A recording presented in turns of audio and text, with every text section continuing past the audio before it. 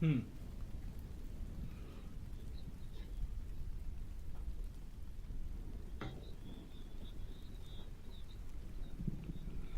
Ba ba ba ba.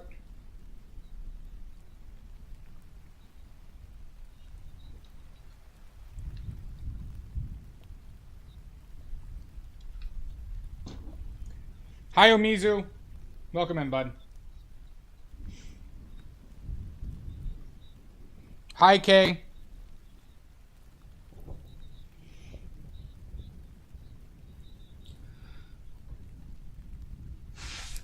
Welcome in. Welcome in. A little bit of a special stream today, everybody. Ooh, shit, what did I just do? Hi, Big Rig. Hi, Marianne. Hi, Edie. Wow, all the YouTube peeps right in the bat. Right from the start. I am painting from a photo today because a couple reasons. Hi, Findy. We had it redeemed to do a palette knife painting, so this entire painting we're going to be doing with palette knives. No brushes today whatsoever. Right? Palette knives only. Got this little guy special for this as well. I was considering doing something from life, but I wasn't. I'll say I wasn't inspired to do something with a palette knife. I didn't have flowers. Didn't want to go out and get something today, so found a picture. Hi, Pickles. Hi, Big Rigs. Pickles, you're at. Welcome in. You're at 118. You're at 118. So, a rare photo day. But I think this is a pretty solid photo to paint from, everybody, so... So, yeah. So, also, one thing that you might notice is how much larger the canvas is relative to the screen. This is a big old canvas. This is 18 by 24 inches, which is roughly 60 by 45 centimeters. Hi, Edie. Not tongue. No, less traveling. Absolutely not. And hi, Bristle. How you doing, bud? So, as far as what's different than usual, outside of everything I just said, is we are not going to do like a block-in phase like we normally do. So the only mediums I'm going to use today are oleo gel, outside of paint from the tube. We need the thickness. We need to be able to spread this paint. We don't want it to like drip. So we're not going to be using like liquid linseed oil. We're just going to be using oleo gel. Hi, the number 9 Fluff. Welcome in. Hi, Rob. Welcome in, bud. So, yeah.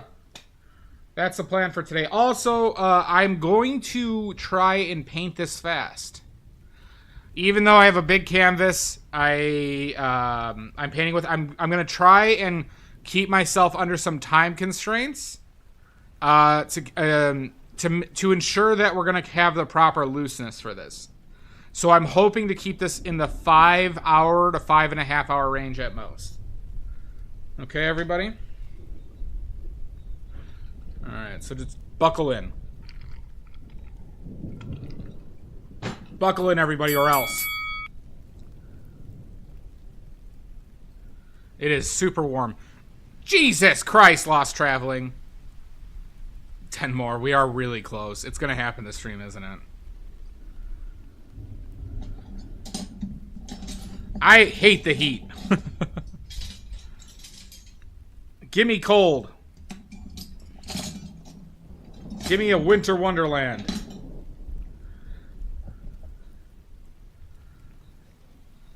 Alright. Alright, let's get the paint on the palette. Also, a reminder for everybody. Tomorrow we're doing a full paint mixing stream. As in, I'm not going to be painting anything on canvas. We're going to be mixing colors. we're going to be mixing colors from this swatch book, and we're going to be matching them on stream. So if this is something you want to see and learn how to mix colors, we're going to be doing that for a good amount of time tomorrow, where I'm just going to be matching the colors from the swatches, okay? Ooh, Claire Jones. Or should I say Pickles? So yeah, so tomorrow, right, roughly earlier than this time, we are going to be doing color matching, where I'm going to physically mix and match these colors live on stream. And I'm going to explain what I'm doing. All right? Reminder for tomorrow. I bought this swatch book just for this reason. And you can too.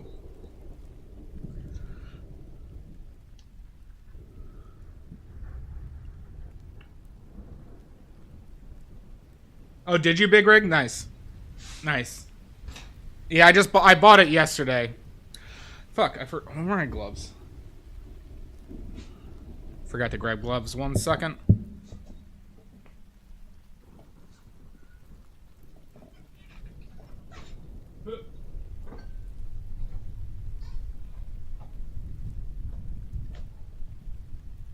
Alright. Tripping over everything. God bless America. Same lost traveling, absolutely. I said good day. Marianne, I would love to go to Norway. Good day, Sweepy. All right, everybody. Who's ready to Oh my god! Amy Joe, welcome in. I would love Norway weather.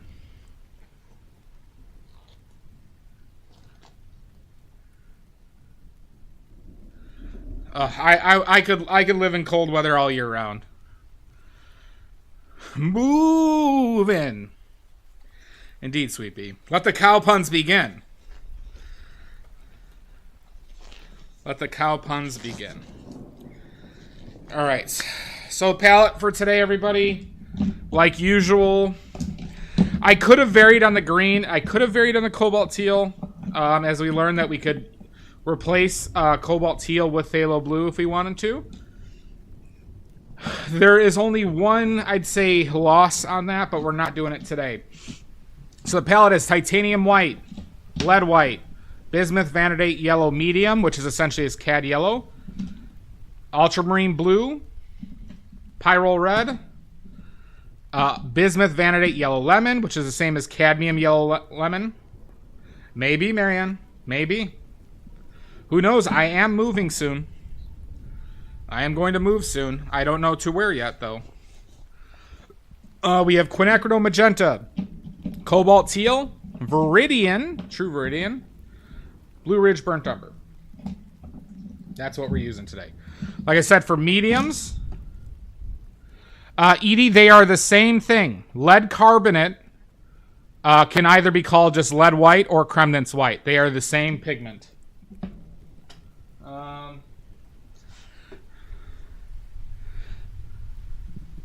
So, wait, there we go. See that, Edie? That's what that paint's made from. The only variation... Oh my god! Paperclip. I was desperate to find a reference. That's what caused it, Soggy Bread. So, Edie, the only difference with lead carbonate is if... for only one company I'm aware of, if they do the old method of making flake white, where they do it the old-fashioned way, apparently there is a textural difference within the pigment, but it is still lead carbonate. That was Kramer. That was Kramer, Big Rigs. This is where I got mine. I get mine at a kilogram at a time. You see, I got a backup. This is all lead white. Kramer Pigments. Kramer. Kremer.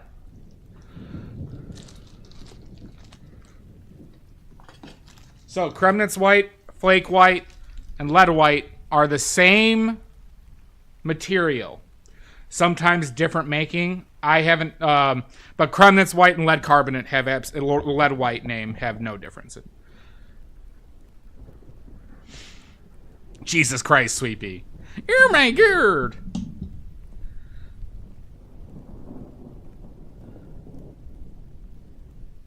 Edie, it's not exactly like that.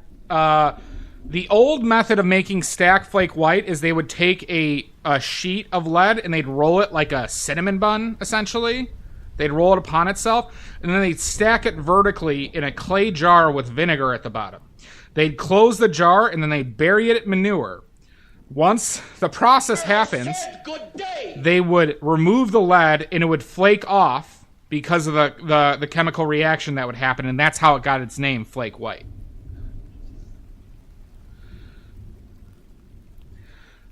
What you might be referring to is how verdigris was made. Hi, King of What's Left. Welcome in, bud.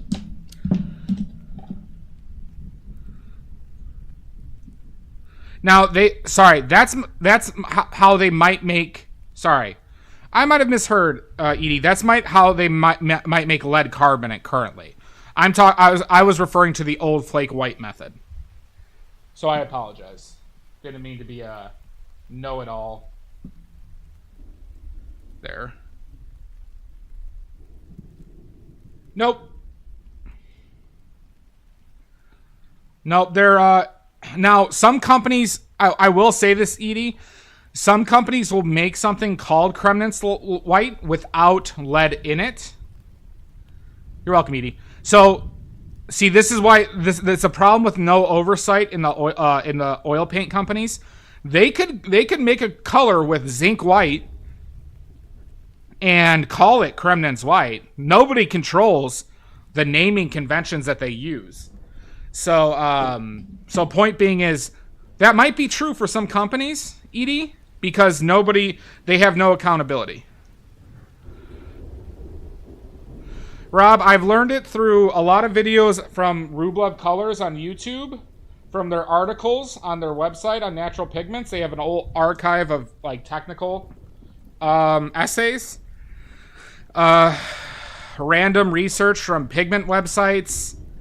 A lot of the anecdotes have come from a couple of books and Rublev Colors.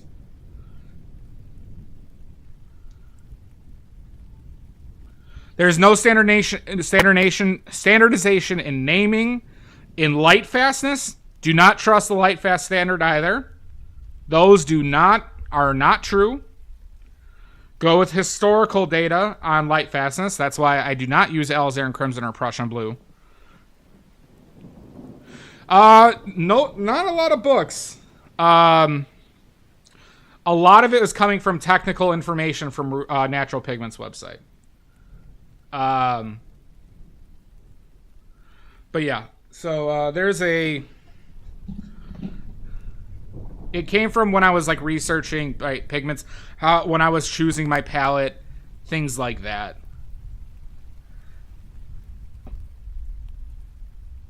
And every once in a while, if they have an article that shows up on Natural Pigments that is like an interesting topic, like I've read one on just like the history of burnt sienna. Or sienna, right? If that stuff interests you, the knowledge is available. It's just whether you're interested or not. Philip! Oh my god! Thank you for the raid. Absolutely not, Jan. From Snapple covers, actually. From Snapple lids. I get all my facts from there. How you doing, Philip? Welcome in. Thank you for the raid. Thank you so much. Nothing much, bud. What were you up to today? Thank you so much.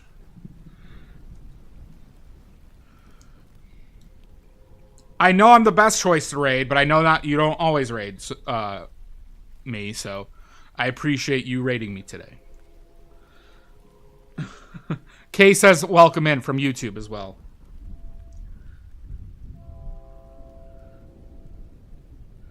That's not what it means in pigment terms, Edie.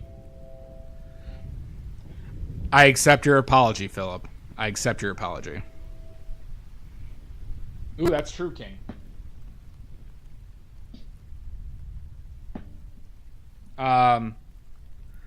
You're welcome. Philip, post your links now or else. Post your links or we're going to have a problem. And welcome in, everybody. We are doing a palette knife painting redeemed by Garg. Edie, I'll explain the light fast rating. Oh, god damn it. Momentarily. We're going to have to retube this son of a bitch.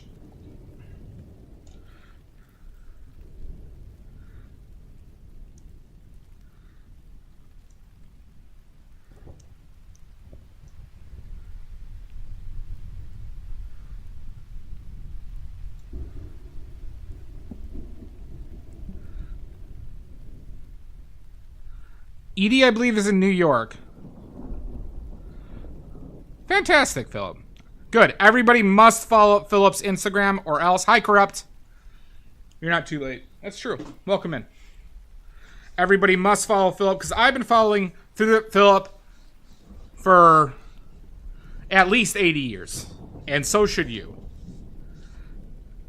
And so should you or else. Or else. Thank you so much again, Philip. All right. You're welcome. You're welcome, Kay. I did, Philip. I'm shocked you remembered.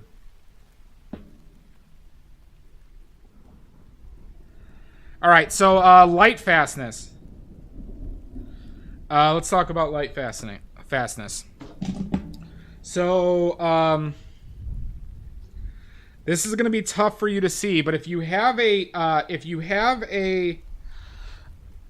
oh god, do you see underneath my thumb? Let it go into focus. See that ASTM standard? ASTM standard right there. ASTM something, blah, blah, blah. All paint tubes have that from companies. Right? That is a light fast. Yep, we are painting cows today.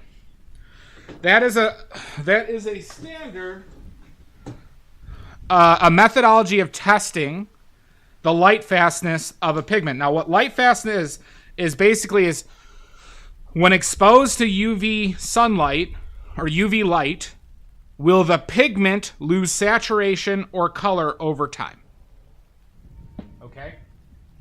How they do the test is they take zinc white, titanium white. I think it's just those two whites. They mix it with the pigment in certain amounts, and it's actually pretty heavily detailed on the exact amounts, mass-wise, of the pigments. They use different oils too. They use linseed and other oils, and they'll make these swatches, and they'll literally put them in the sun to emulate how much sunlight a painting might get in like a museum or exposure to UV rays in a museum over X amount of years, okay? So they'll leave those out for like a year or two. Now, what happened, why that standard is bad is recently, I'm talking within the last 4 years, this standard has not had consistent results, specifically with Prussian Blue and Alizarin Crimson. Two companies had inconsistent results. Oh, that was a lot of... God damn it, why did I put out so much Viridian? So,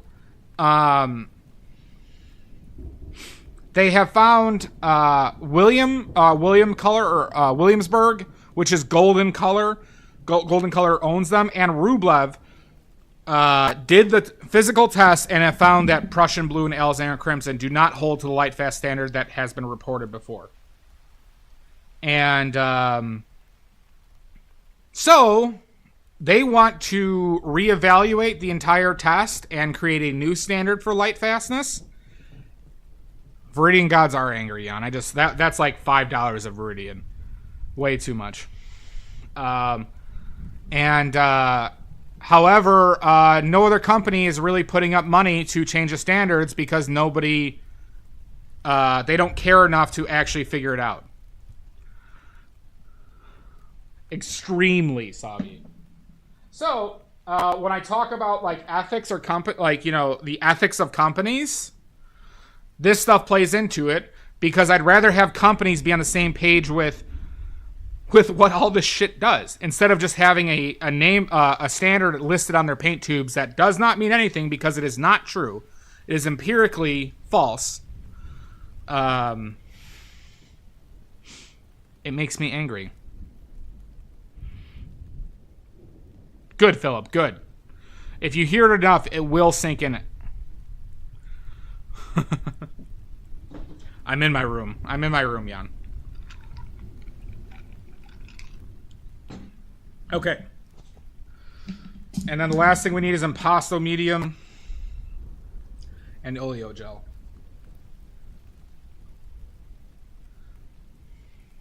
Well, Big Rigs, the material... Well, I actually will challenge that, Big Rigs, because we have lost thousands of paintings in history due to bad paint, to bad practices, and bad materials. For example, it was Joshua Reynolds. He lost, like, 90% of his paintings fell apart because of the materials he used. Literally, the paint fell off the canvas. We have Van Gogh paintings whose light fastness... We had a Van Gogh painting that was discovered recently, was originally painted with a red pinkish paint that faded to white. And we didn't know until recently. So point being is, this is important. Like, they used non-light fast materials because they had to, because of availability and cost. But if it was their choice, they would not use these things. So I don't think it's as simple as saying that, like, well, they used it, so we know it's good. They had most likely had to use things out of pure necessity, not what they wanted to do. If all I had access to was non-light fast colors, I would use non-light fast colors. Oh, awesome, Jan. So, I think it's understanding your materials is a very useful tool in making educated decisions with what you want to paint with and use. And if you a simple thing is like zinc white, Big Rigs. If you use zinc white, your painting will crack in 2 to 3 years. There are some examples where it didn't happen, but very rarely. And the main reason why a lot of people who used zinc white back in the day didn't have huge issues is because they also used lead white. I've heard of that name before, Philip.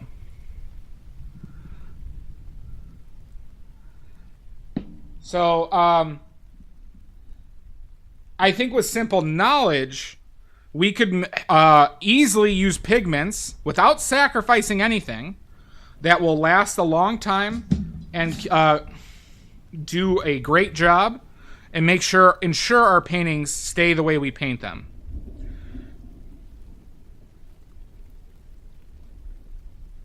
You're welcome, Edie. Yep,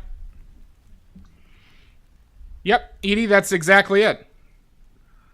Joshua Reynolds literally lost... He has some paintings that survive. Now, he wasn't intentionally trying to get certain effects, and he knew to a certain extent his paintings would fall apart. That's what you want to do, so be it. But I want my paintings to last. Not a good choice, Soggy. Not a good choice. All right.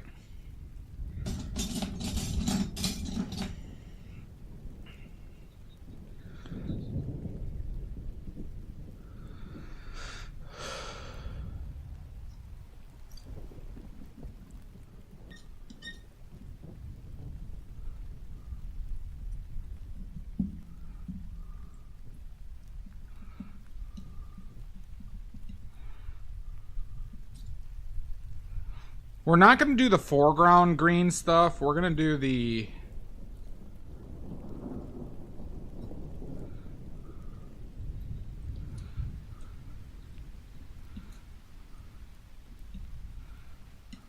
That's way too green, but we'll figure that out.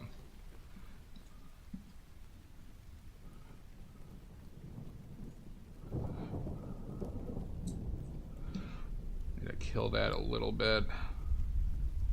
Be careful.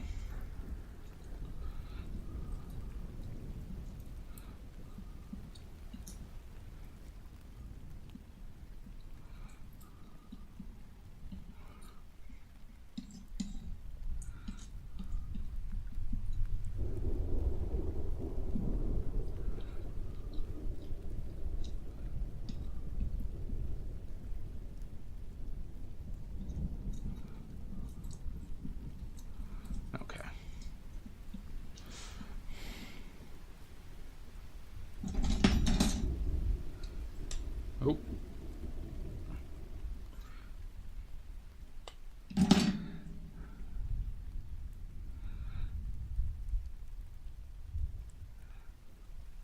Yep, that's the guy who I was thinking of. He was using titanium white instead of lead white.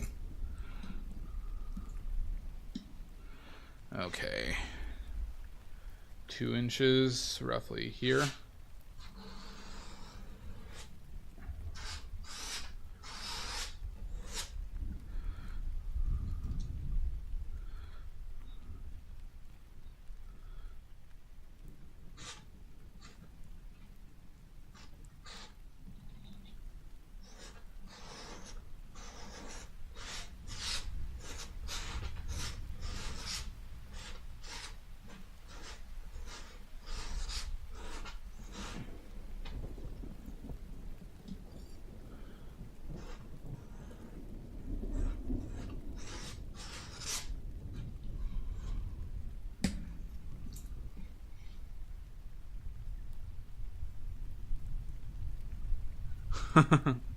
A bit, Edie, it is.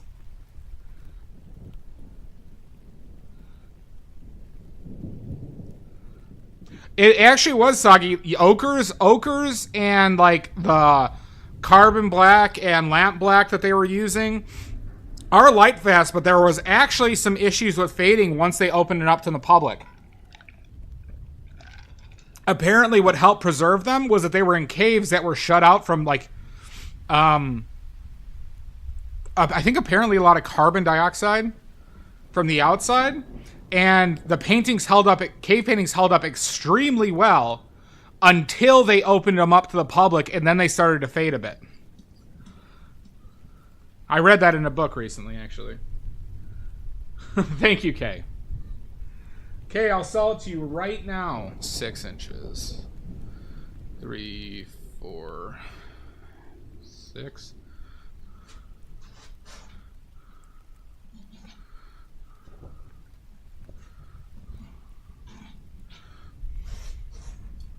The fuck just came? Oh, that was weird.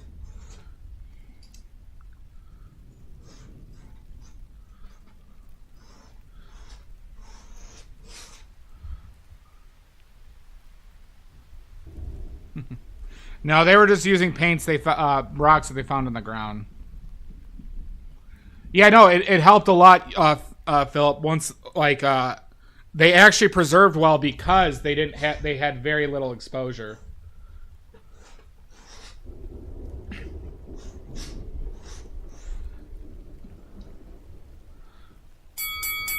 Son of a bitch! Who was it? Corrupt! Just like you. Oh my god. I don't, King of What's Left. This was a desperation choice for reference.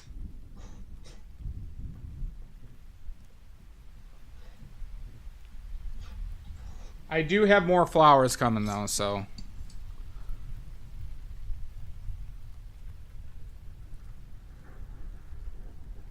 Yep, that's exactly what happened with the with cave paintings too. Let's see, 9 is a halfway.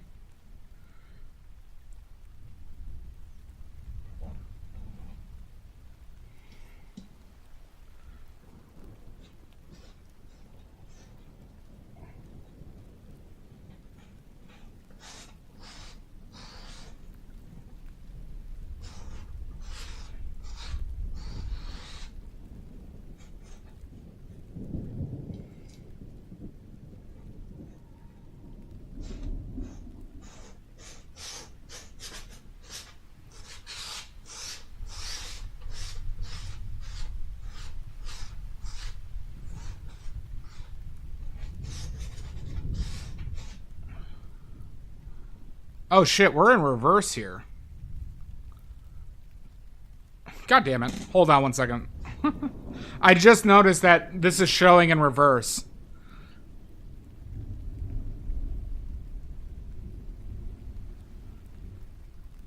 Just the primer, big rigs. Just the primer. And then the canvas today is 24 inches across by 18 inches. I'm doing that tomorrow, King of What's Left. Doing that tomorrow. Why did this reverse on me?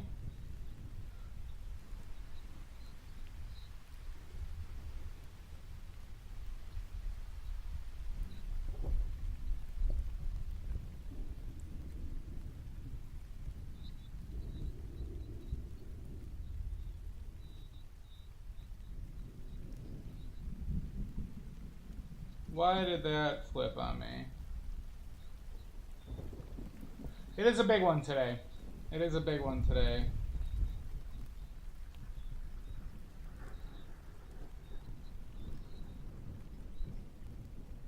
The reason why I want to... Hold on. This will be fixed. 1 second, everybody.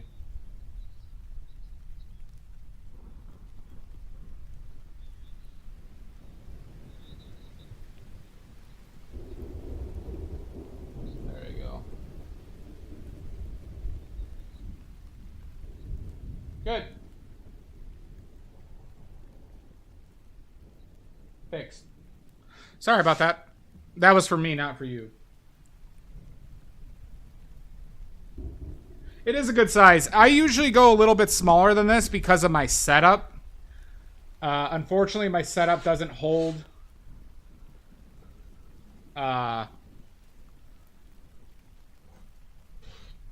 these larger sizes well.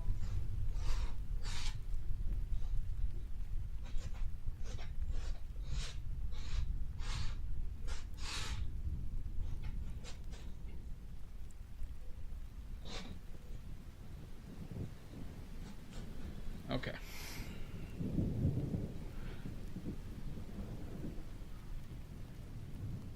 Did you, Soggy? Nice.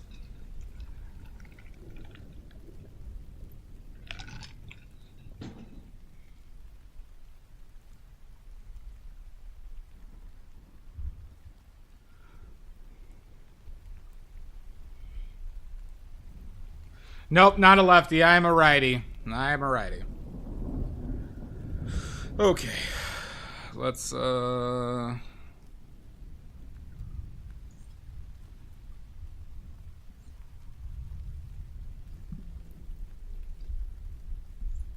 Quit playing with your dinghy. Absolutely not.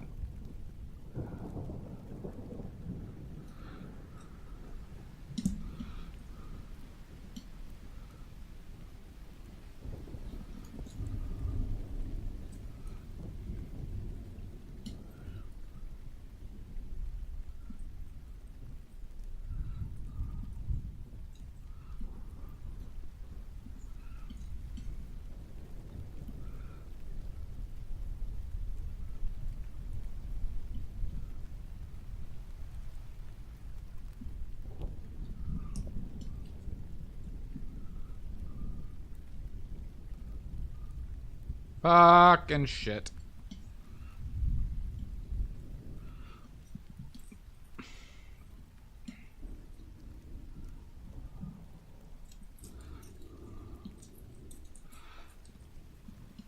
Okay.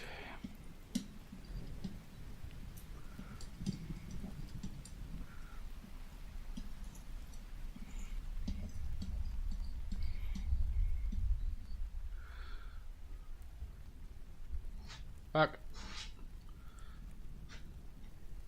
Too dark, Quit maybe? playing with your dinghy.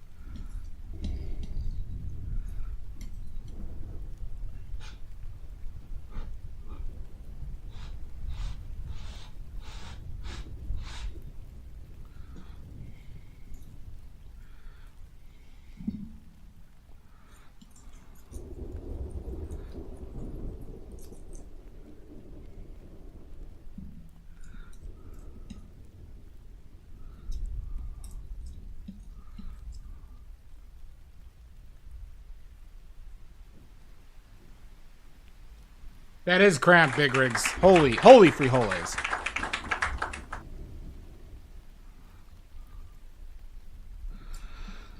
Basically, but that's why the non-earth colors became so expensive.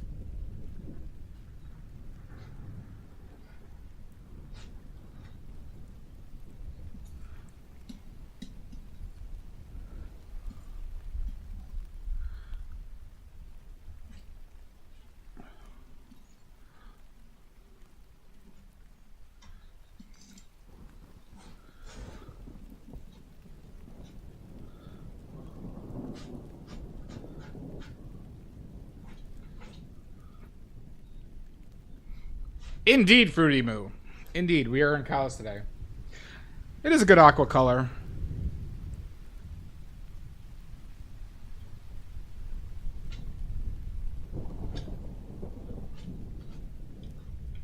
Help! Help! I'm being repressed! Are you, Jan? Stop whining. Are you?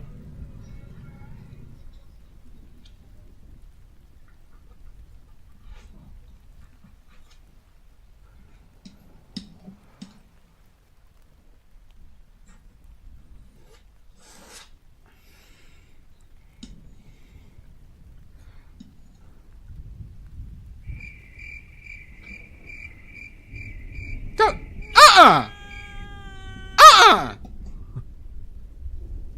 I'm already sweating my balls off.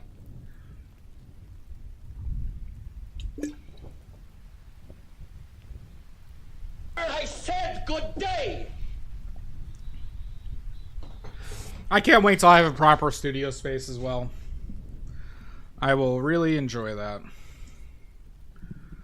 Think about it. What am I trying to do?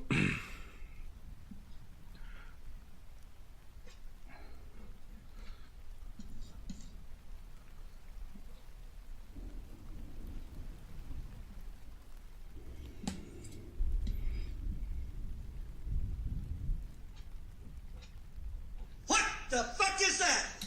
A palette knife. Exactly. Exactly, Philip. Well, no. Jesus! You know, I didn't think about that, though. One benefit of moving to a more rural area is I could find farms to paint at.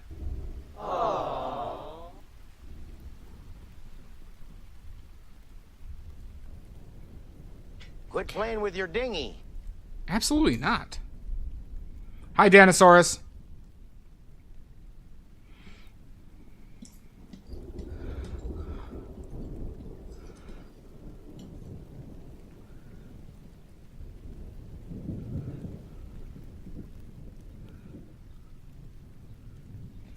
That's the way to do it. I would love a big wide open room for it.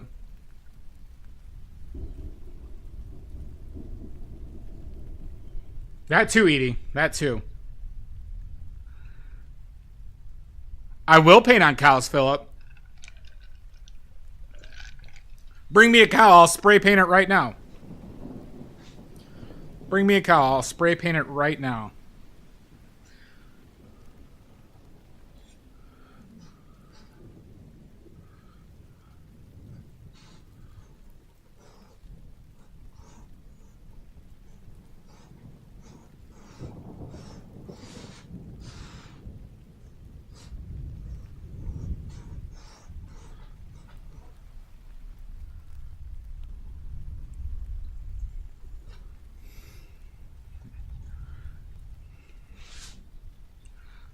Is that a third?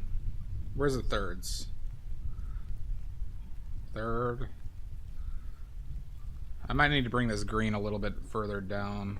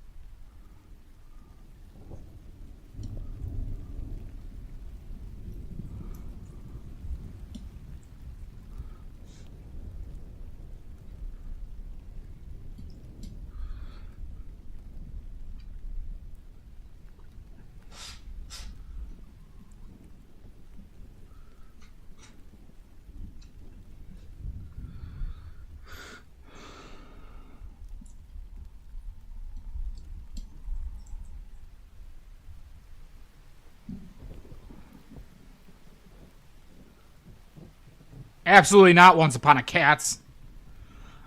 I'm not a smurf or a corrupt. Do you use oil in the painting now? Marianne, this is just oleo gel. I am only using oleo gel right now as my medium to improve flow.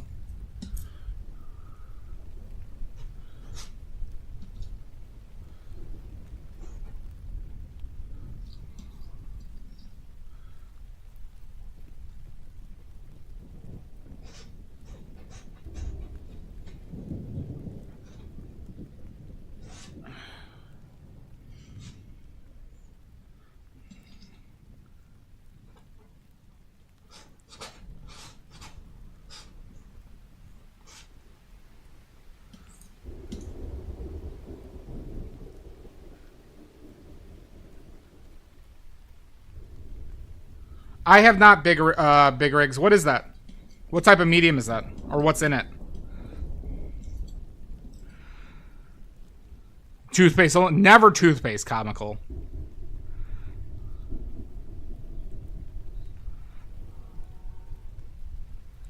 Absolutely not soggy bread. Absolutely not.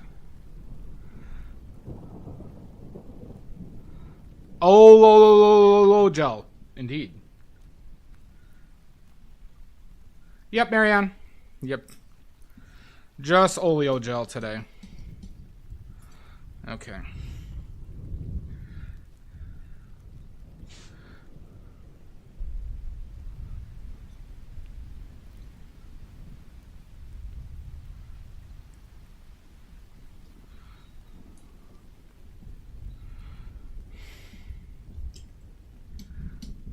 We could use this.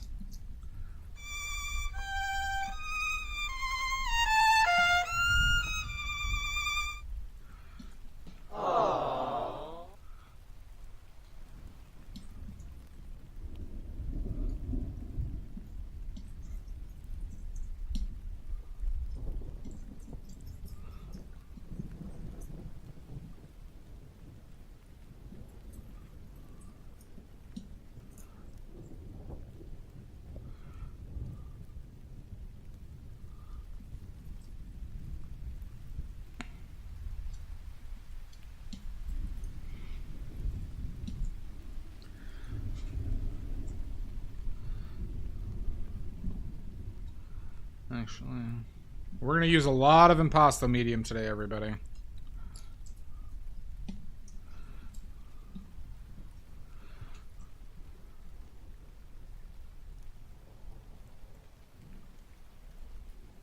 No, it's not an illusion. This paint is thick. Paint is thick. What oil do I cook with? Olive oil and vegetable oil. Did you get a pet monkey to jump around while you paint? We'll see. We'll see, Jan.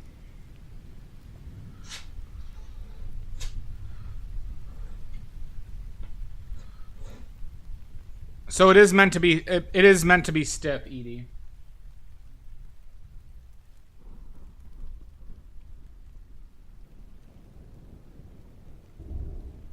Well, Big Rigs, if you want to get rid of brush marks, just use stand oil. Stand oil does that already for you. And it doesn't require dryers. Now, if you paint in layers and you want to dry faster, then you can add something with a dryer manually. But stand oil removes brush marks. Okay.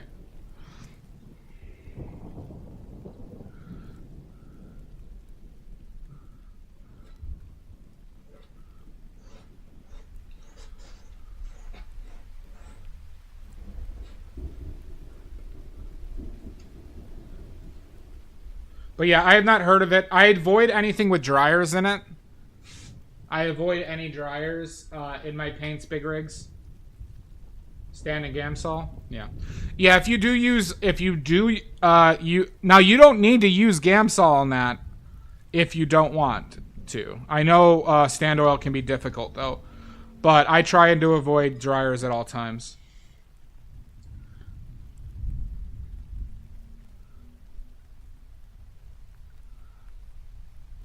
Impasto. Impasto.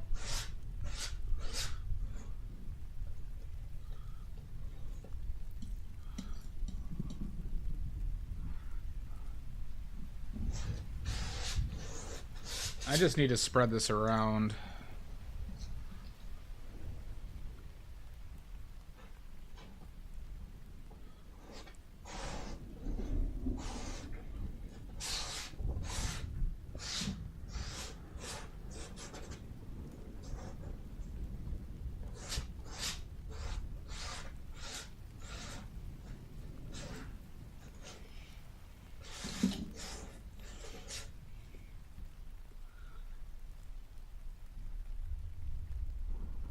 Monkey dono.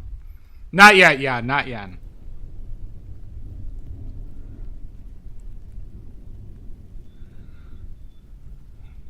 It's what I see in a dark medium tone soggy bread is I see a purple that I'm gonna introduce lighter blues on top of it.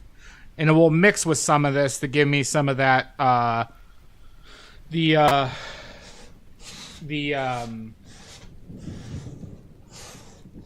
the effects that I want. And a lot of this is a similar color. So I'm doing a general, like, essentially like a block in a bit. But I'm trying to spread it thin.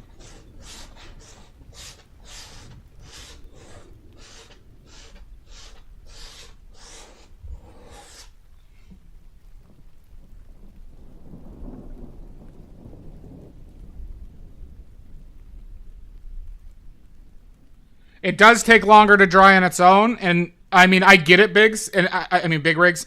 If that's what you want to do, I just, solvents affect the color too much, in my opinion, and they present archival issues too.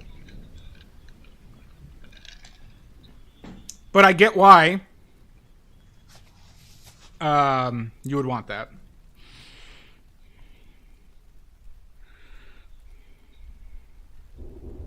Yeah, well, you don't, Once Upon a Cats, you do not need to use solvents to paint. At no point, I haven't used solvents in any of my paintings since November.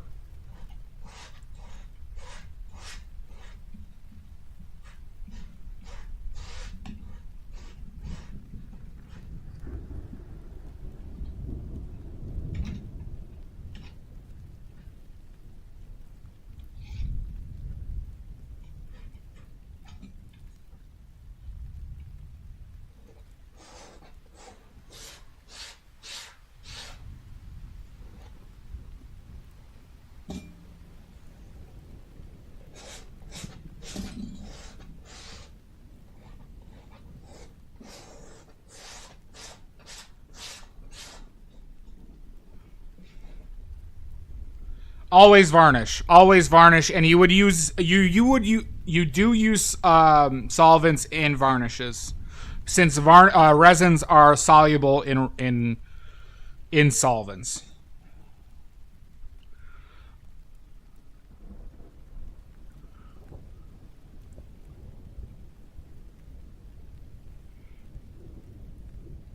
You don't need them whatsoever. Once Upon a Cats. That is just how they prefer to paint.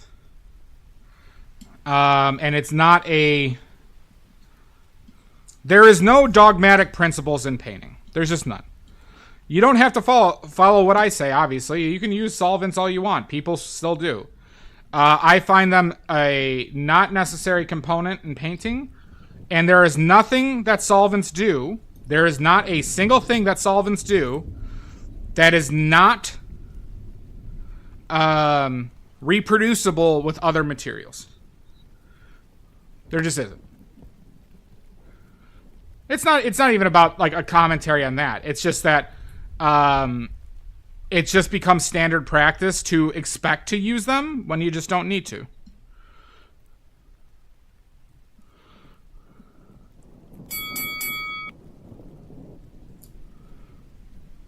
Menace. A menace, I tells you.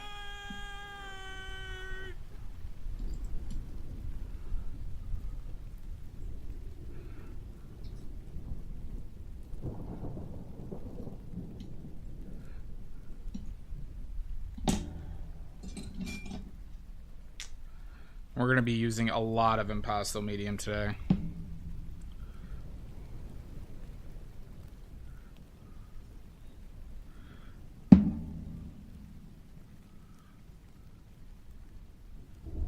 Yeah, it is just preferences. And I'm not going to, like, you know, I will always advise to not use them, but I'm going to, you know, I can't, you know, I'm not going to tell people to not do things that they do.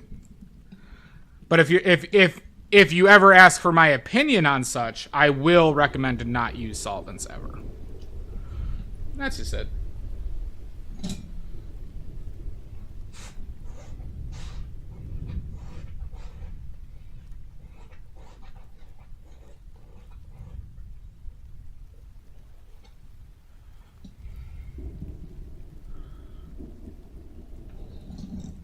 Fuck.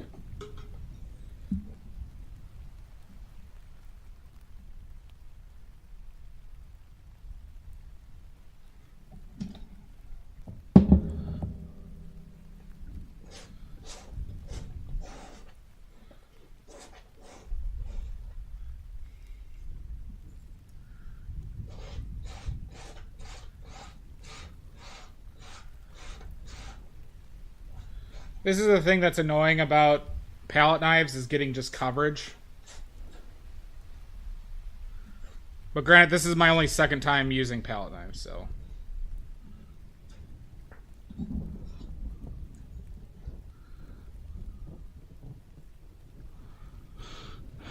Never, Maddie.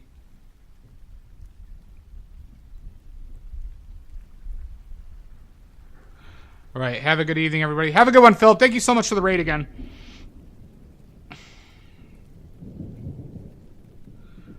Once Upon a Cat's point being is, I will always advise not to use solvents. It is a preference for people, but by no means does solvents do anything unique. Anything that solvents can be done with something that's not. Jesus Christ, Lizzie. And then, Jan, you're saying aged linseed oil when, not here, but why? So you're asking why use aged linseed oil? Is that your question?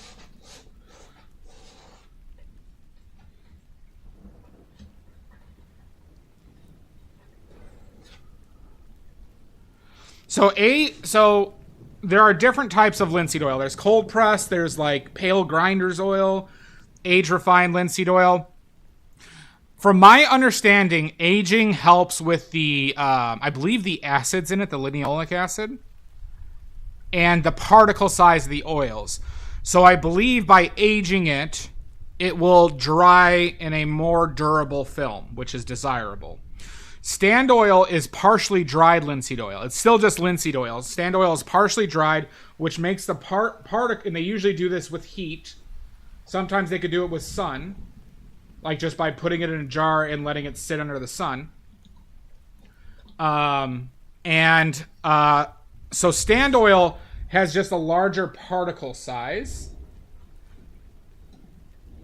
which affects how those particles bond together, and specifically it helps reduce sinking in.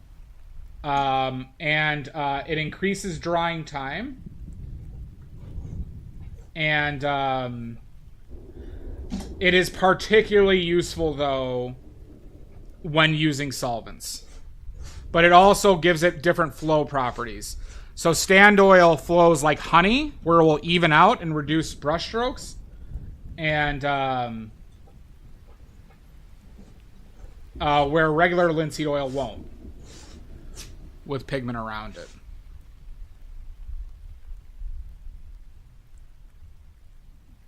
I'll have to take a look at that, Edie.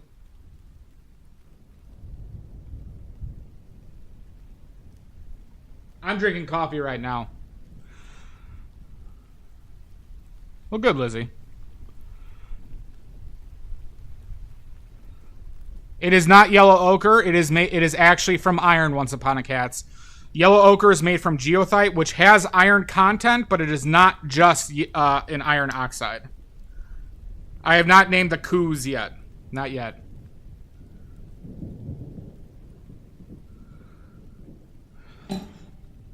Thank you, Comical.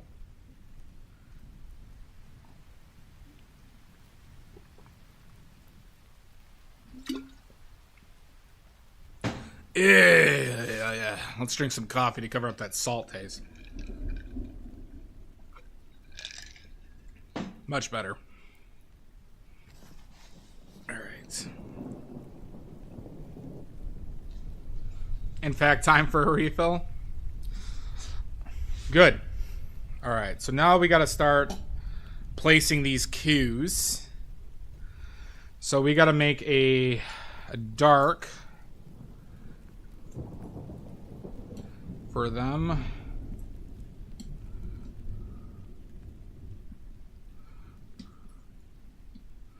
But I think these darks are warmer, not colder.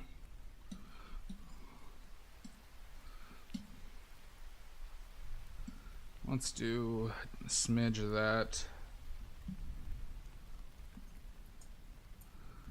Let's do something like that for the darks. Let's extend it.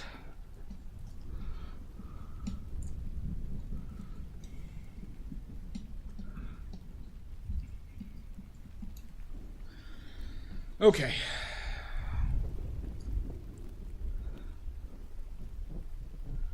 Let's bring out a smaller one for this. So alkyds are a resin. I actually looked into this recently, Big Rigs. I don't have a problem with alkyds. I just am weary of using resins in any of my paints because of archival issues. Resins are not as archival in general.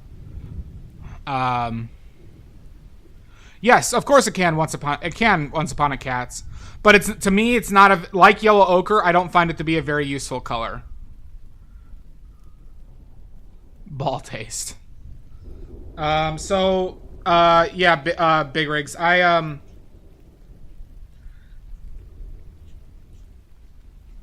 I'm also somebody who doesn't need to use dryers, right?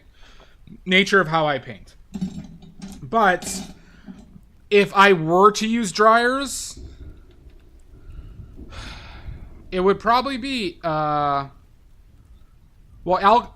is a resin that uses solvents. So if I must use a dryer, what would I use? I would probably do some research into non-solvent petroleum distillate based dryers. I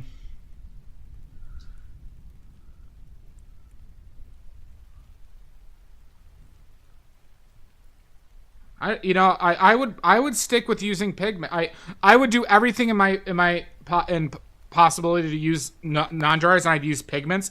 So I'd probably involve using more umbers and lead white in the painting if I really needed drying, because lead white and umbers or heavy magnesium based pigments dry extremely fast if that was extremely necessary. Is this what I want?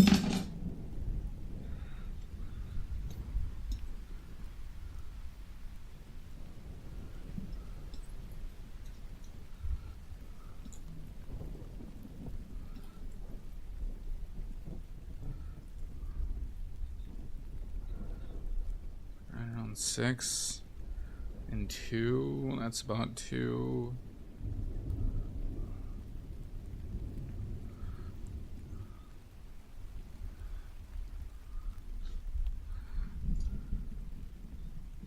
This goes to 9. So that's half. 1, 2, 3. So its ass is over here.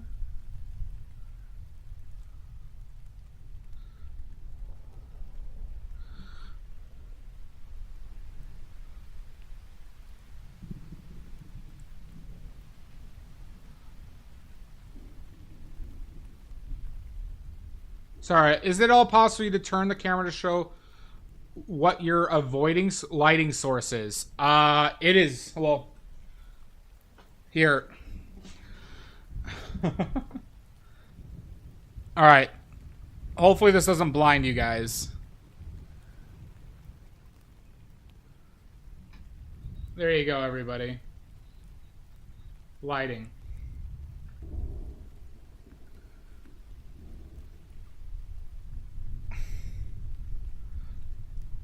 Is that good enough for you? I got 3 lights right on top of each other.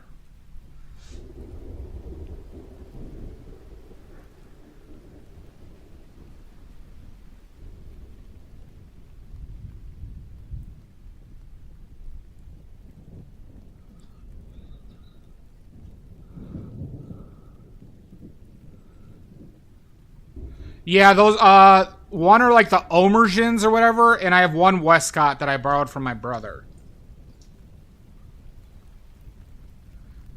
And then I have polarizing films over them, and I have an ND filter over my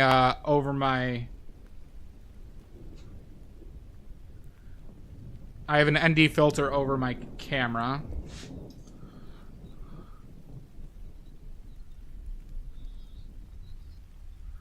It's like right about halfway.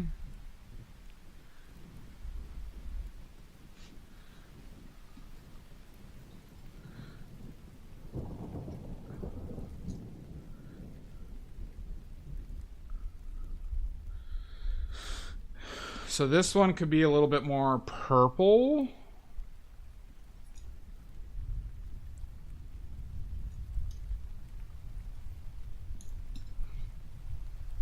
Boraxiotol, thank you for the follow. If you have any questions, please let me know. Please leave your complaints at the door.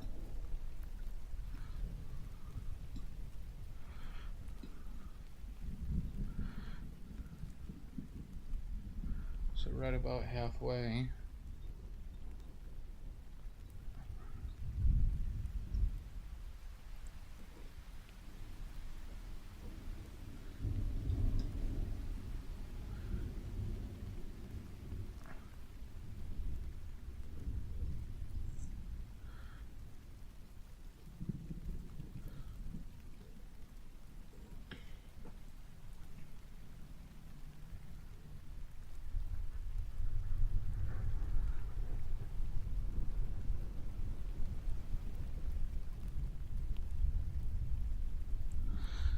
You would probably need. I think you can Bluetooth them if you can, but you're gonna have You're gonna have connection.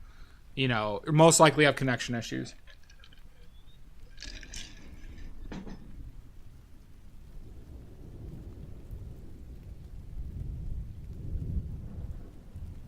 I'm not scolding you, Big Rigs. That's not my intent. I apologize if anything I said it comes off as scolding.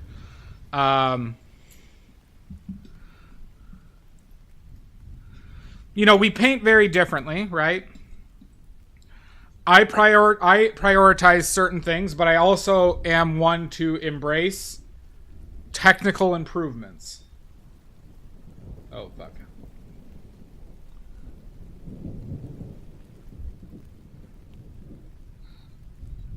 But obviously everybody is free to do what they want.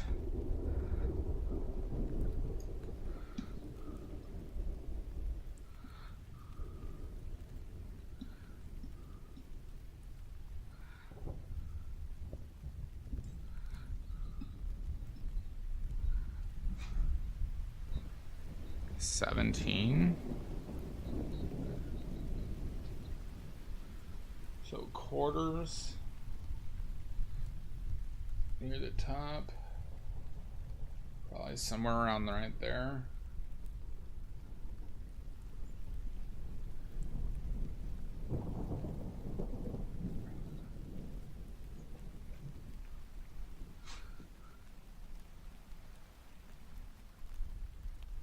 Oh, God, I got you, big rigs. I got you.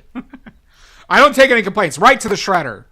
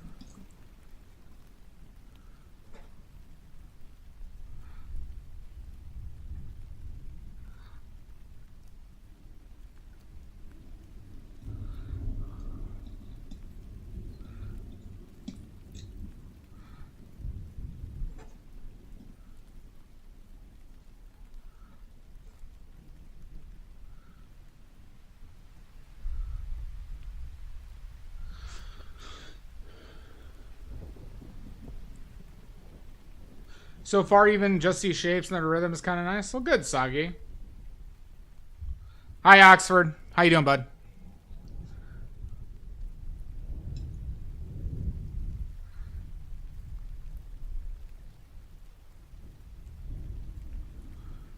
And that goes to, like...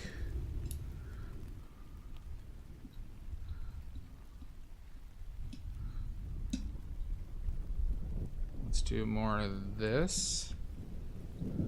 And then let's do a bunch of that.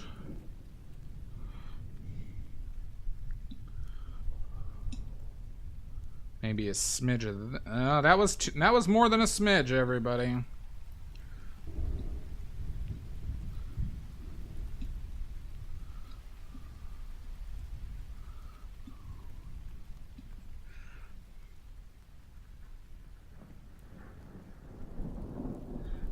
It is a touch on the green, but and I do agree with you. However, we still got stuff to do on top of them.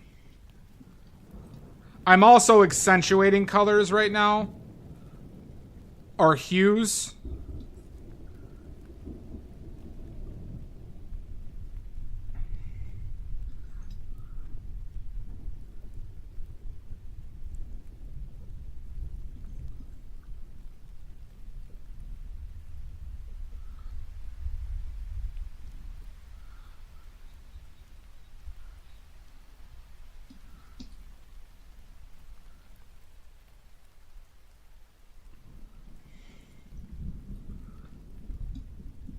Accidentally grabbing red, messing with this color a bit.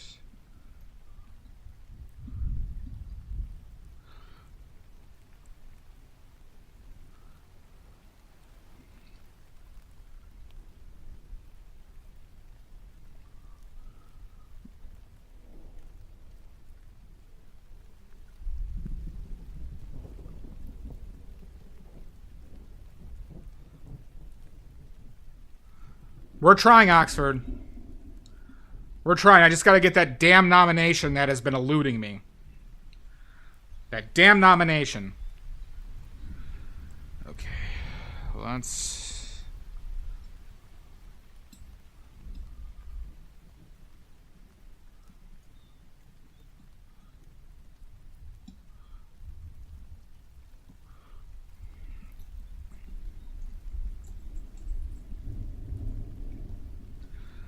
Now you may be saying to yourself, why the fuck are you mixing a bunch of orange?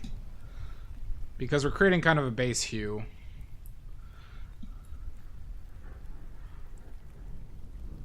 But we might need to desaturate it a smidge.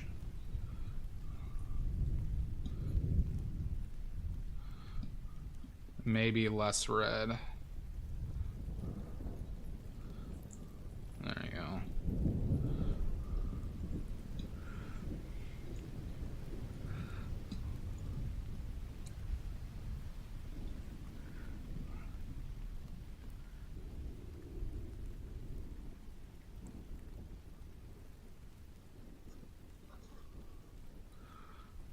That's a bit much, but we could always fix that later, huh? We could always fix that later.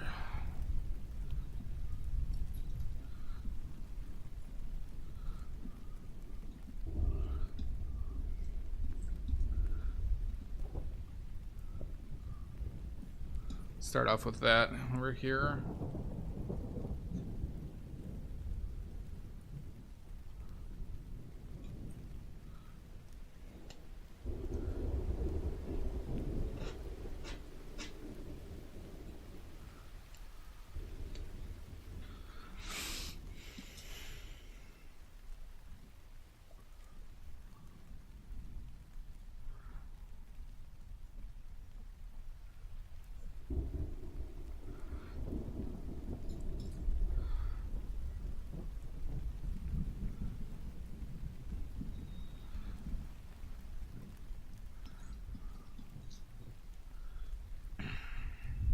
Big white one.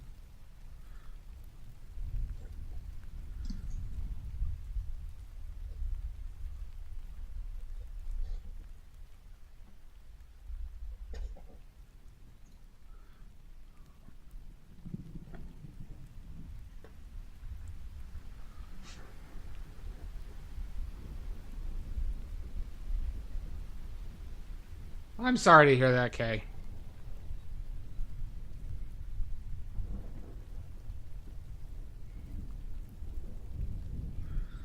That is not easy. So.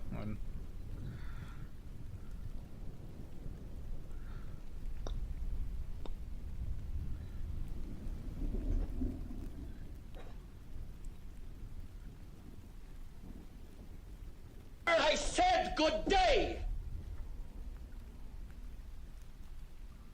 Good day. 4X Kyoto. Welcome in.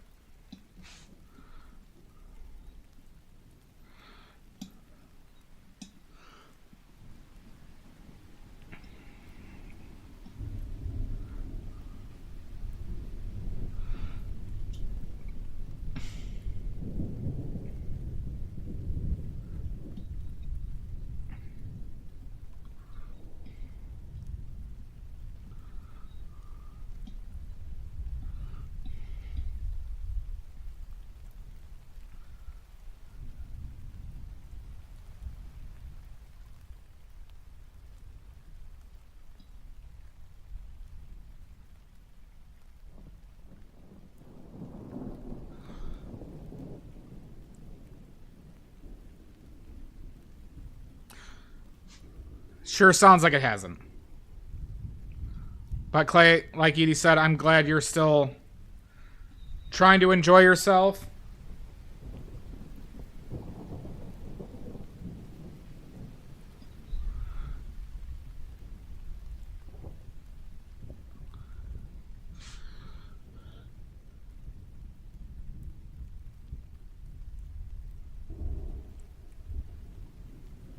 It's never easy. It's never easy, Edie.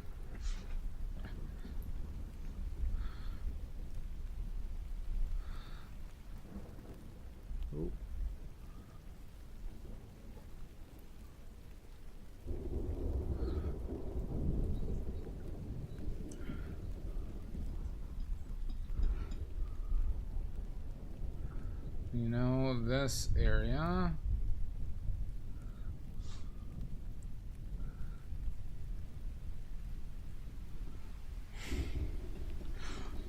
What we can only hope, Oxford. Somebody did copy my username for the first time.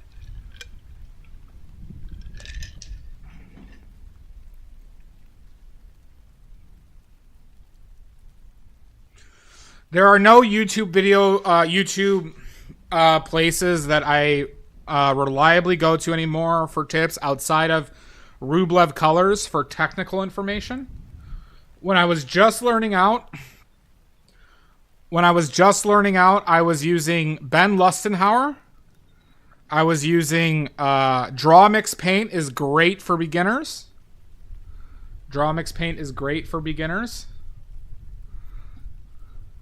I should probably change hue a little bit here, but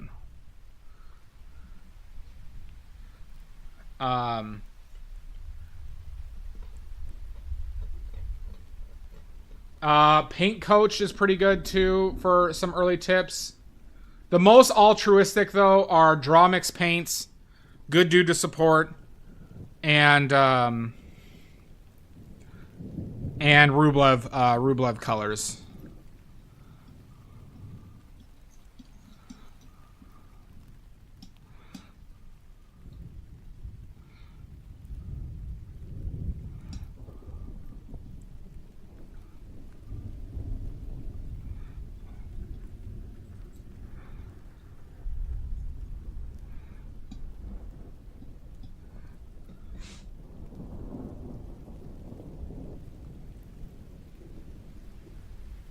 Yeah, Paint Coach is fine.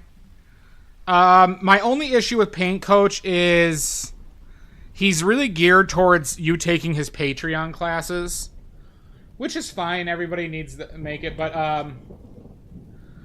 I feel like there's a little bit of stagnation in his approach.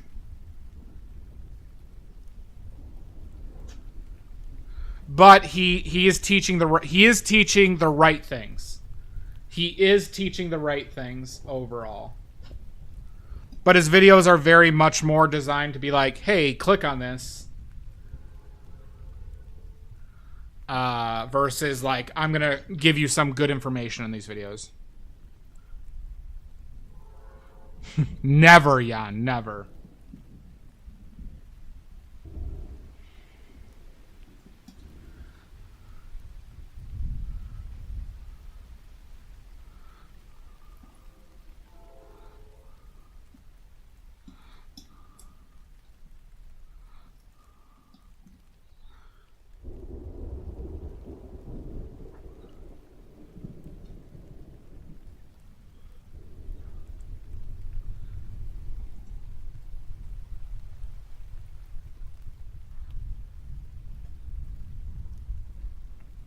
I made that too bright overall, but we'll figure that out. We'll burn that bridge when we get there, huh?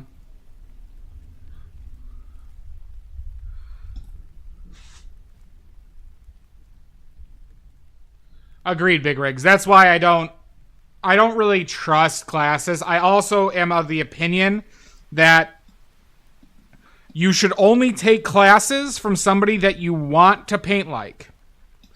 So if you don't want to paint like an impressionistic style like me, or you can learn stuff about materials and things, but as far as like how my approach goes and things like that are fairly useless to you, right? Because a teacher can only really bring you to their level to a certain extent with regards to painting.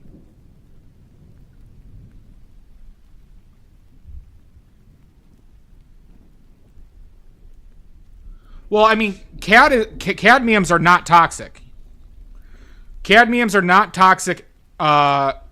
Cadmium paints are not toxic by ingestion. The only link to issues with cadmium pigments is if you inhale the dry pigment.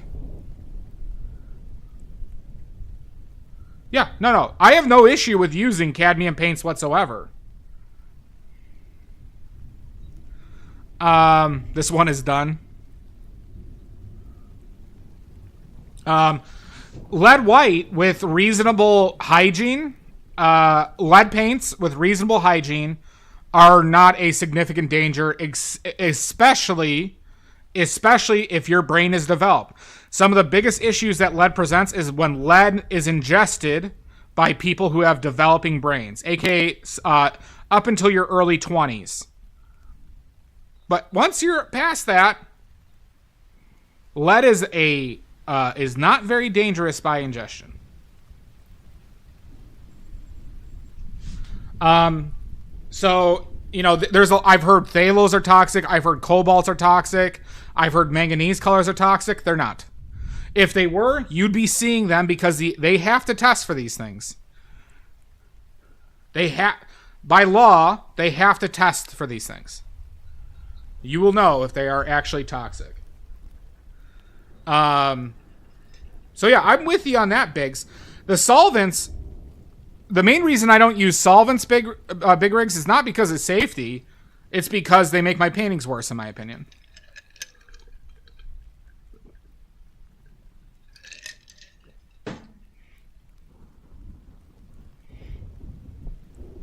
Yes, I would believe that. So like I've been using lead white for months now. I don't regret it whatsoever. Obviously I'm taking measures to not ingest it, but it's not like I'm going crazy over here.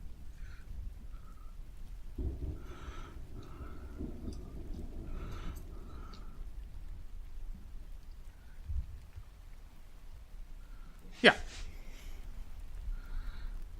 Well, there's a lot of misinformation on solvents. And Big Rigs, though, you know what my biggest pet peeve is, Big Rigs? Is people just generically thinking oil paints are toxic.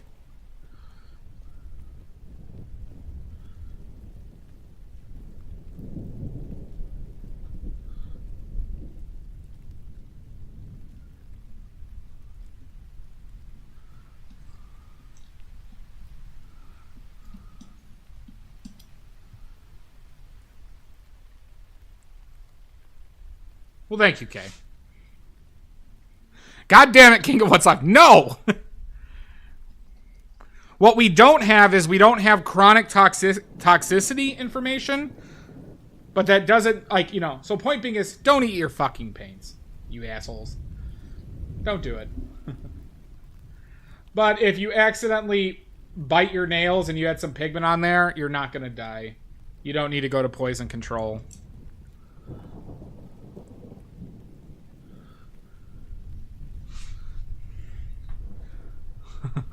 I am not, Jan. See, I get you, Big Rigs. I get you. That's why I wear gloves, Big Rigs, is so I don't accidentally ingest paint, because I plan to paint for a long time. Indeed. Okay.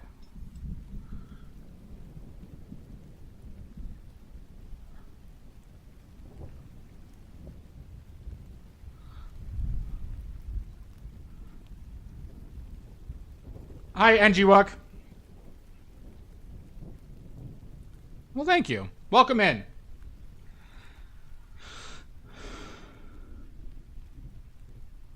Thank you, Kay. Exactly, Kay. Okay, Jan.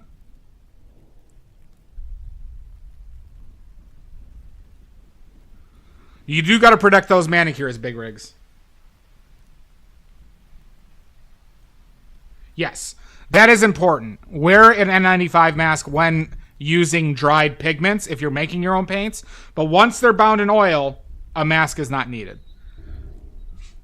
Because if you're exposed to dry pigments over years and you're breathing those in, it will kill you. It will kill you over time. Eat the cows, not the paint. Good. Good, Edie. I'll take it. All right. All right, Jan. Your question is... Jan,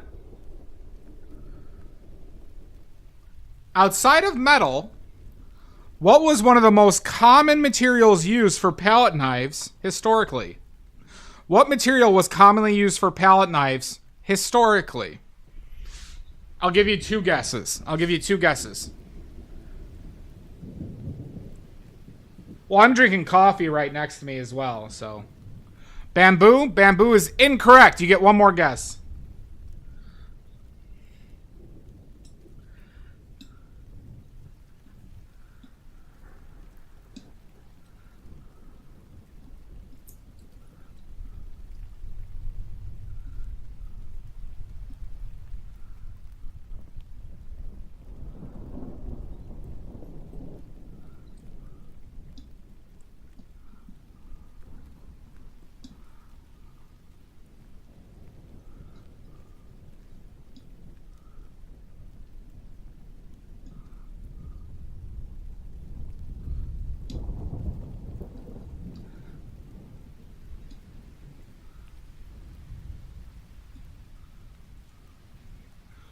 Wood flubber? Nope. Incorrect. Boner? Nope. You had two guesses. You used them up. Technically bone, but I wouldn't accept bone because it's not specific enough. The answer is ivory. Ivory. Big Rig's got it right. Ivory. Ivory was the traditional material used for old-timey palette knives.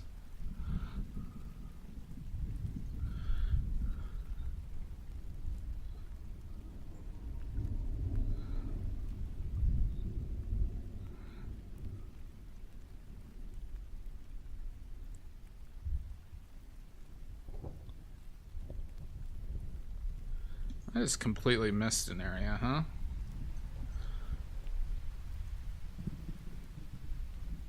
Yes, my palette is glass. If you want to see which one I'm using, Flubber is easily the most erotic film ever made. Interesting, King. I have not seen that. I wouldn't recommend it, though. Not anymore, Edie, but the Ivory Black got its name because they literally used ivory to make ivory black basically up until about 1900. They would take ivory tusks and they'd carburize them, and they use that for a pigment. Currently, Ivory Black is made from pig and cow bones. Pig and cow bones, Edie.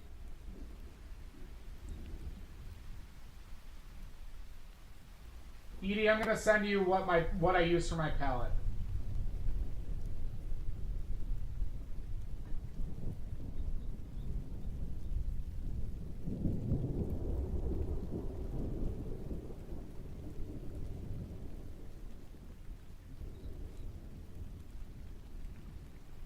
There you go. Edie, this is what I use for my palette. That's what I use for my palette.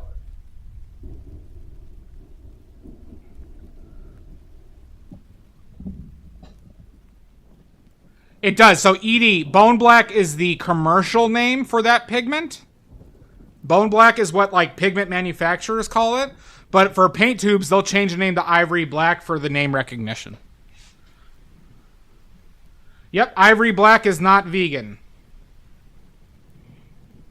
Or vegetarian, however you want to classify it. If that matters to you.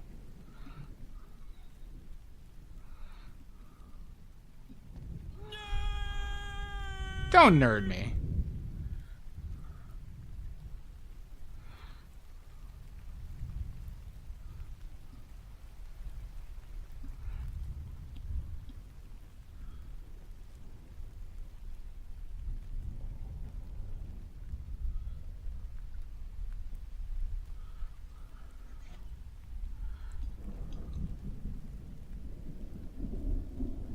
I mean, it does. It matters to some people, Edie. Like I said, I don't have an issue with it. It just matters to some.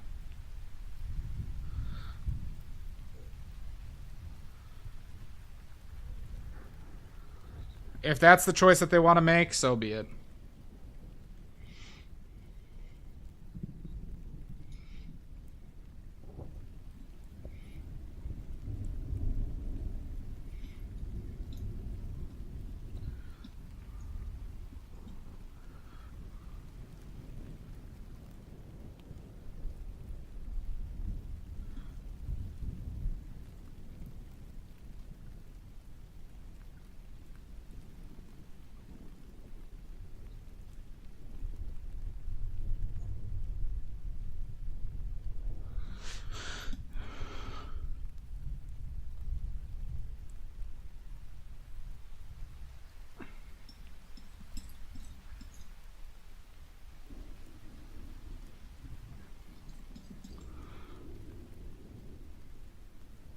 They are Oxford.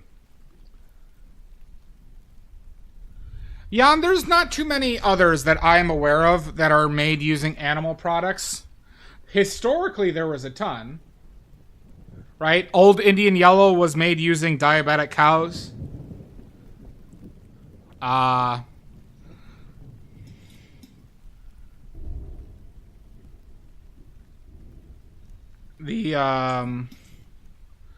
What else was there?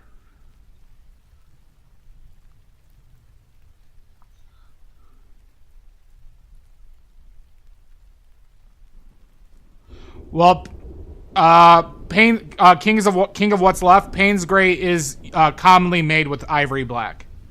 It is a hue pigment, so you're actually not in the clear with Payne's Gray. Most companies use Ivory Black to make Payne's Gray. Hi, Dingle Dixie. Welcome in.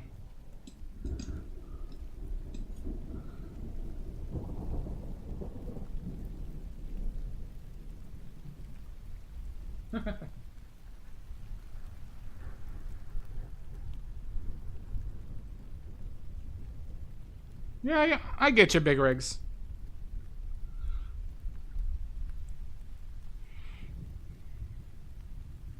I am painting terribly right now, Dangle Dixie. Agreed. See? I don't lie about my name. I do paint badly here.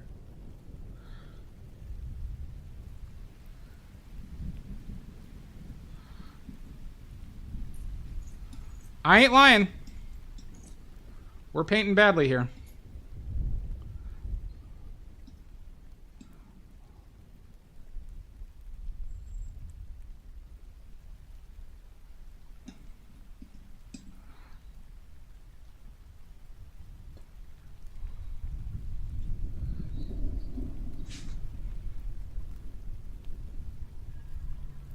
Payne's Gray got its name from the person who invented it, Edie. Payne's Gray was Payne's. I might have been Edgar Payne. I forget his first name. Was a watercolor painter who was a teacher who commonly used a mixture of Prussian blue, alizarin crimson, and yellow ochre that created this very neutral blue-black. And it became popular enough that companies started pre-mixing it for him and sell it to his students. Commonly now, though, Payne's Gray is made with ivory black and Prussian blue or phthalo blue.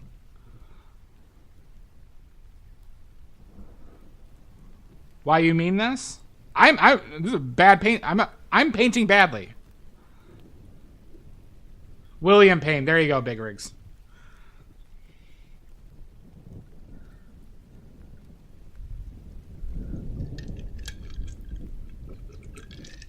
Kay, that has never happened before. All right, Kay? You're welcome, Edie. Kay, when has that ever happened before? Never. Exactly. Never.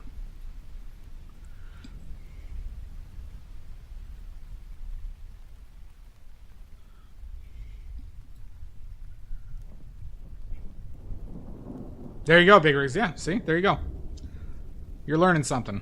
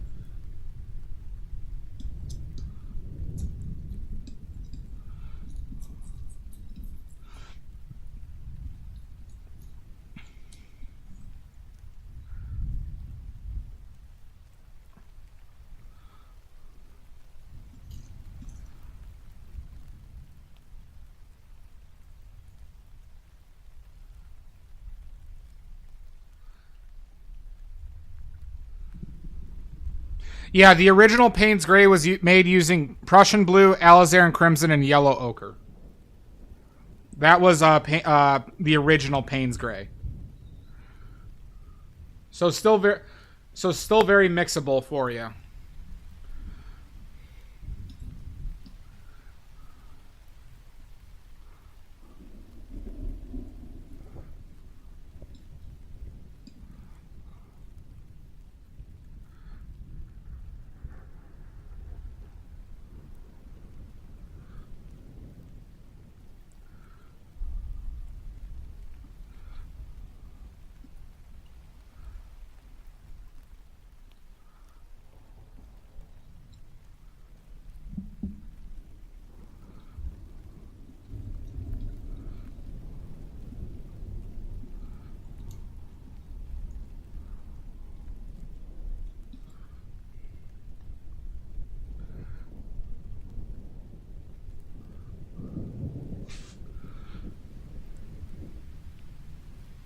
Very much so, Oxford.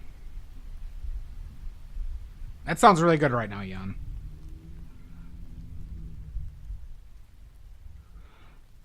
If that's what you like, you can mix it yourself.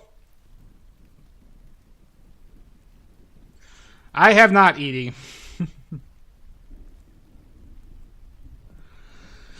Yeah, I stay away from it, Big Rigs, though, because it is not light fast. It's not a color I'm interested in using. But it is a beautiful color.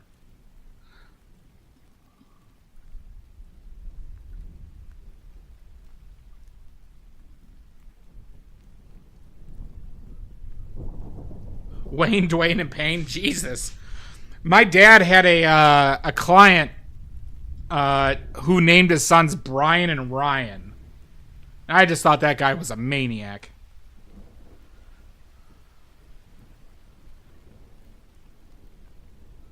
Yeah, big rigs. I would suggest if if you want to switch to Phthalo Blue, they are almost identical color-wise. And Phthalo Blue is extremely light fast. Extremely light fast.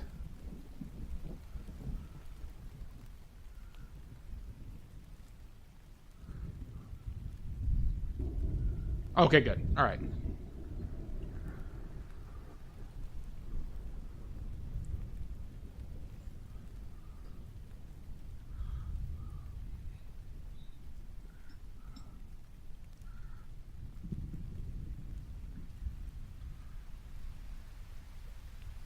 Fuck.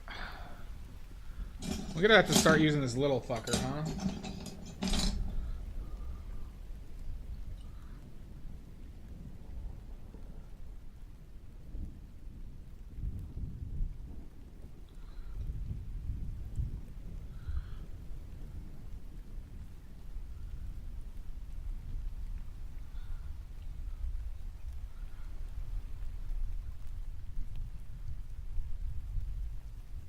I mean, it is fun. It's hard not to buy paint sometimes.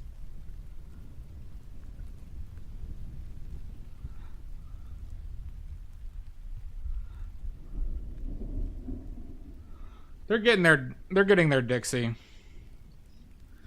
They're getting there, huh?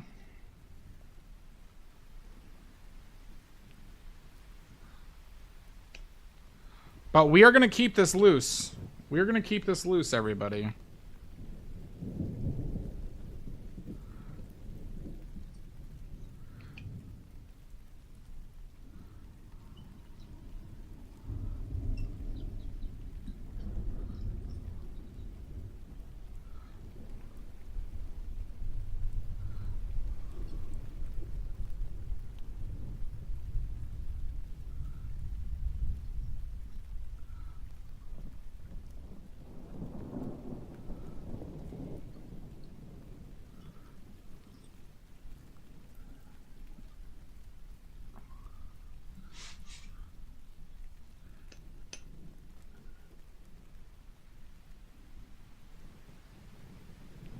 I love them too, Kay. Repair pets. We do need to come up with the names for these cows, though. We do need to come up with a name for these cows. That is a tradition with animal paintings, huh?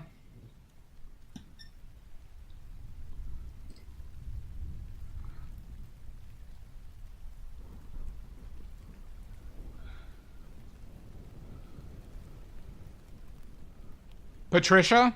Which one is Patricia? Here, let's start off with the left one. What's the... Ooh, Betsy, Bertha, Betru, Betty, and Basil. There's only 4 here, but all good names, Dangle Dixie. I do like alliteration. There are 4 cows. Un, deux, trois, something. I don't know. One here, one here, one here, and one there.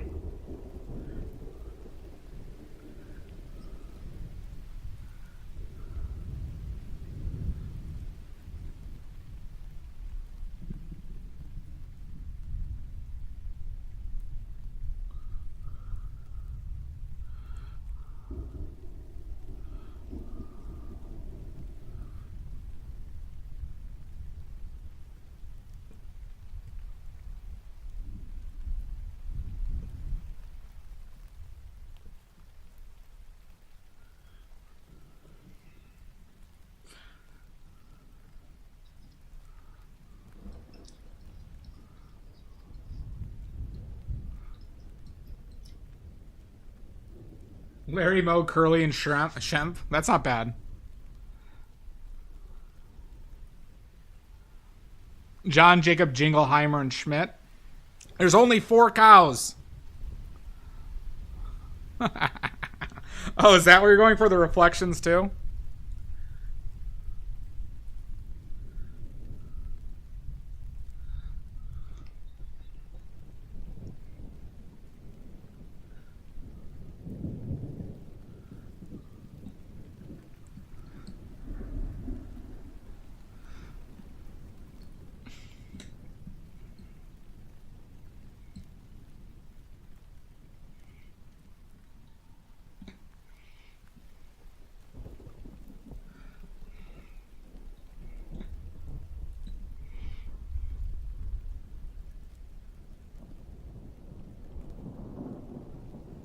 Ooh, that would be pretty cute.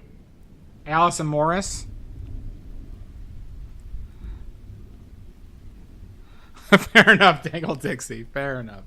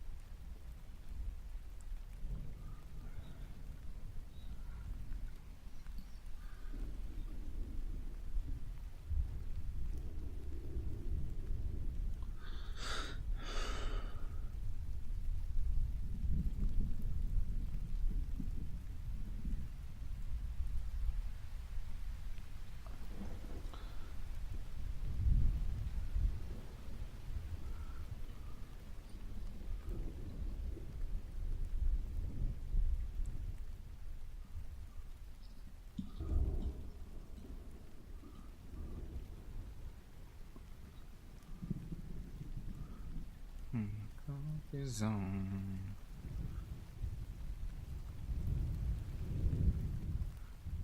I should focus on... I shouldn't be focusing on what I'm focusing right now.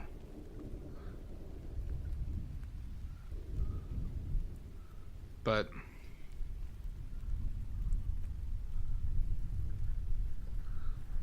I should focus on,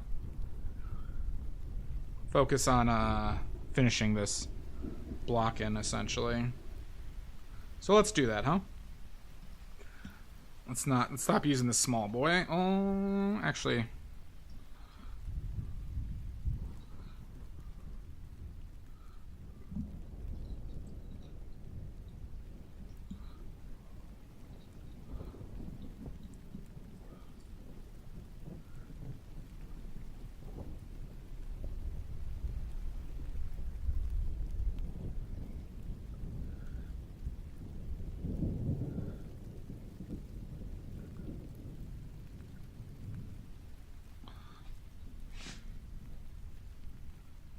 Yep.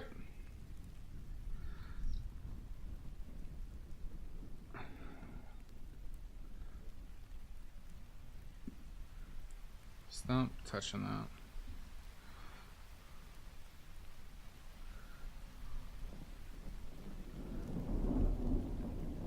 This guy's got a little tiny head.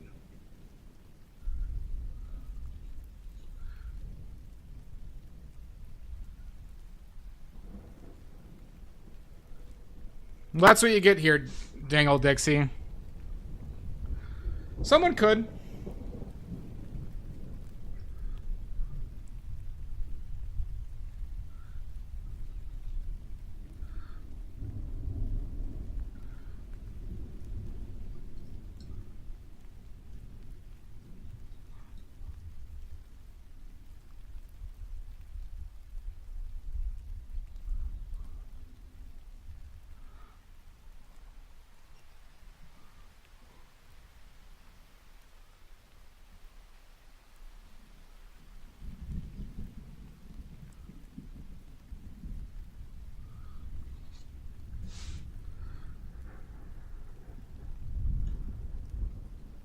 You know, I'm kind of liking this little guy.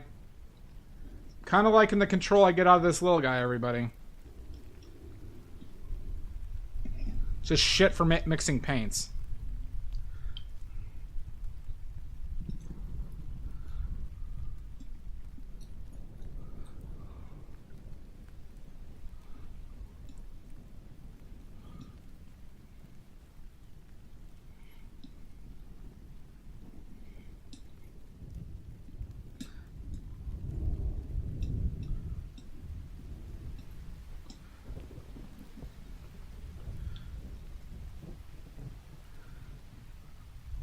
I used to take and abuse and neglect. Oh, I think I remember you talking about that, Kay. That's awesome.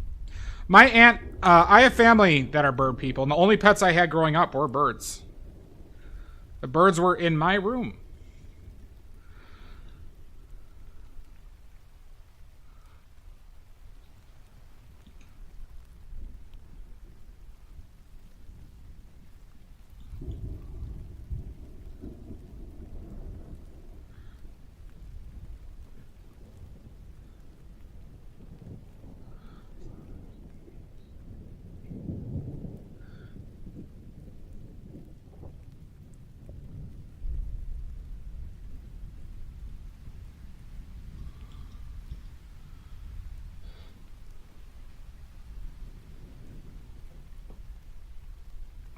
This is on. And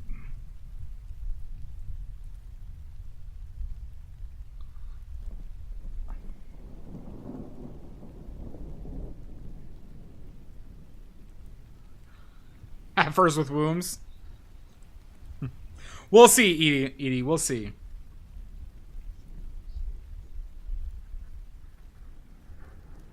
They were.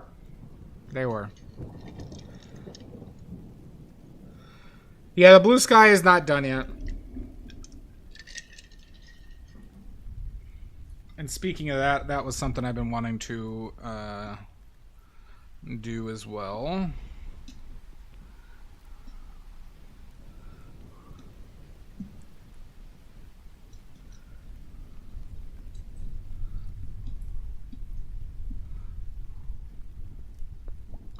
How am I going to do this? This way?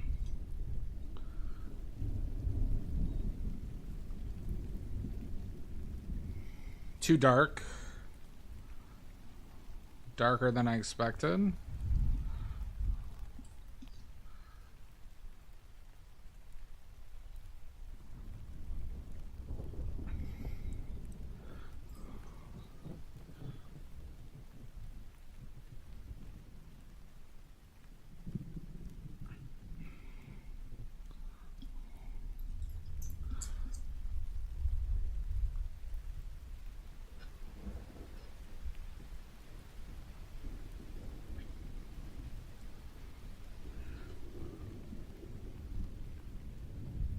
Thank you, Dixie. Dixie, if you want to learn how to mix colors badly, colors badly, tune in tomorrow. We're doing a full paint mixing stream. Only paint mixing. We're gonna be matching colors from a swatch. We're gonna be We're going to be matching colors from the swatch. And I'm going to explain what I'm doing.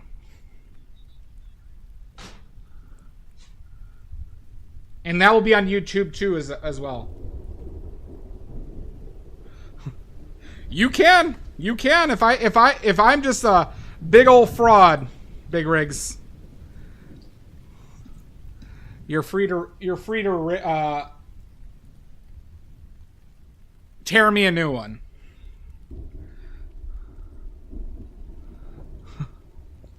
But make sure you don't bring piss to a shit fight, Big Rigs.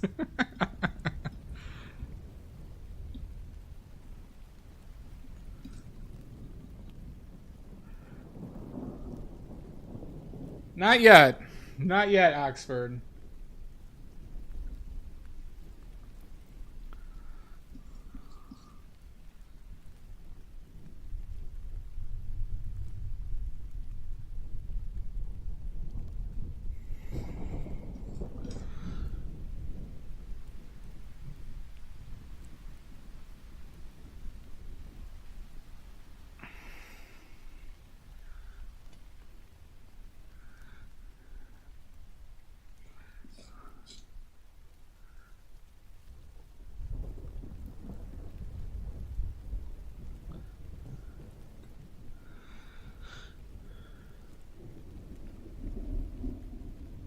Well, thank you, Dixie. I appreciate that.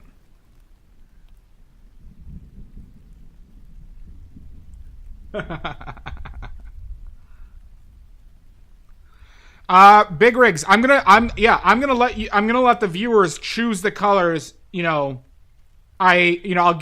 bring out a few of the swatches and I'll say, you guys can vote on a color for me to paint and everything like that. So, or to match. And so it's going to be very interactive.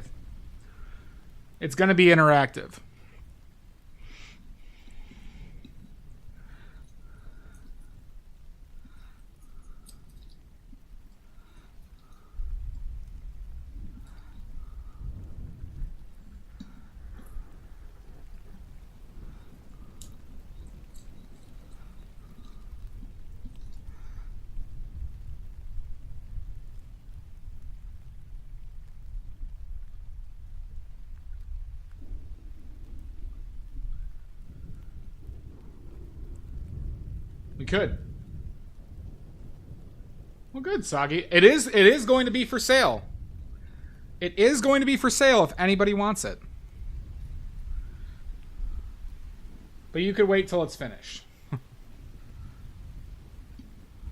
I will say it's not going to be the cheapest thing, though, because I'm using a lot of paint and I'm using an expensive canvas.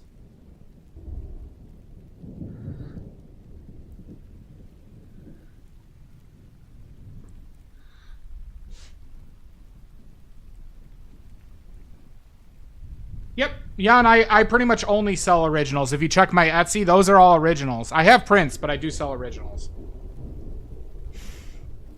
I estimate by my hourly rate and materials. And like I include time like picking out references, ancillary work. There's varnishing that goes with this as well.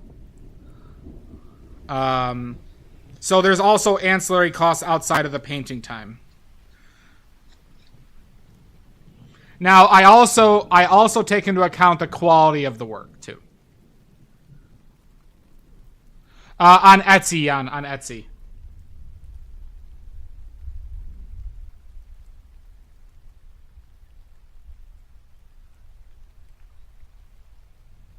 I know, Dangle Dixie. Who would plus shipping and handling? Plus shipping and handling.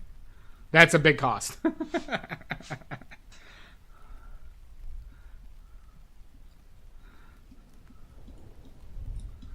But I do take into account the quality of... So, like, for example, if I don't think the painting's good, I'm not going to charge as much for it.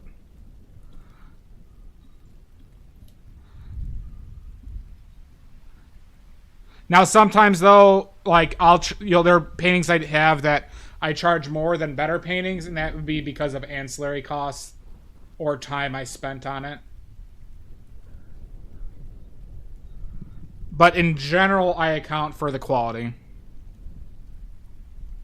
It is BNT. Here, I'll send you. I'll put the link. Big Rigs. I'll put the link in.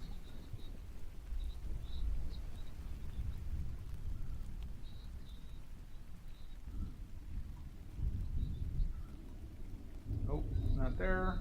There you go. So there, Big Rigs. There's the links to my fourth wall, which has prints. If you're interested in prints and homemade watercolors. And a couple shirts with one of my paintings on them. There's the Etsy, my Instagram, and just, yeah, my YouTube, which you're on already, Bubble. My Twitch. Agreed, Dingle Dixie. Hi, Mud. Oh, of course, yeah. No, you're all good, Mud. I figured. The Etsy URL is in that link tree, Jan. It's BNTWB watercolors, which you will never find out what that stands for.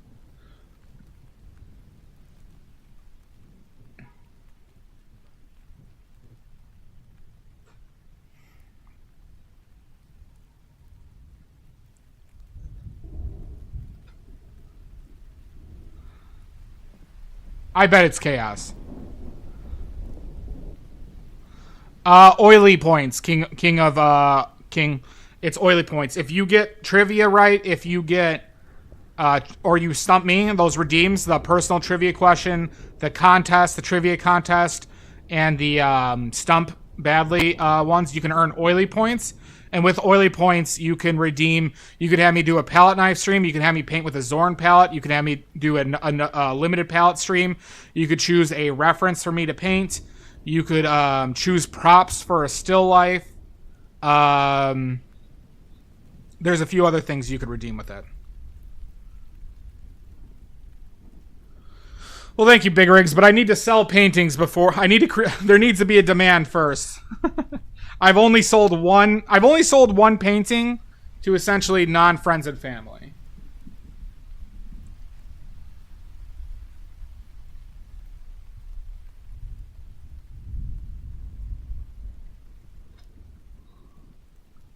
So until I kind of like get regular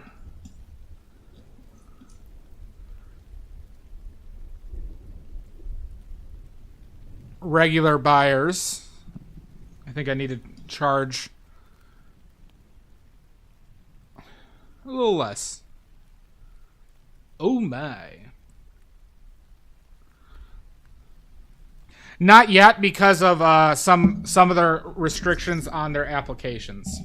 You need a booth photo, and I don't have those materials to get a booth photo at the moment yet.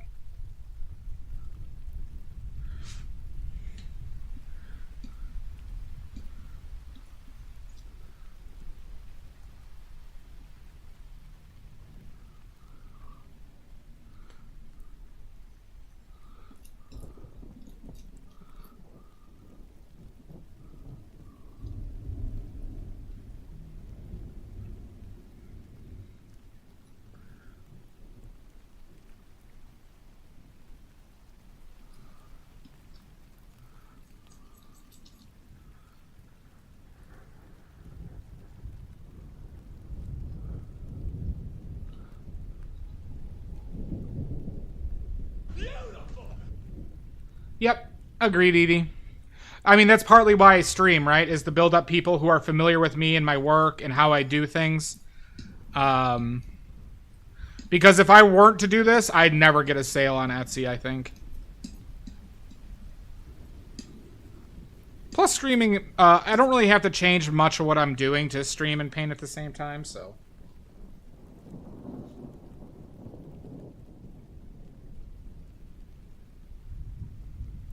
Well, thank you, Kay. I really appreciate that. That's awfully sweet of you. That's how you grow.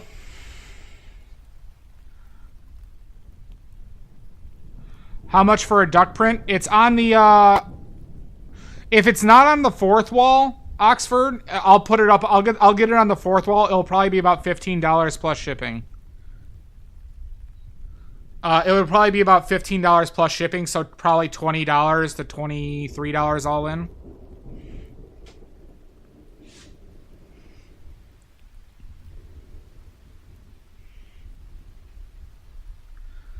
All right.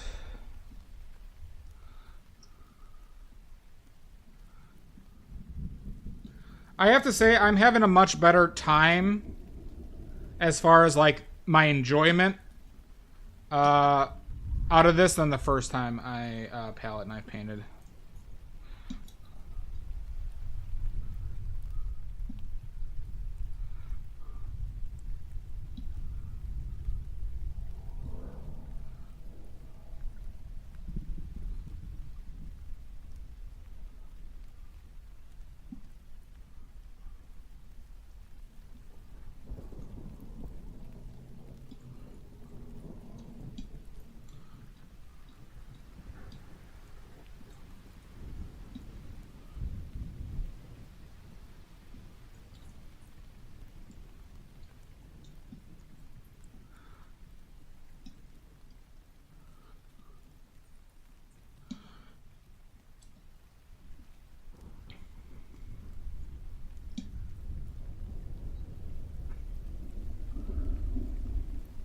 That's too purple? I thought that was... What am I thinking?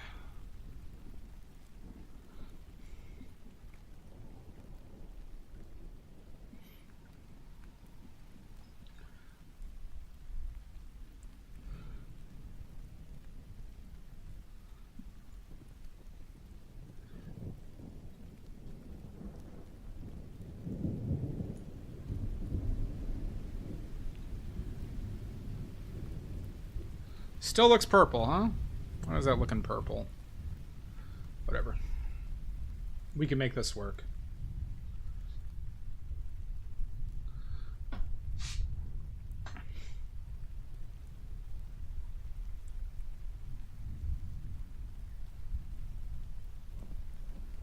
Yeah, that is a good idea.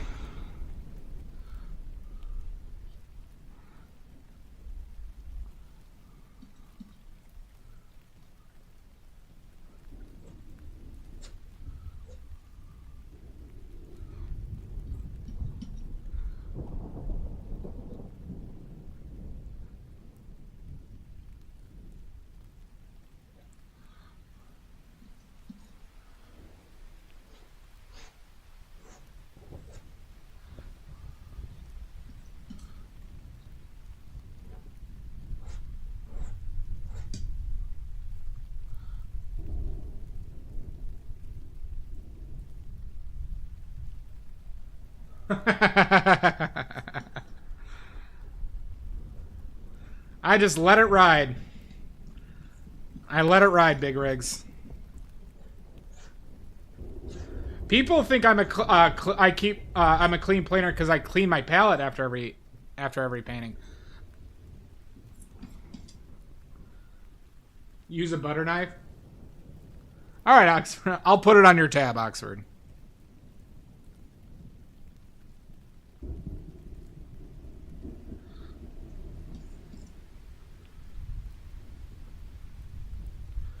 I guess that probably needs to come like that.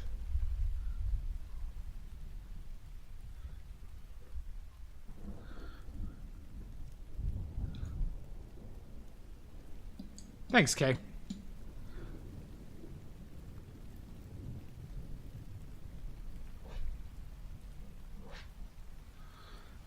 We're gonna change this up to a more blue color once I use all this up, though.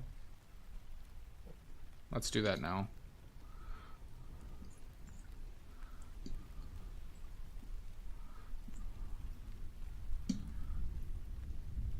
Where the fuck is it? Well, thank you, Sagi. I could.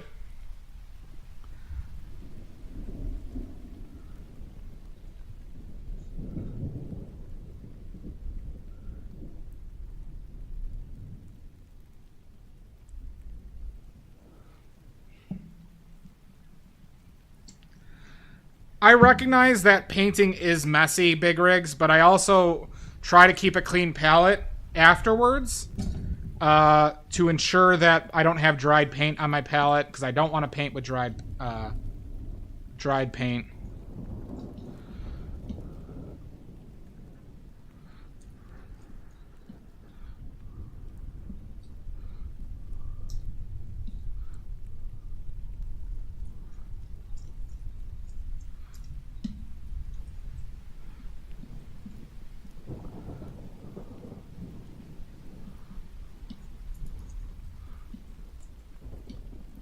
We're gonna do this red and a smidge.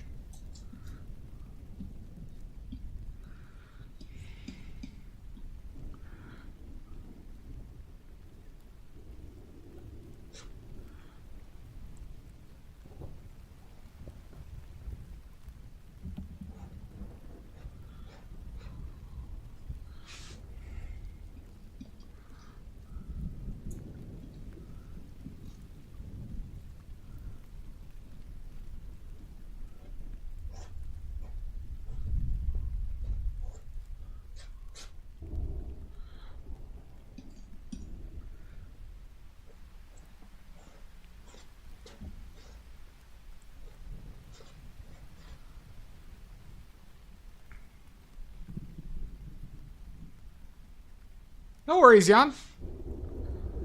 I'd be happy to send them your way. Also, there are plenty of paintings that I'm waiting to list on Etsy. So if there's something from my Instagram that anybody's interested in, just shoot me a message, and I'll let you know if it's available.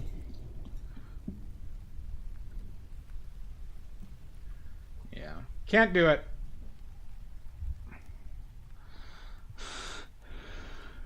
What about collabing with streamers, painting them all the game? Or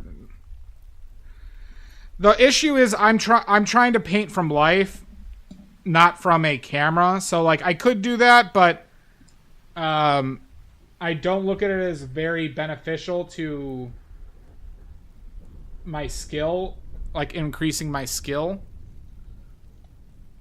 Thank you, Amizu. But yeah, I mean, it's definitely an option, like what we discussed before, if I want to do that.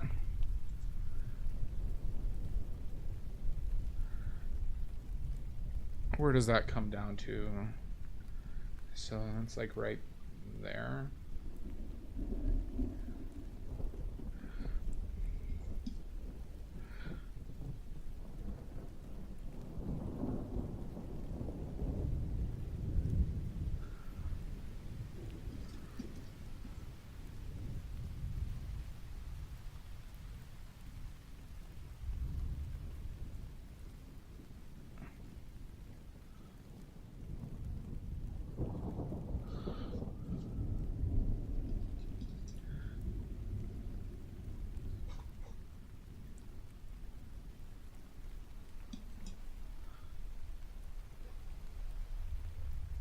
All right, Jan.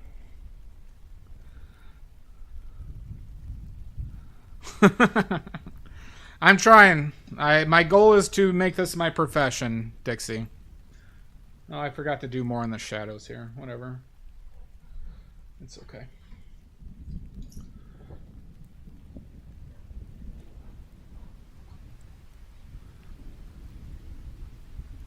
All right, Jan.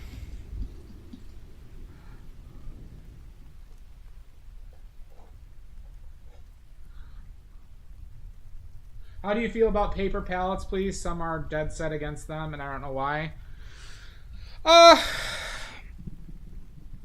It will seep out some of the oil in general. I like the feeling of glass. I think it boils down to personal preference more than anything, Edie.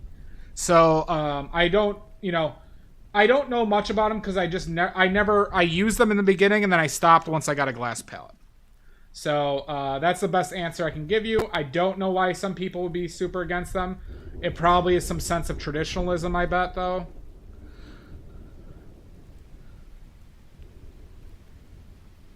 Yeah, that is what it is, Oxford.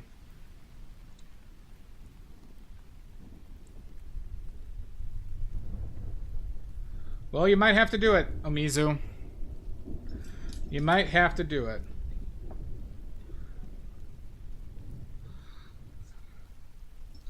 All right, Jan. Your question is...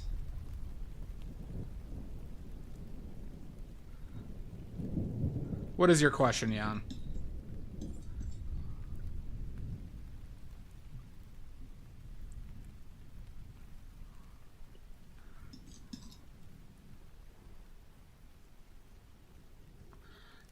All right, Jan, your question is...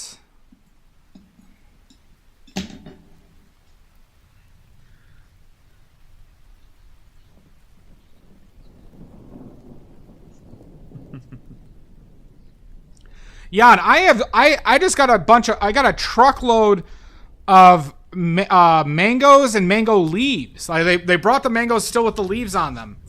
What paint should I make? What paint should I make?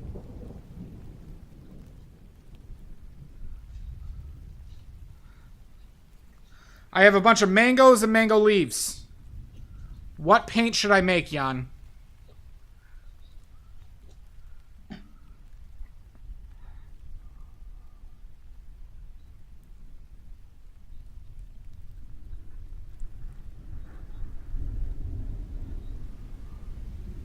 Nope, it is not a trick. This is just for Jan. Jan, I'll give you 2 guesses.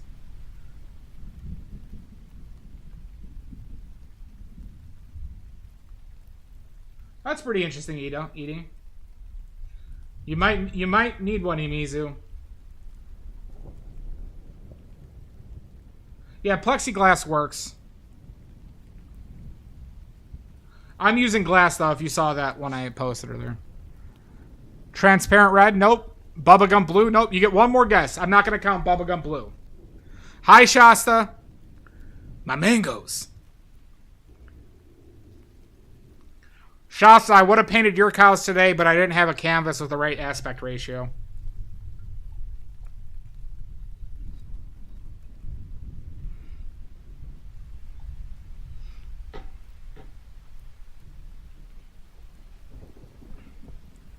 Sap green is incorrect.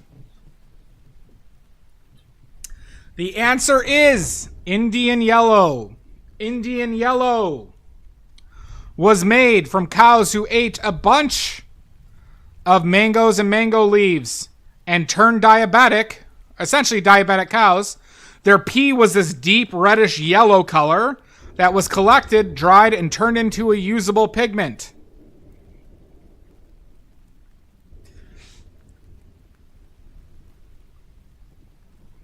Yeah, I have a. This is 19 by 24 inches, Biggs. That glass mat, I posted the link to the one I use. It was only $40 for this piece of glass, so. Yeah, well, the issue with yours is I couldn't with my current canvases, I couldn't find one that incorporated more than one cow. Verdigris was used shit, Amy Joe. Verdigris was using animal shit, not piss.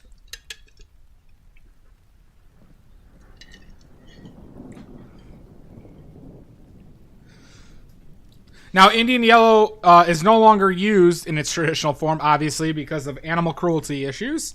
But also, it is not light. It was not a light fast color, not a light fast pigment.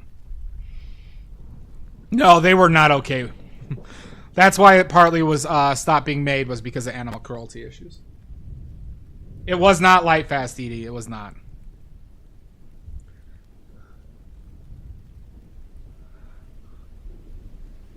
No, but I mean, it depends on what you consider its waste. If it becomes a colorless pigment, but I think they died as a result of their poor diet. I do know that the practice was stopped because of early animal cruelty laws. Light fast means a pigment's ability to resist fading. So when a lot of pigments, when you put UV light on them, will fade, especially if they're mixed with a solvent. And so there's a standard called light fastness, or like a property, right? And so it's a pigment's ability to resist fading because of UV light. So when we say something is not light fast, that means it will fade as a result of UV light. It's a very, very warm yellow. Dang old Dixie. All right. Well, we've been going for 2 hours and 15 minutes. We need to take a break, everybody. The blocking is basically done. So yeah, we're going to take a quick break. We're going to take a quickie, and then we'll continue. All right? Well, that guy was sitting around thinking we should... that is exactly it. It was an English colonist. It was an English colonist who did it. So, Jan, you're exactly right.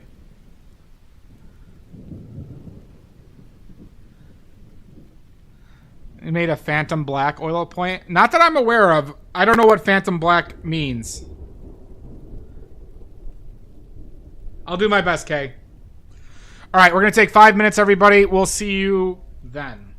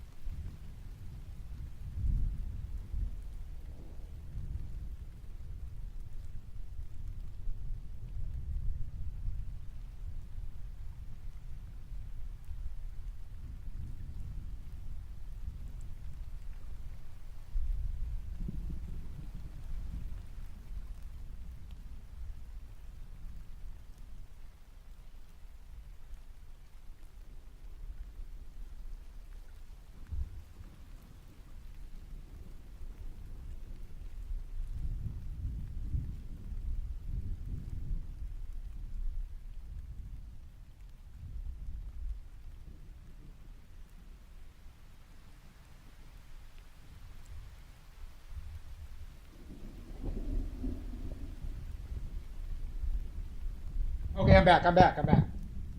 Oh my god, Elvo Vixen. Elvo Vision. Thank you for the raid. Welcome in. Welcome in. If you got any links, give them to me now. Now. It is Vixen? No. If you want to be called Vixen, I'll call you Vixen. Welcome back, everybody. Good. Everybody must follow Alvo because as one of Alvo's biggest fans, I've been following for thousands of years. As you should as well. As one of Alvo's biggest fans.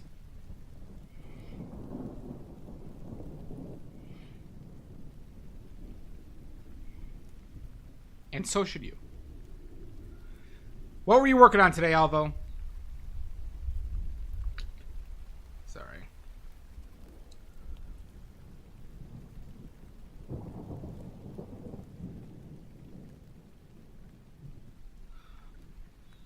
All right.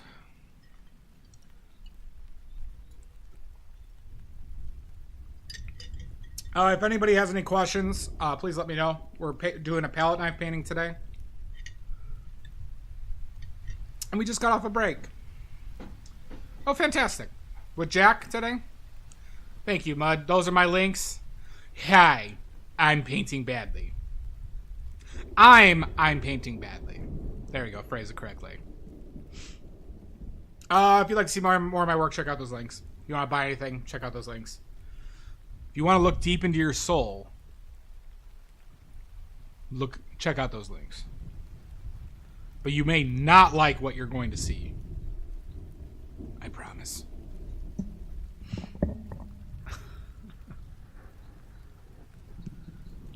Yeah, see, Gian knows what's up.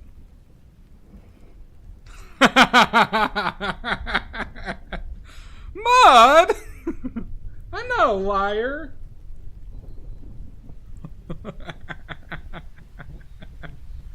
It's getting slandered. Valentine.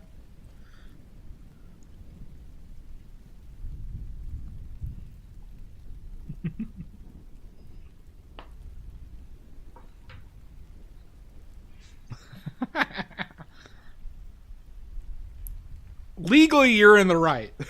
I can't deny that, Mud. Do I need more? I've been just gobbling up paint in this, huh?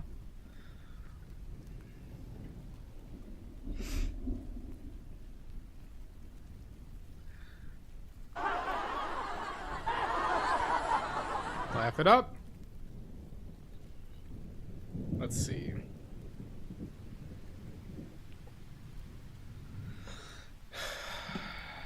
I need a lot of like every color. Not every color.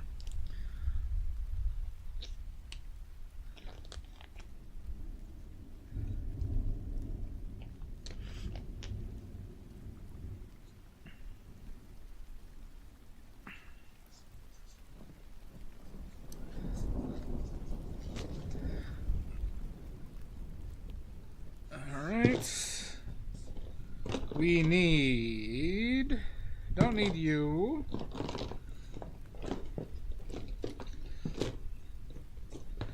Use... We'll wait a little bit on you, actually.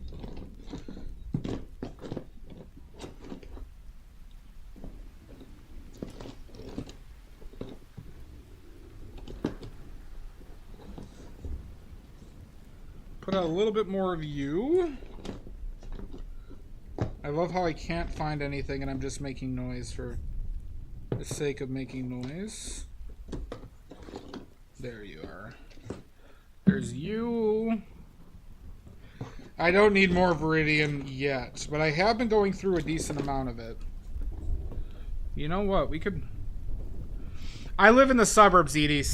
Northwest suburbs of Chicago. We could put up... I could have used that paint, so... I actually don't have a problem with putting that out. There we go. Okay. Where's... I don't know, Jan.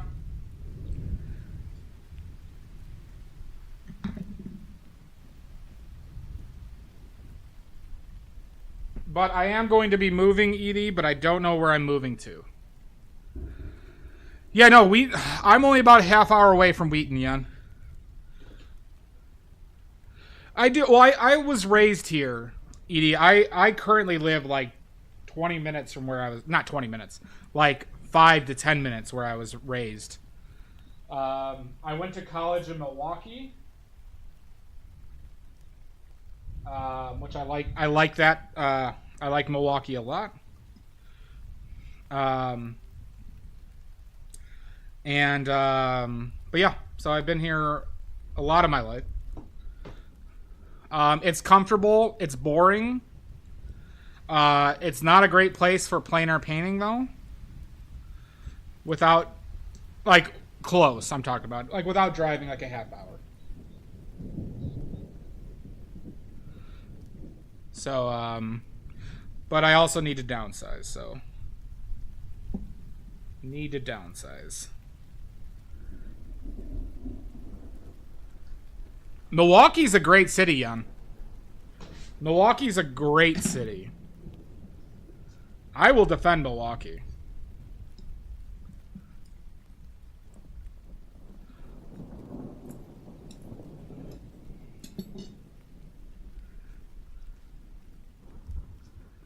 Milwaukee, I might be moving to Milwaukee.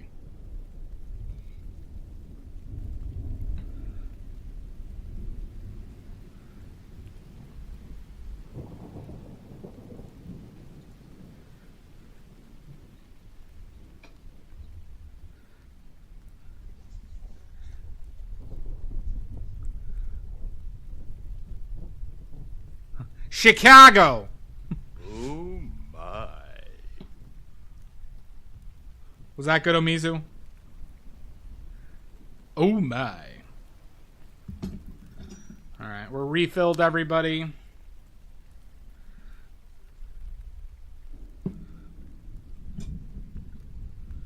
Using a ton of Impasto medium. I believe so, Oxford. I believe he lived in Madison, right?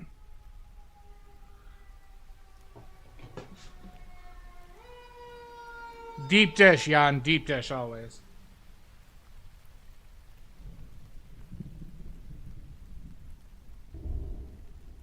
Yeah, that's what it's kind of like, Edie. It's just like, it's comfortable, but boring, and if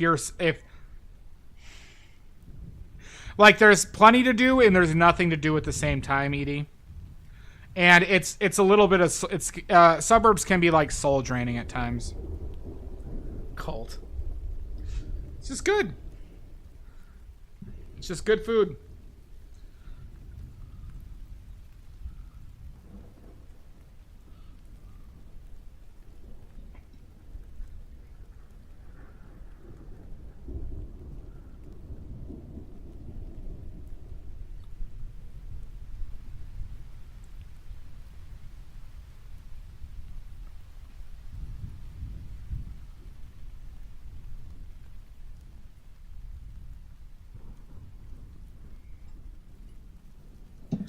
We're gonna bring out this small fucker for a lot of this now. Yeah, it's Amizu, like, yeah, you being from the Midwest or being in the Midwest, Milwaukee to me is one of the better versions of a Midwest city. It's very accessible. The traffic's not bad. It's much cheaper.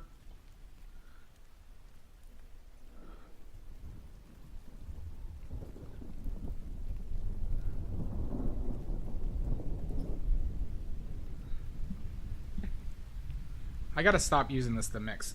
That's the issue with the small fucker. It doesn't mix. It's not great for mixing, huh?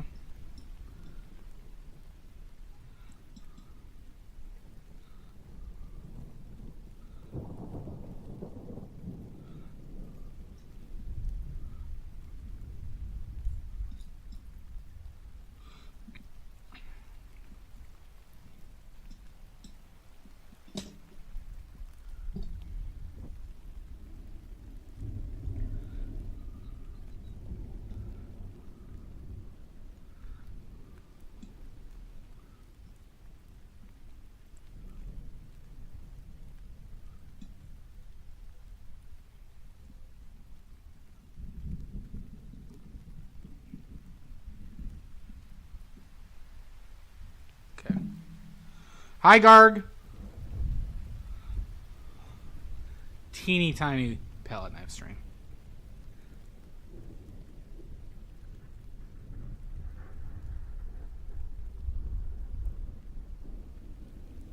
Yep.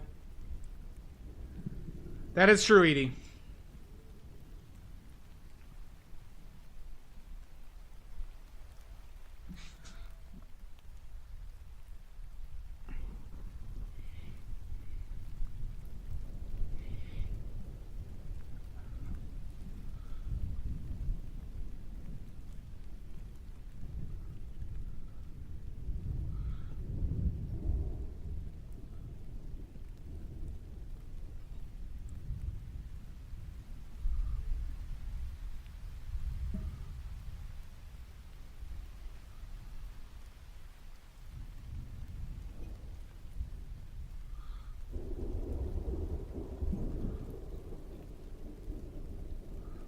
How the fuck did I do that?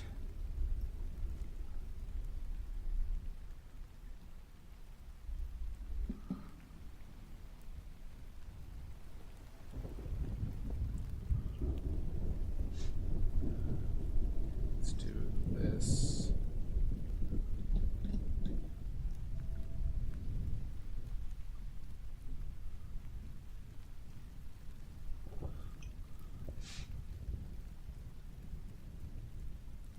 Have a good night, Marianne. Thanks for hanging out. I hope you had a good time.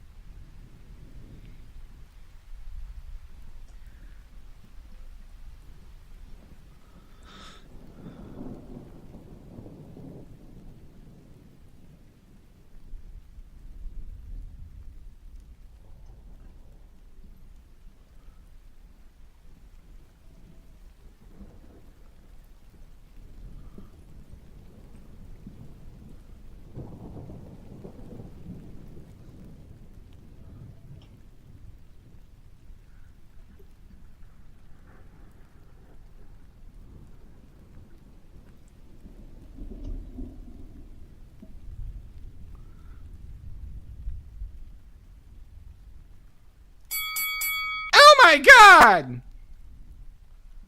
The menace. The menace is back.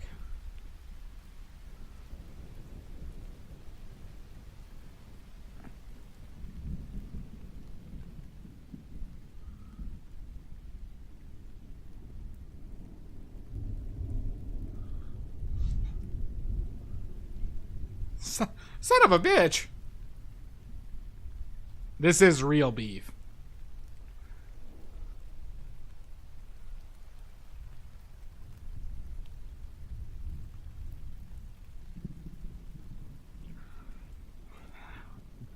Of course I missed you. Of course. Of course.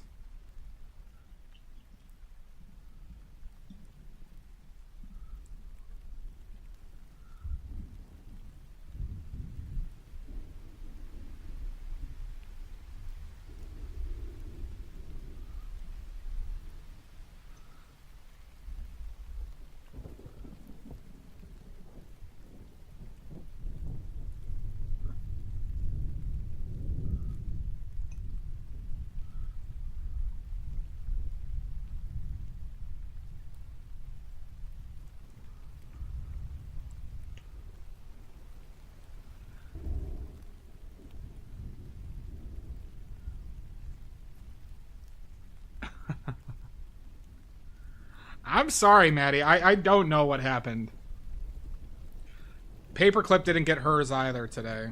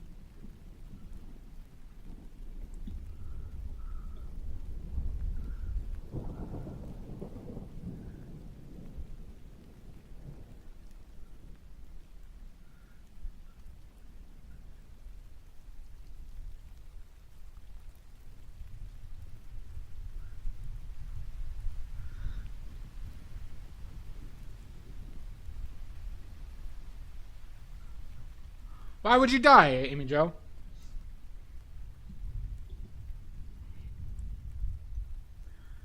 Because the mystery would be ruined?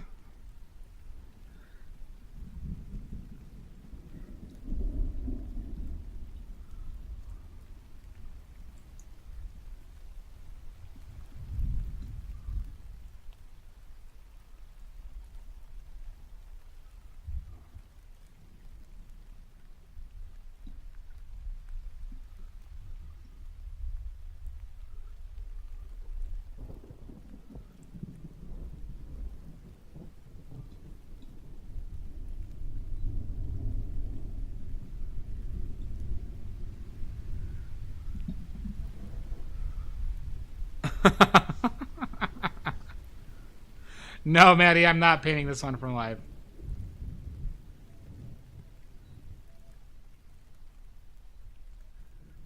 Zero-calorie soda's a hoax?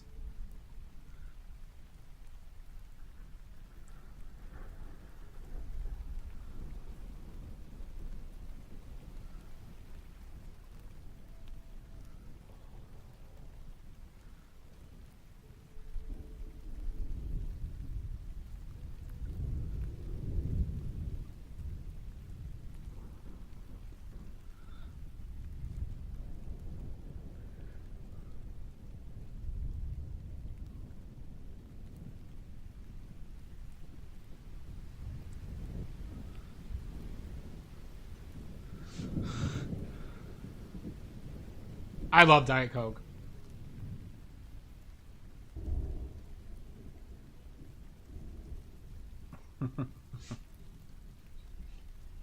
Welcome back.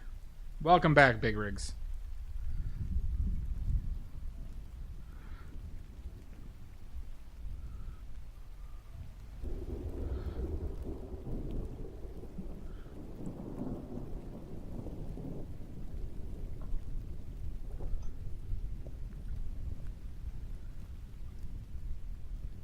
Fuck. I be smoking.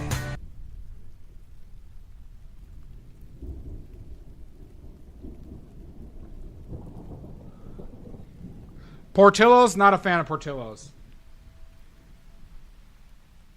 Have a great one, Edie. Thanks so much for hanging out.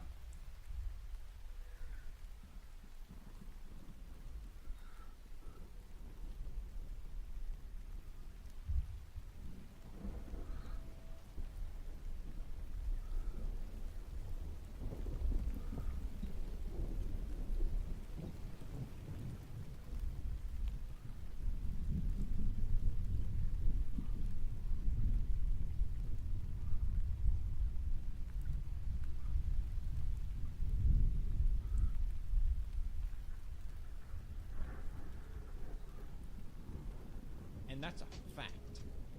Oh, fuck. A random historical paint fact.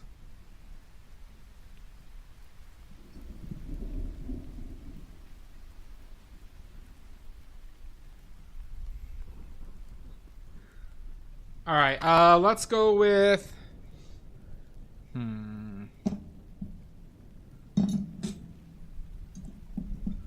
Is that this? I thought I had a teenier one. There we go. Okay. I have not pooped. Let's go with... Hi, Sweet Bay. Oh, there was bullying. People were being bullies. In the coffee zone.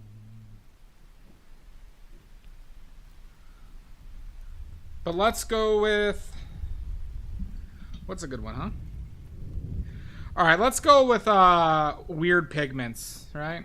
So, pigments made from animals, or animal products, things like that. So, historically, animals have been a huge source of pigments. Whether it be using their shit for various pigments, or using the actual parts from the animals. So we start off with one of the first pure animal pigments that we're aware of. We'll wait for ads. Oh wait, no, we can snooze the ads. Let's snooze the ads really quickly. So one that many people kind of know of are Tyrian purple.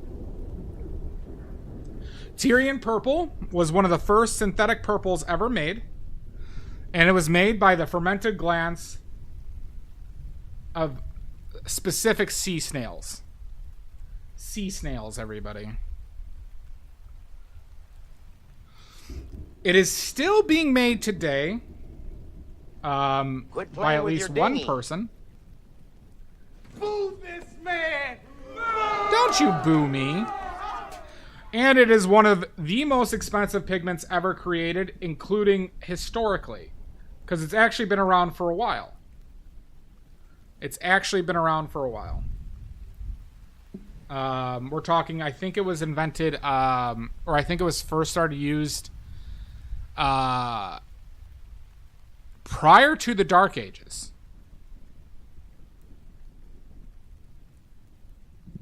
Yeah, and it takes roughly 7,000 to 10,000 snails to make 1 gram of the pigment. It was commonly used as a dye. It was commonly used as a dye for royalty. I don't know if this is a fun anecdote, but it was so exclusive to royalty that there is a story of a king in Europe being offended by a merchant wearing purple made from this snail, that he had the merchant executed for impersonating royalty. All right, super fun. People are assholes. Move this man! Don't. No. So as we talked about earlier, we have Indian yellow made from cow's piss, diabetic cow piss. We have ivory white made from bird bones. Made from bird bones, everybody. Ivory white was made from bird bones. We have... Okay. What else do we have? We have replacements for rose madder, or essentially original alizarin, which was basically ground up female cochineal beetles, which are these beetles that would hang out on cactuses, and the female ones, when ground up, make a very vibrant red, and it's still used in red dye. What is it? The controversial red dye that is used in foods.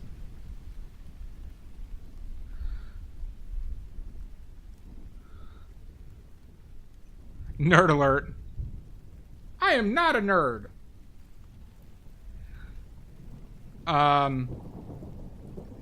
Let's see. What else was there? So ivory black, traditionally made from ivory from cows. I mean, not cow ivory, everybody. Made from elephant ivory.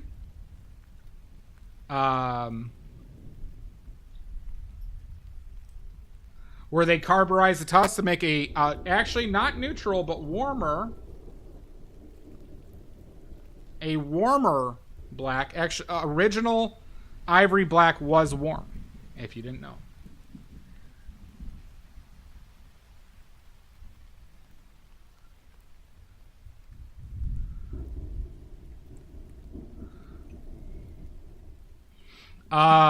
Then, one made from humans... Mummy Brown. Mummy Brown, by all accounts, did exist. And was made from ground-up mummies stolen from Egypt.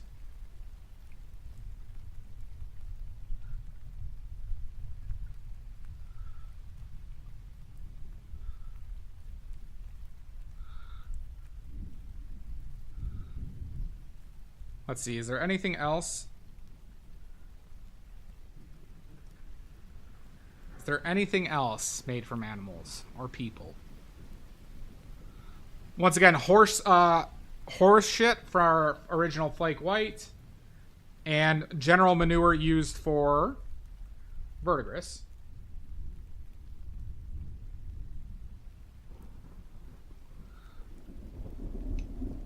You know, that color does not work as well as I thought it would.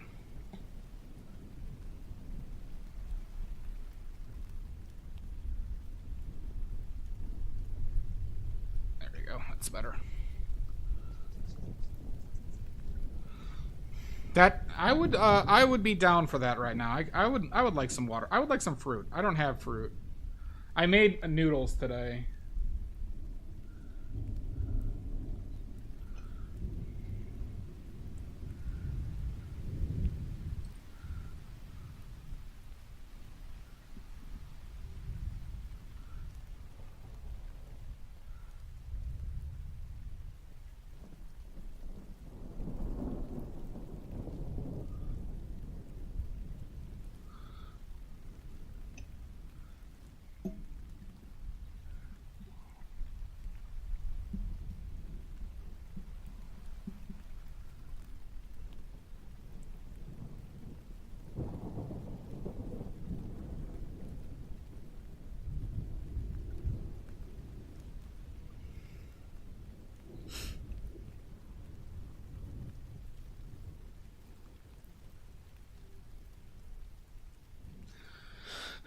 You're probably not like you're like, you know, to me it's kind of like one of those pointless endeavors because pigments have their own properties. So trying to recreate something to me is pointless. But as like, you know, we talked about earlier, Big Rigs, is that I'm very against using like the materials of the old masters because that's what they used.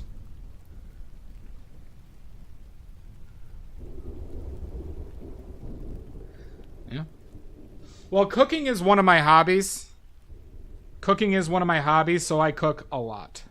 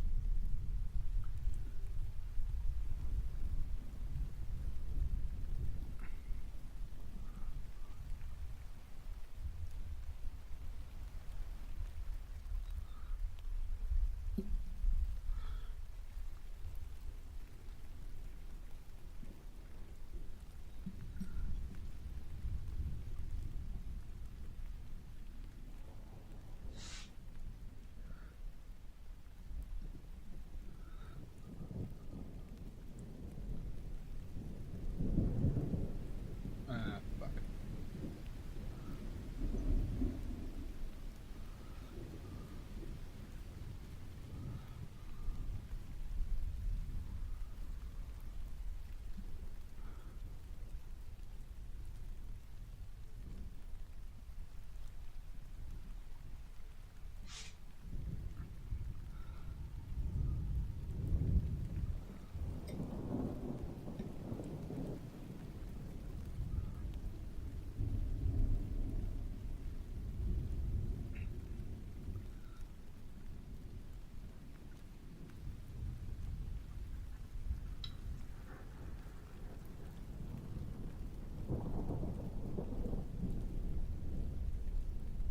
I have not, but it sounds fun. It sounds fun.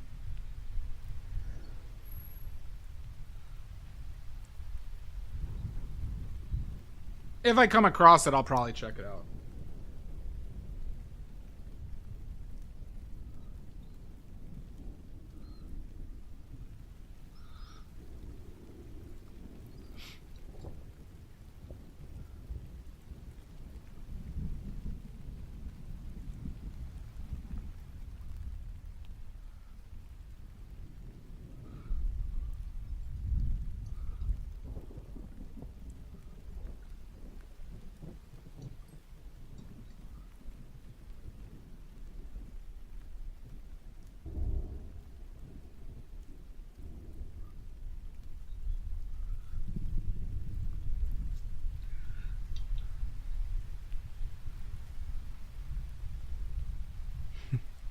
A lot of irony, Jan.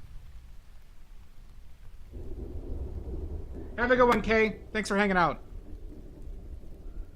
Oh, does he, Biggs? Good. I mean, big rigs.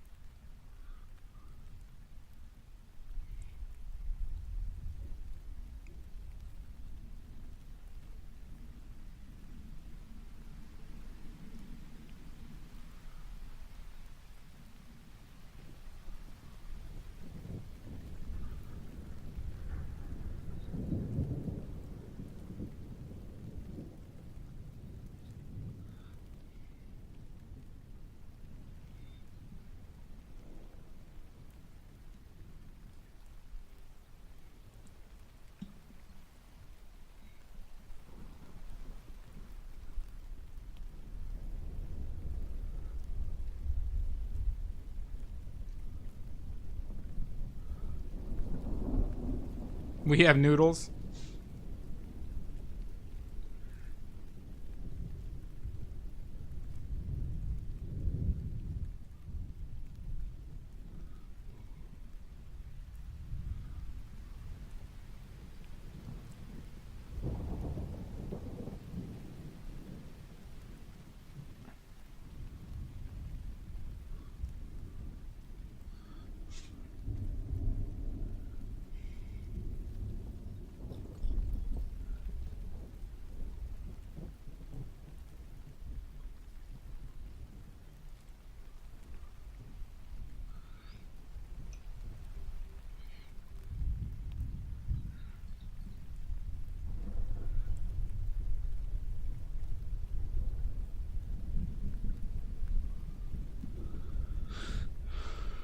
Shoot boo doo doo doo.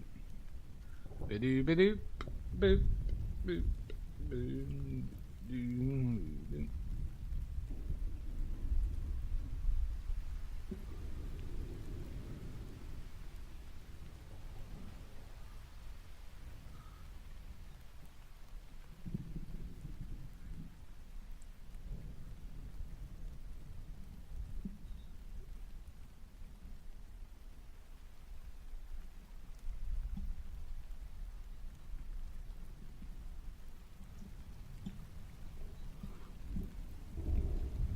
Fuck.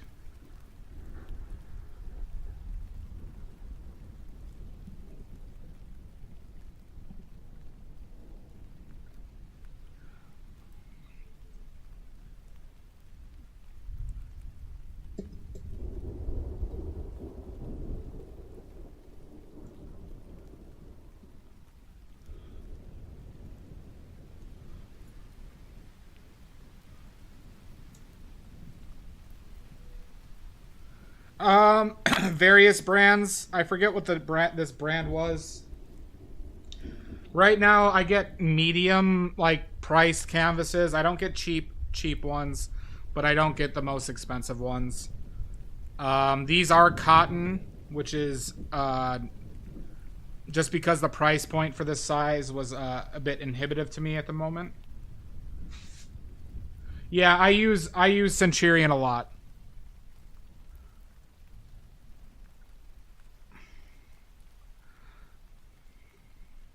Been very happy with Centurion.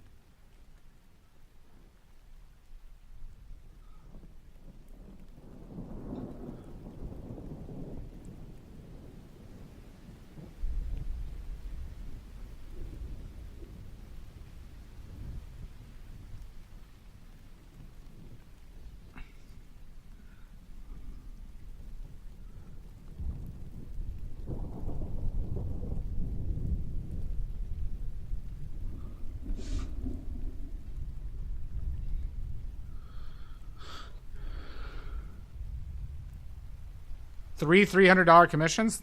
Not bad.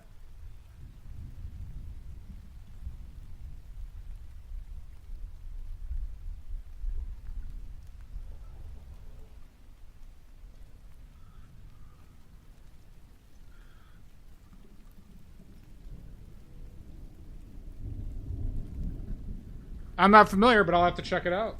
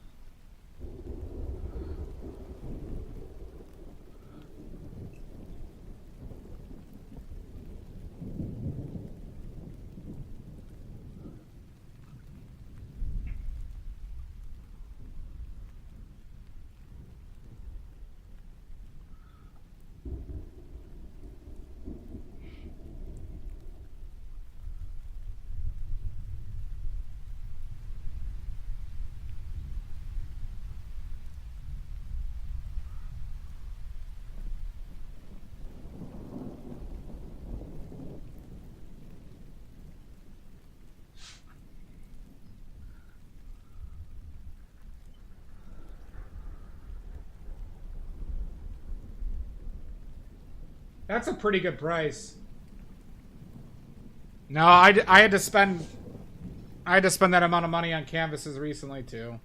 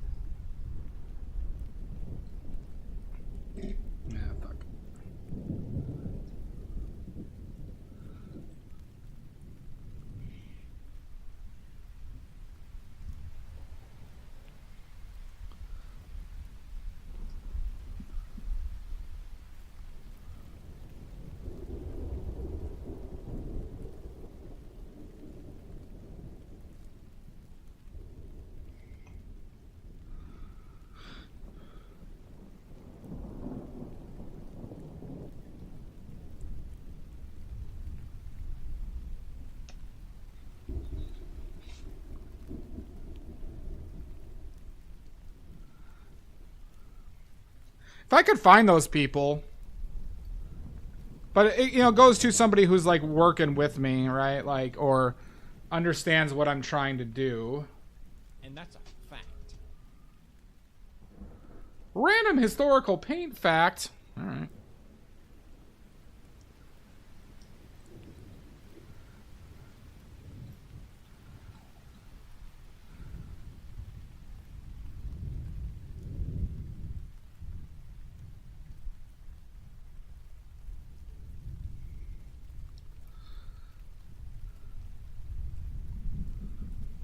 Let's go with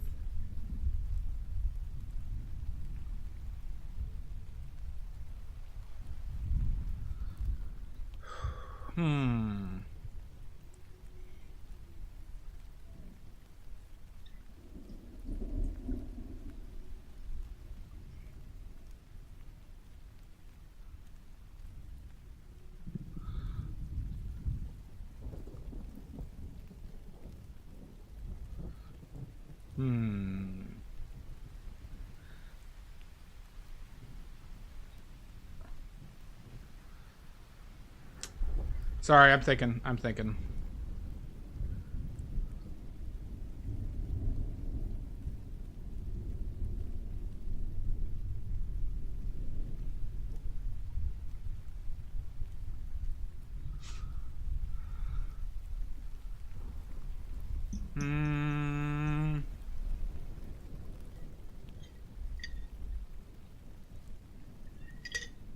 Let's talk about workshops.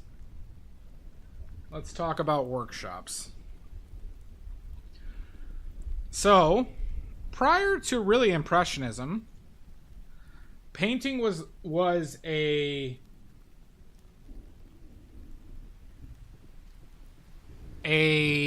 was only really done as part of businesses and or guilds. Right? The businesses being the workshops, and like the Venetian guilds being a Renaissance era methodology, I guess, of training, and obviously for business, but there was also certain progressive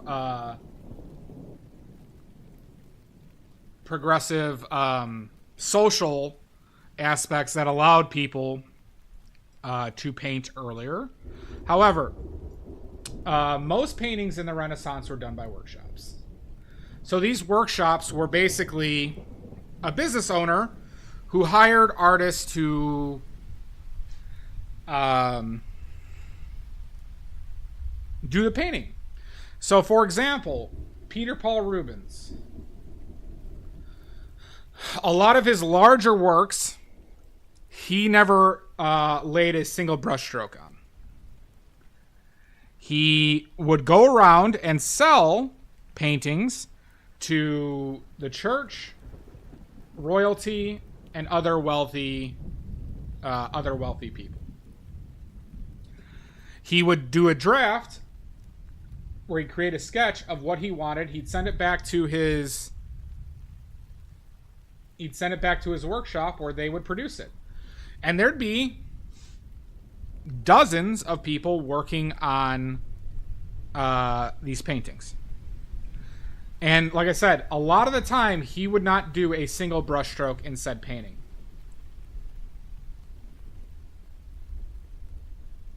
Oh, no worries. I know you're not here to razz me, Omizu. But so this was the case, especially for the large Renaissance paintings, where they would hire people, even for the day, or full-time employees or students, who would do portions of the painting. So, for example, a guy might come in for the day just to do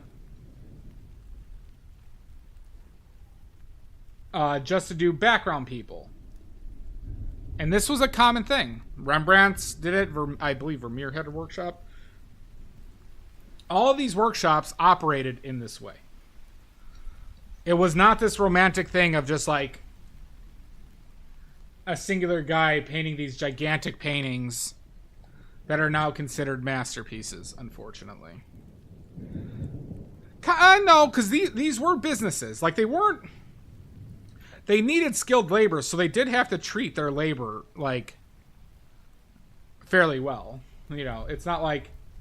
But, like, the apprentices were the ones who... People who were trying to learn it were the ones who got abused the most. Because they'd be the ones who were grinding and mixing the paints. And, you know, and they were working with vermilion and colors like that could kill them.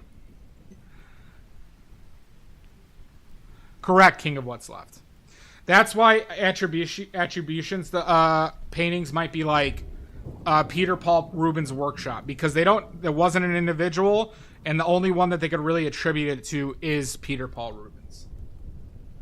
Now, Peter Paul Rubens was still a great painter. He still did plenty of stuff on his own, but the fact remains that a lot of these huge pieces that he's very well known for, he more than likely did not put down a single brushstroke.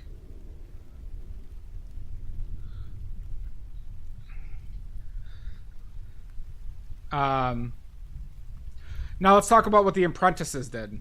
The apprentices would usually have to work for free for promise of basically getting hired once they're skilled enough.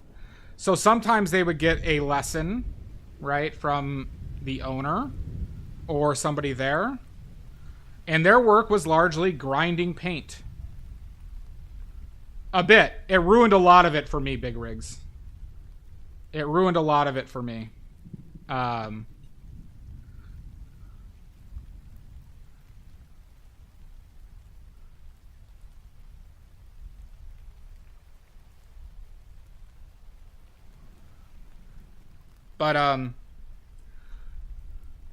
Sorry, so, grinding paint.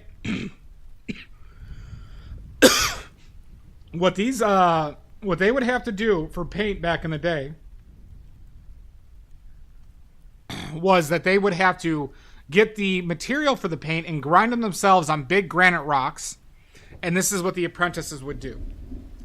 And this is why painting was why the invention of the collapsible aluminum paint tube was such a big deal, was because now the painter no longer had to do this.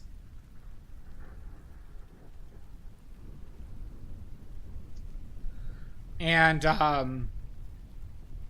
it changed everything. But regardless, they would have to spend hours of labor to make a little bit of paint. And the thing is, they had to use the paint on demand because they kept paint that they made in pig's bladders, and they would still dry out within a few weeks in these pig's bladders.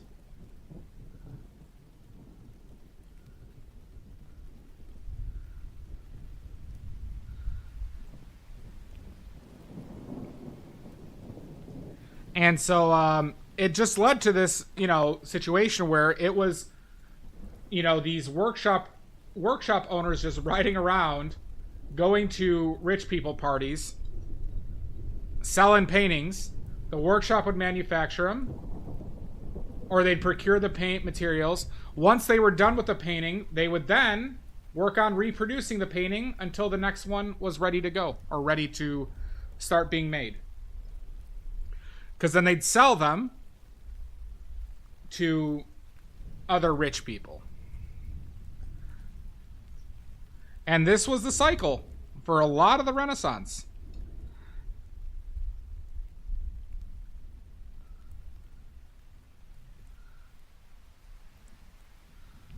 We need a woman's tears. Why would we need that?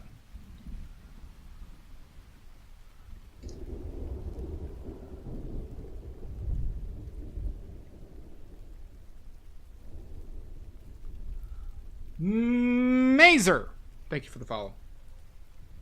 If you have any questions, please let me know.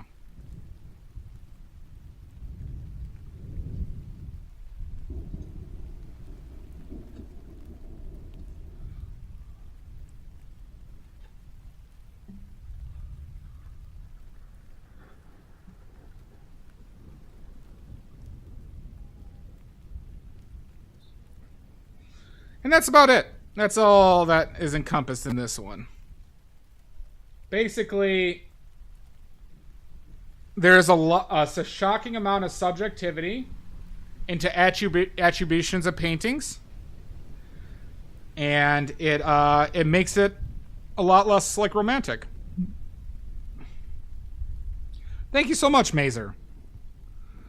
The moons are mooing. Indeed. Son of a bitch! What are we at? 598. Thank you. Do you paint, Mazer?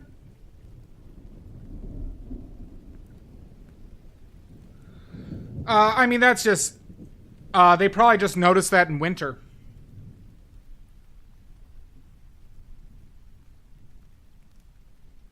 But it won't stop them from drying. Mind you.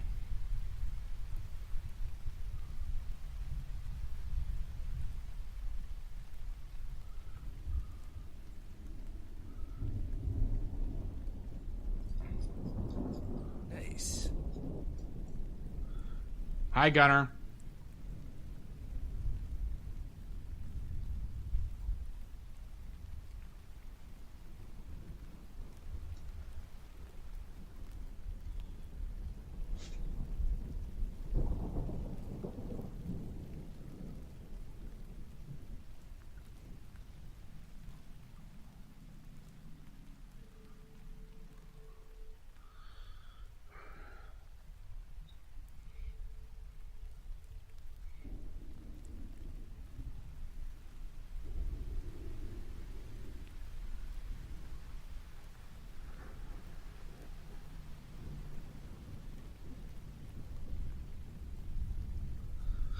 Okay. I think this cow might be basically done, everybody.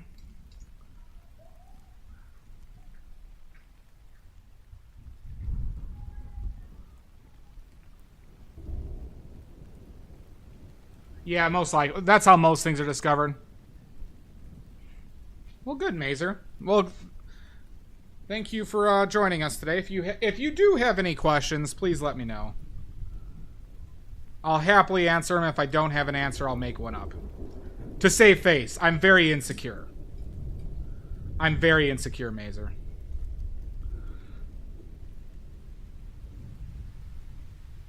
This left cow? I gotta start progressing faster to meet my self-imposed deadline.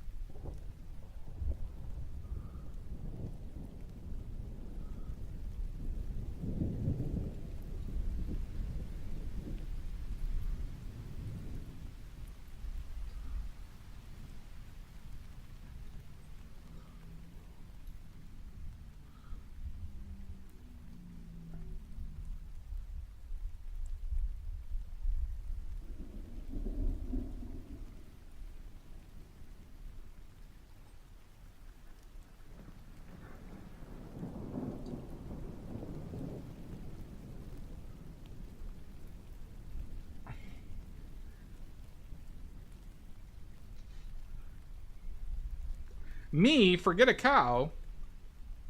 Never.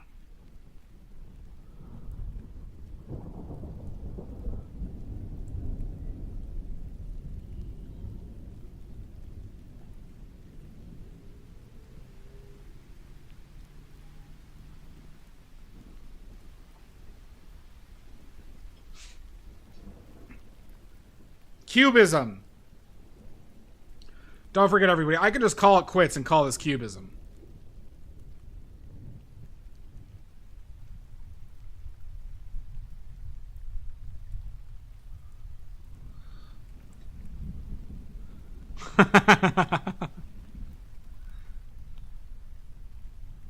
That's how the original Indian Yellow was made, Mazer, is from diabetic cow piss. It was dried diabetic cow piss. You're right, bud. No cubism here.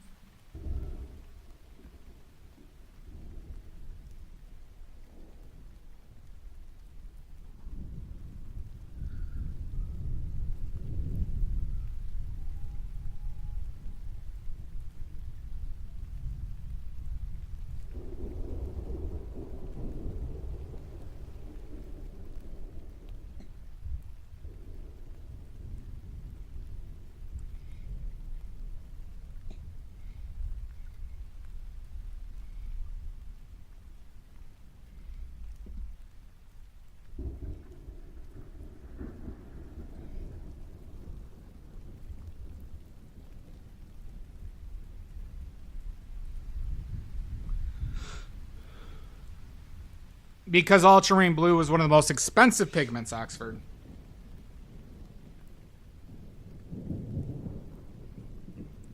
Oh, Mr. Salt is going to become Mr. Salad?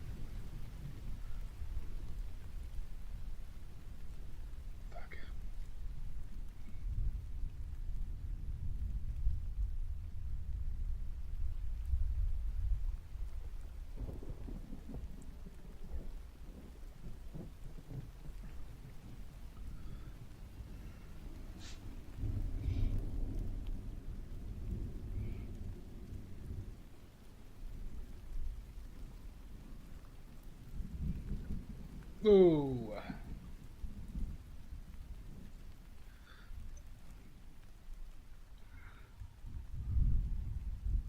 Fuck that up.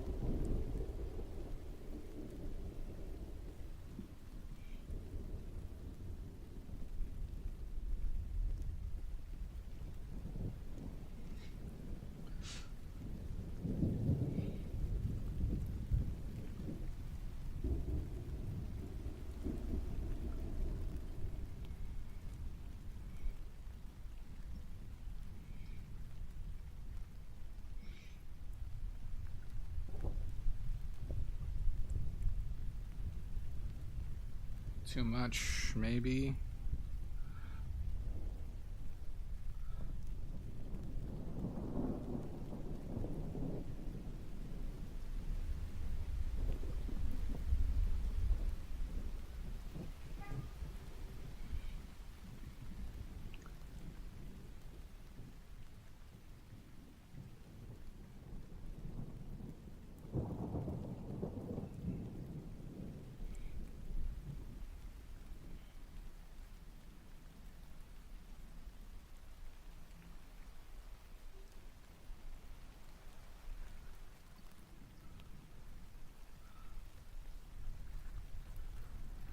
2024. What do you mean, Oxford?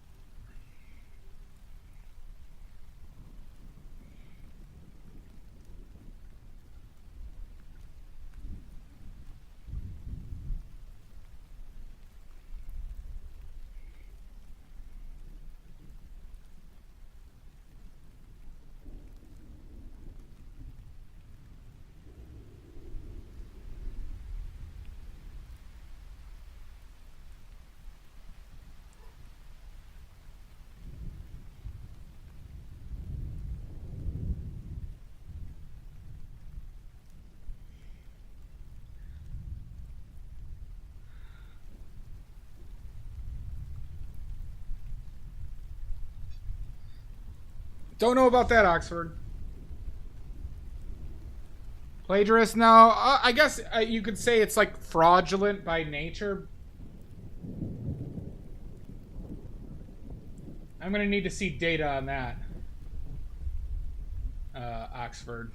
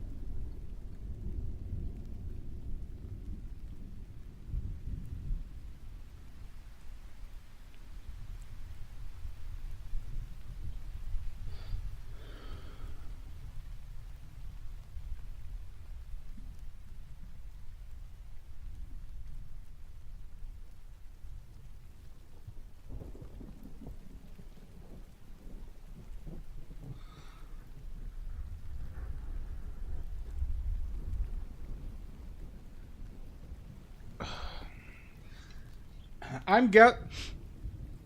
Ugh. I'm guessing the United States, but I found this. I found this photo online.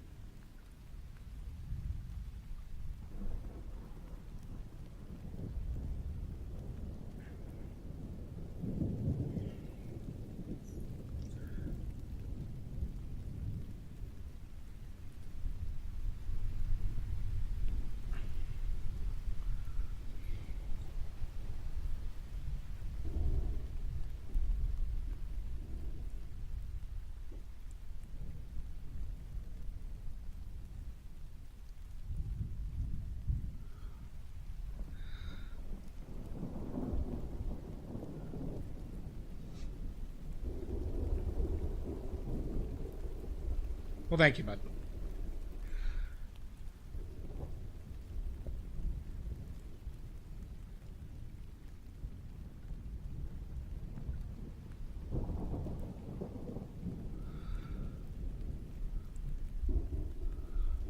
Are you talking about on the palette, by the way, Mud, or are you talking about on the painting?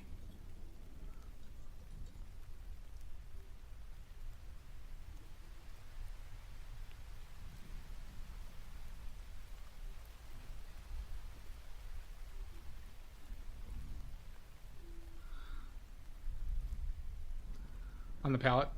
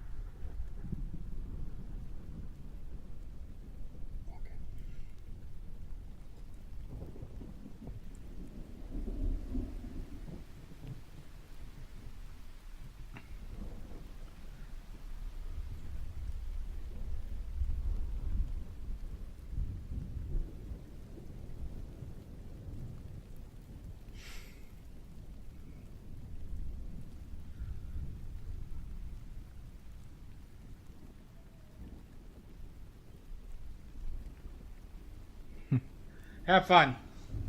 Have fun, Sweepy. And enjoy those ink blots. Mazer.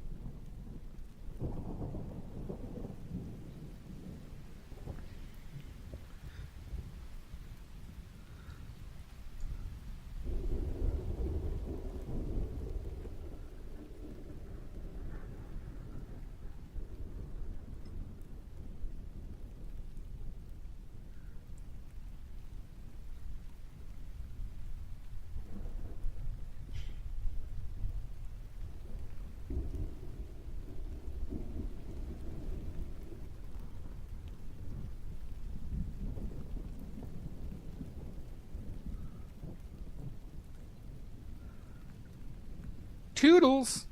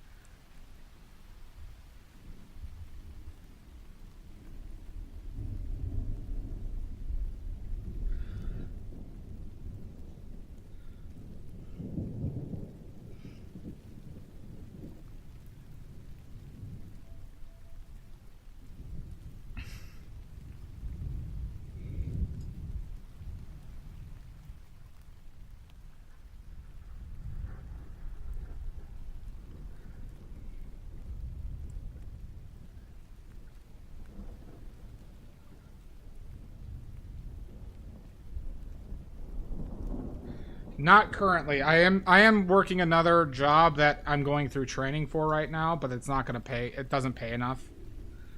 Hence why I'm downsizing.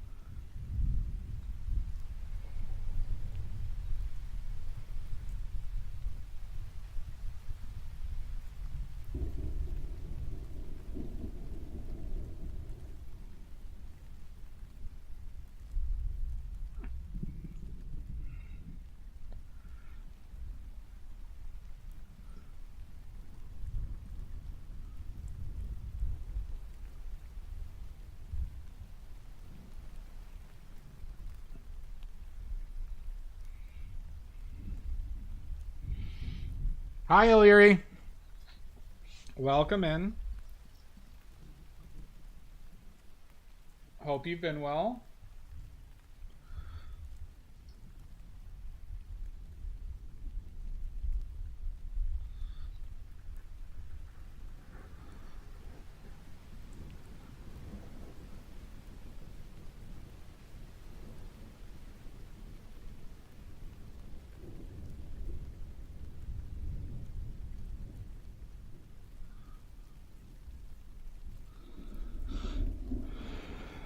I mean, it's a pain in the balls.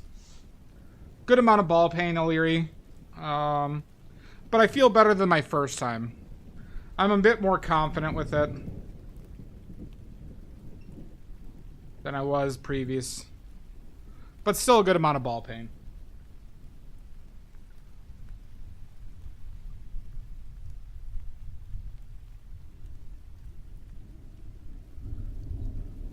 The big key is just to be confident. Just like with most painting.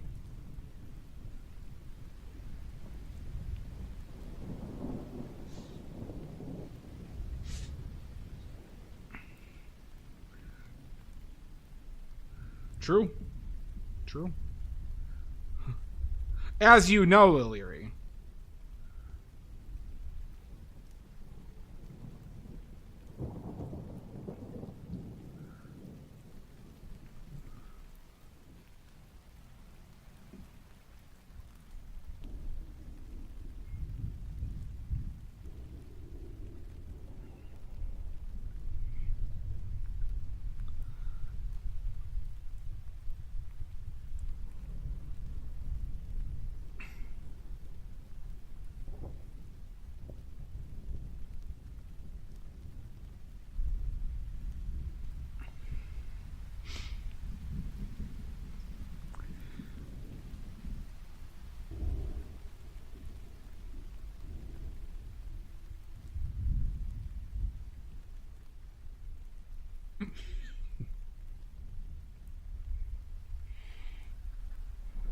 Very true, Mazer.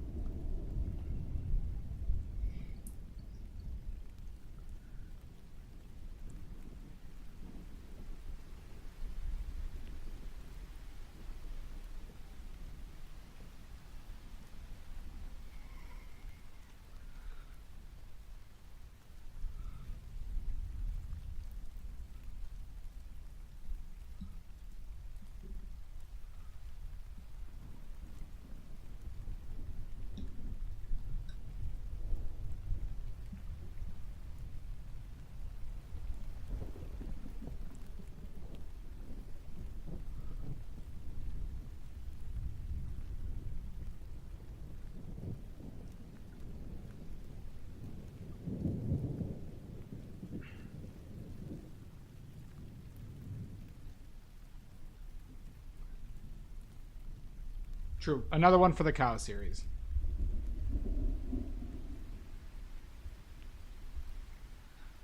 Unfortunately, King, it has to be something that's sellable. It has to be something that's sellable. So personal portraits are not really a part of that.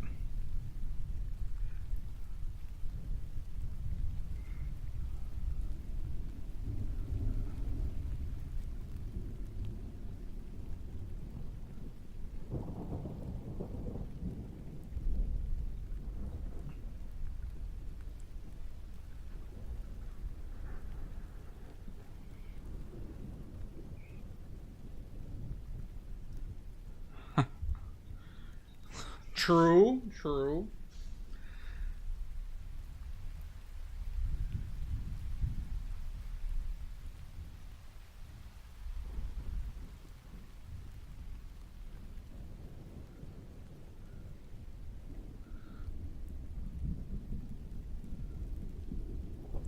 It sells, it sells.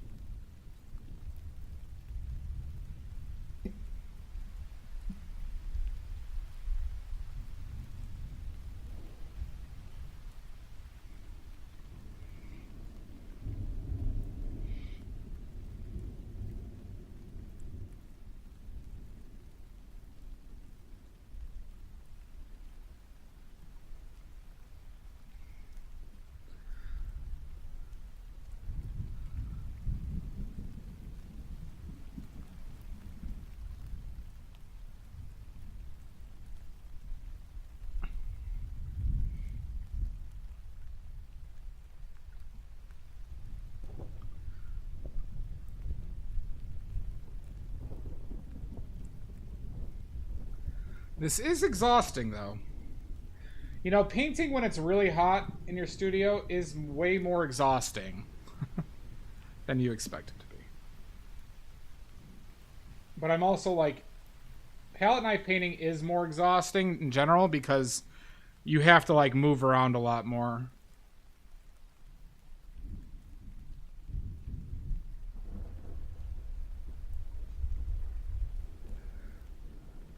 I do. I was thinking that when I saw you wearing them to, what was it, yesterday?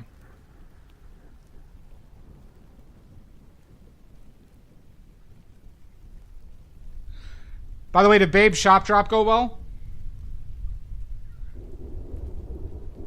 That works, King. I would paint Nicolas Cage.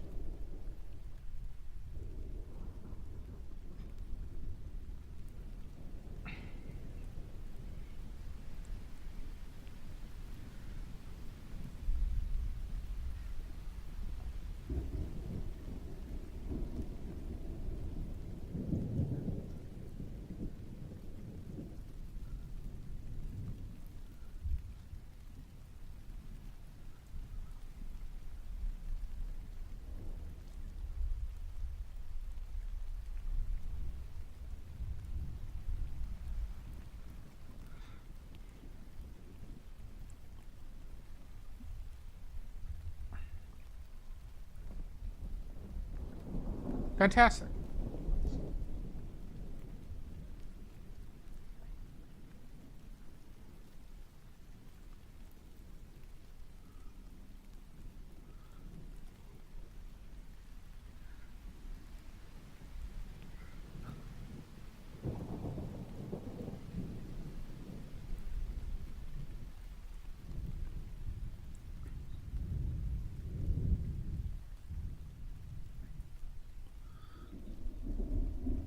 Hi, Sashi.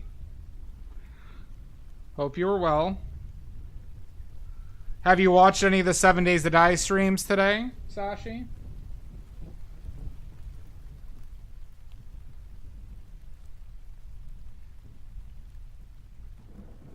God damn.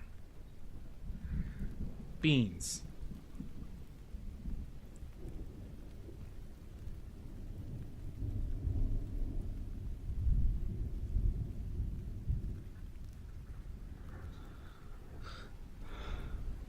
You haven't?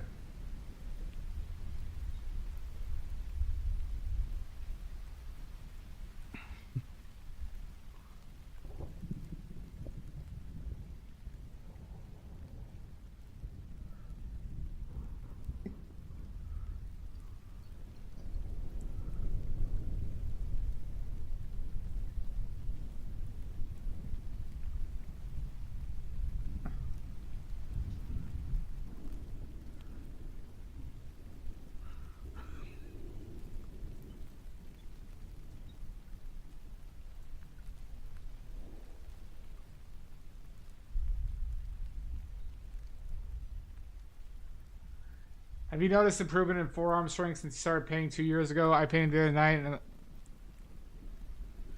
And... Not particularly. I used to do a lot of... Oh, have a good one, Big Rigs. I am doing the color match. Around 2 p.m. CST is what I'm expecting. 2 to 2:30 CST. Big Rigs. Sorry if it took me a while to see that. So, no, I don't think so. I used to...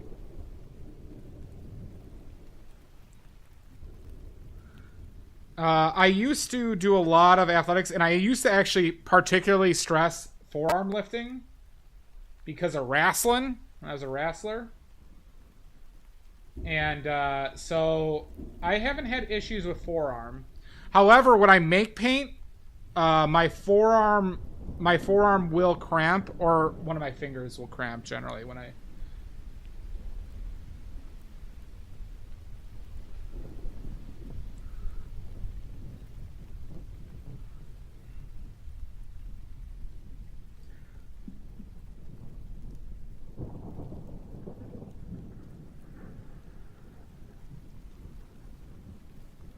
But I don't think that's a weird question. I wouldn't be surprised if more people...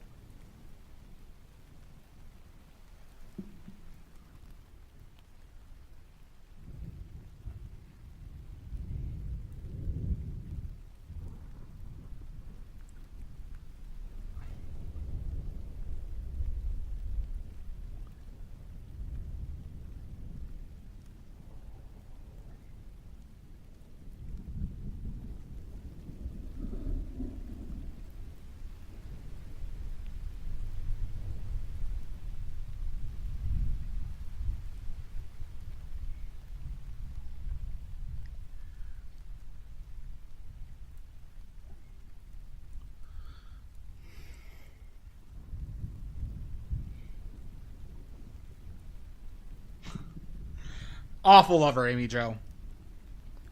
I am canonically the worst lover to ever exist.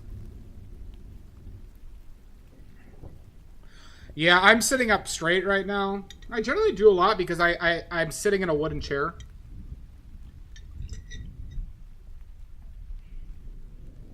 That cooling tube. That's pretty good. Wrestling.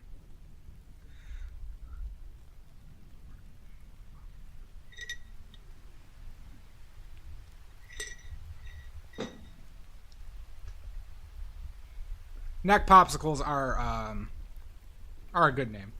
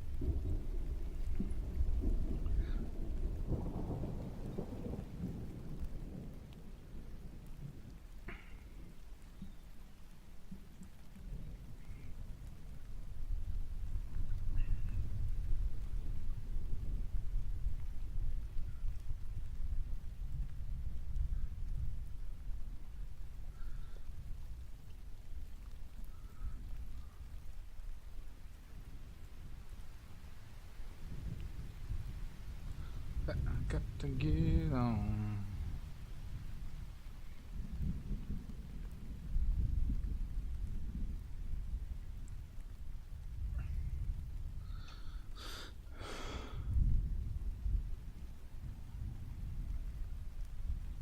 Well, that's not what trans is, King. That sounds pretty nice, Sashi.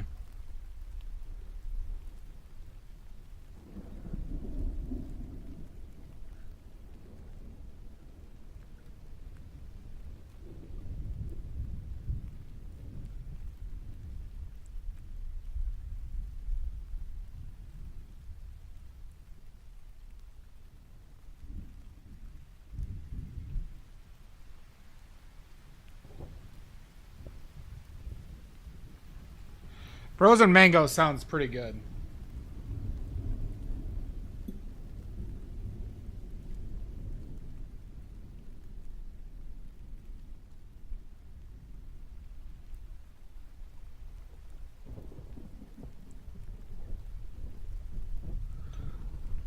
Welcome to the teacher's.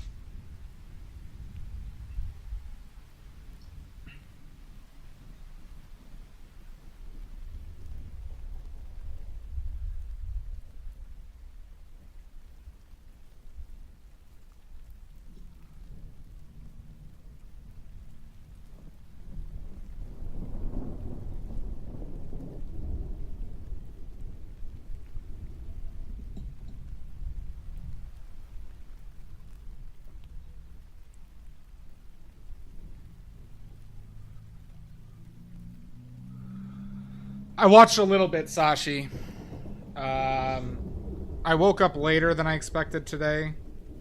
So I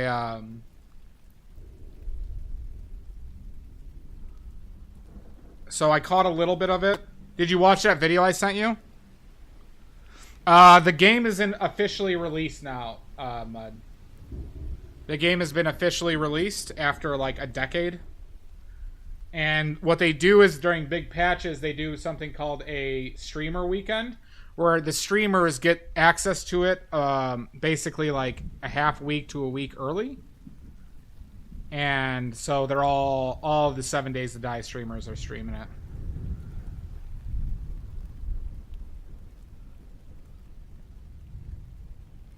Yeah, I understand if you're community, but we do have several trans members a part of this community, and we shouldn't we should respect like the seriousness of it, and so I'd appreciate just appreciate it if you would refrain from comments like that.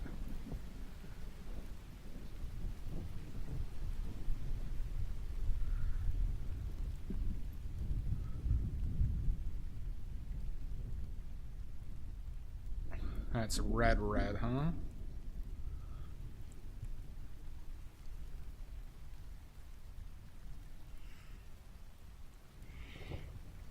Thank you, King.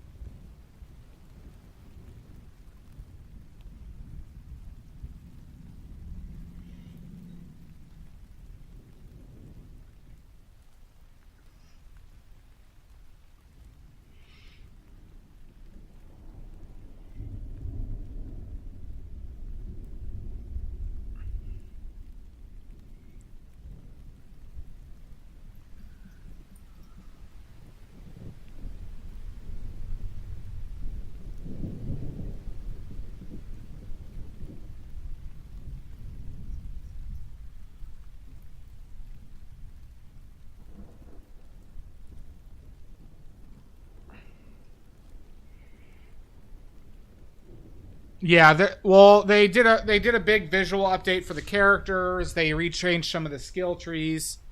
They did quite a bit. It's released on console now too. They put new buildings.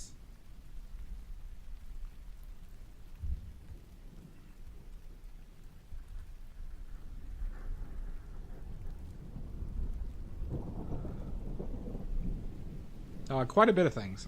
Quite a bit of new things.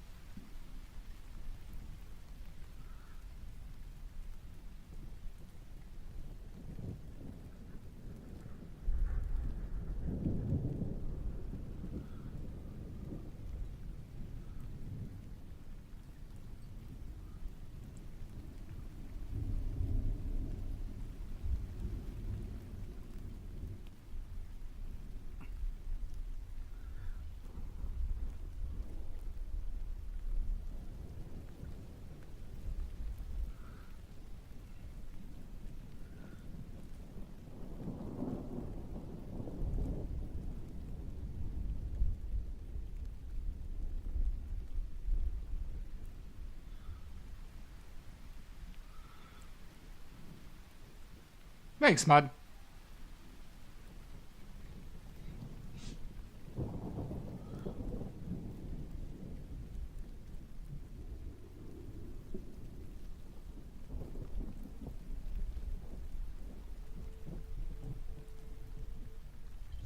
God bless America. Where'd it go? Fucker! Drop that.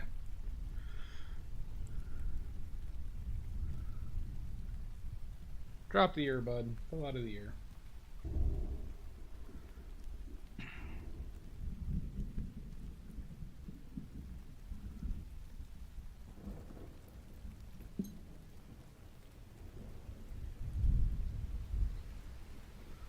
I think we are due for a break, though. I think we are due for a break. Pretty comfortable with these two cows. This one obviously still needs work in the reflection. Then we'll go to that bad boy. Then we'll do the water. Hopefully we'll be done in about an hour and a half. I'm trying to get this below in that 5 to 6 hour range. So we're going to take one more break.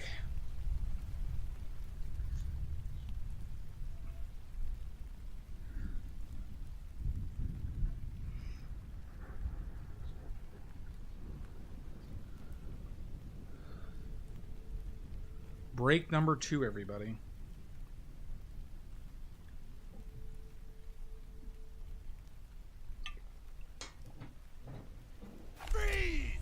Froze!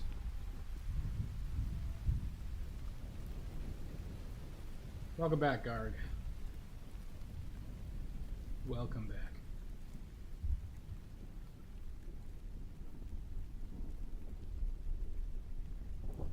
All right.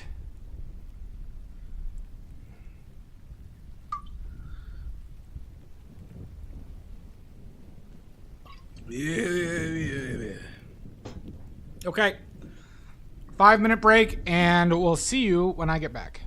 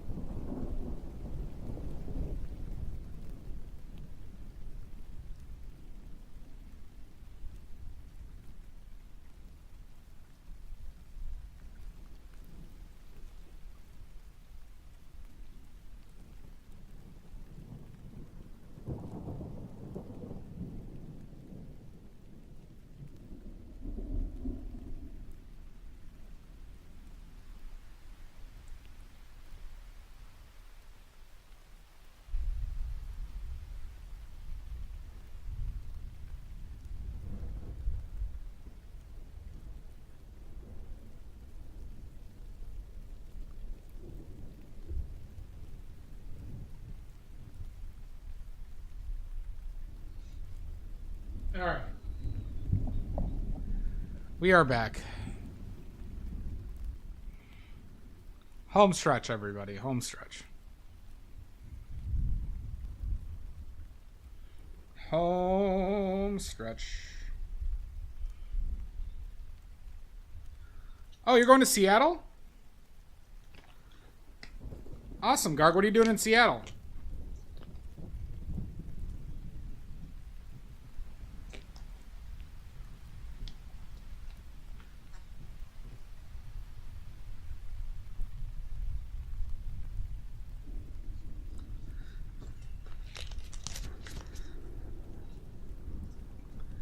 All right.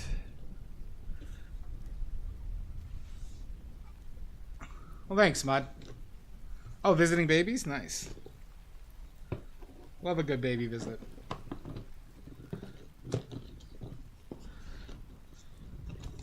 There is going to be a lot more that goes on top of the water, but... Where the fuck? Why can I never find the paint that I'm looking for? It's like a goddamn curse.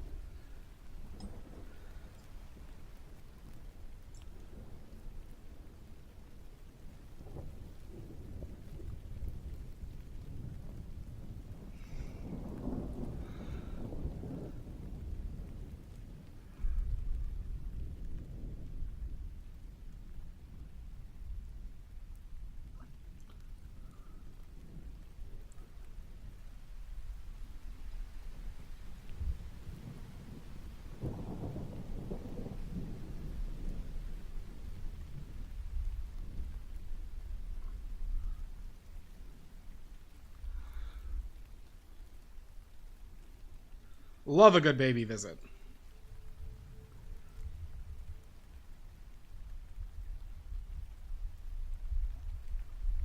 Are they relatives, Garg, or are they friends?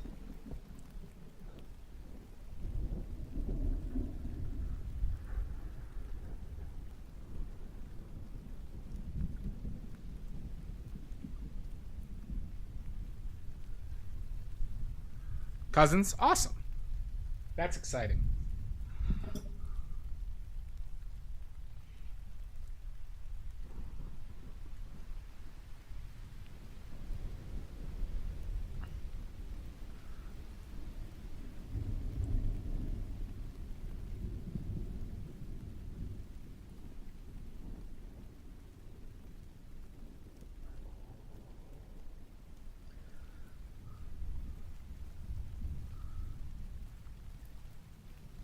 Fuck.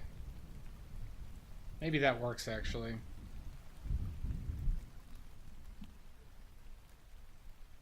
Maybe not.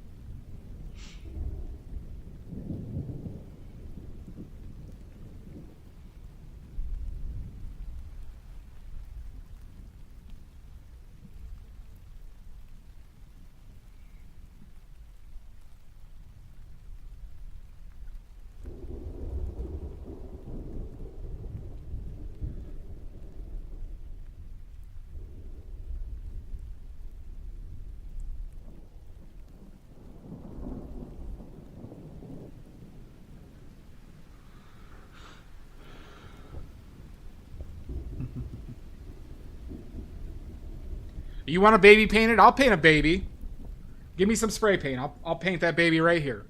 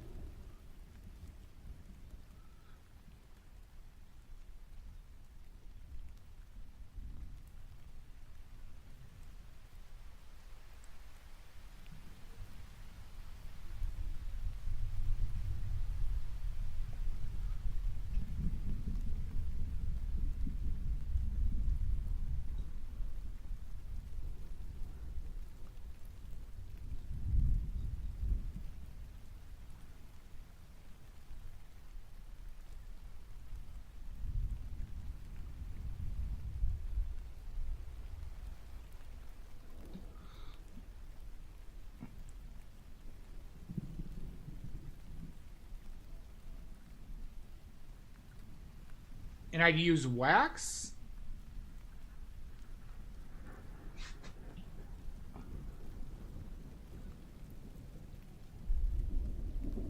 You use gels, right? The gels sheets that go over them. And no, LEDs vary greatly, King. So, LED's color is generally controlled by current and voltage, from my understanding. So you can get a wide range of colors and temperatures and warmth. So you generally look for ones that can produce a neutral light that's close to sunlight. So we look, it's measured in Kelvin, the temperature of the light, and You're looking for I think it's 5,000. Is it 5,000? If you look up the Kelvin, like the Kelvin of light, you want to paint under neutral light at all times if you care about consistency of color. So like museum lights are under neutral light.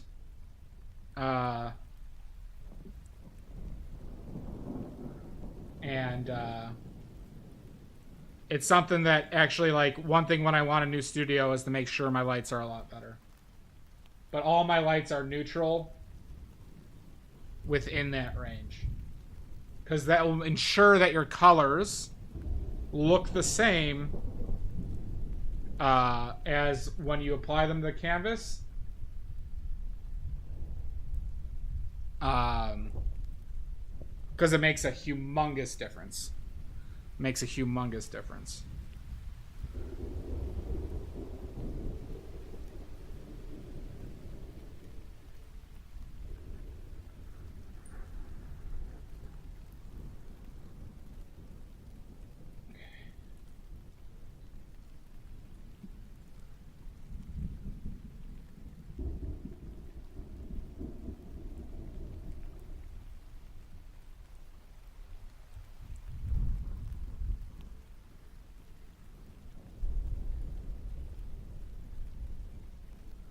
So yeah, I don't use gels. I use polarizing lens. I do use polarizing film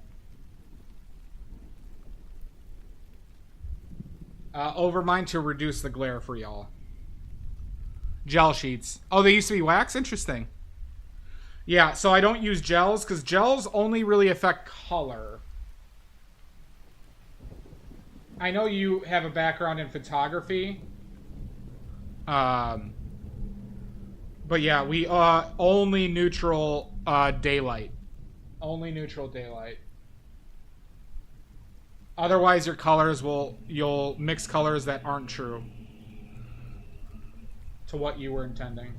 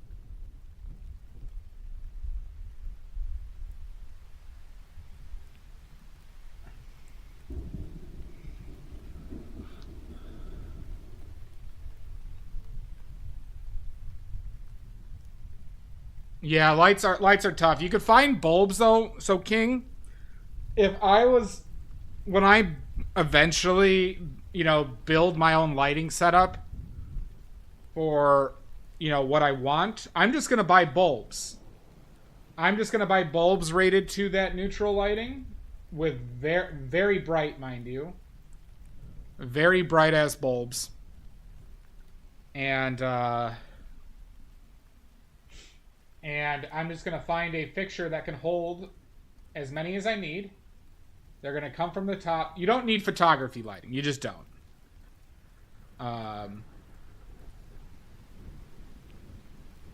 And I'm just going to light up my my studio and like that. And you could do it fairly cheap. It's just that I want to mount something to my... I want to mount the fixture to my light ceiling. The light fixture to my ceiling. And I don't want to do that at my current place now, at least.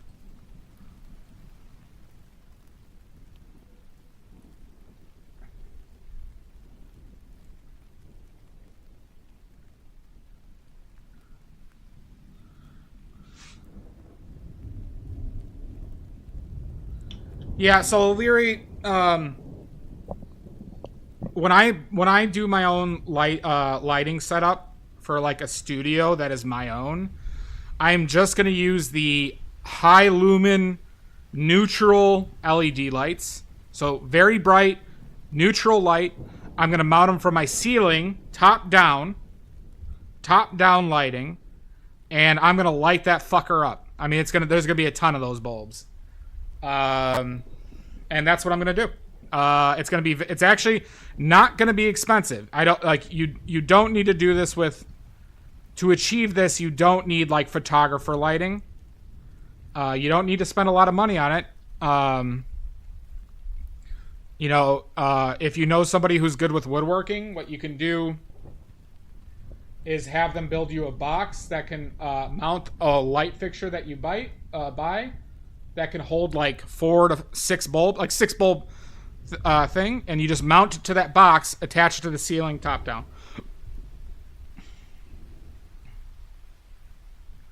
Yeah, right? You could try.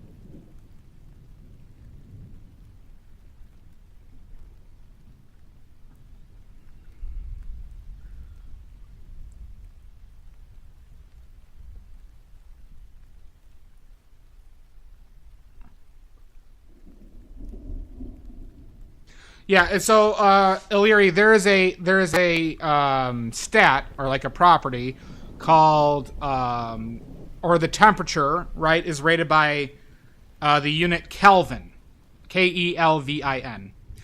Neutral sunlight, right, that either leans blue or leans warm, right, leans cold or warm, is supposedly around, I believe it's 5,000 kelvins.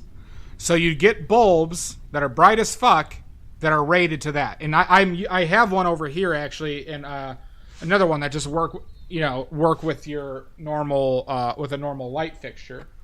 Then you can buy a light fixture from wherever you get these things. Like I would use Amazon to find these, or a hardware store.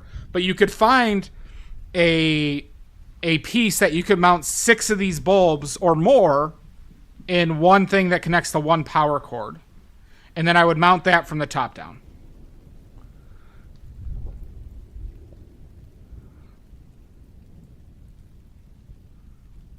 Yeah. There's that aspect. I would care first more about the lighting, but then, yeah, those properties for streaming can be important. Because, yeah, Mud got a fancy light, or, you know, upgraded their lighting setup quite a bit.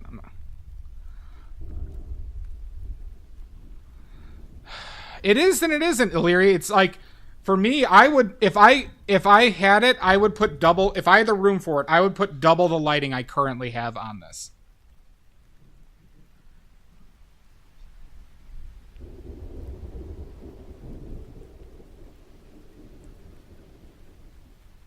Because Illyri also, like, Illyri, have you painted outside in, hi, Legendary Vegan. Illyri, have you painted outside in bright sunlight? Like, have your paints been in bright sunlight before when painting? You know, you remember how different they look in that bright sunlight? Like, you remember how preposterously, like, almost clear they were? And you could see it all? Yeah. It's, you know, it's like that. It allows you to see your paints clearer everywhere, and that is pretty important to me. At least to me.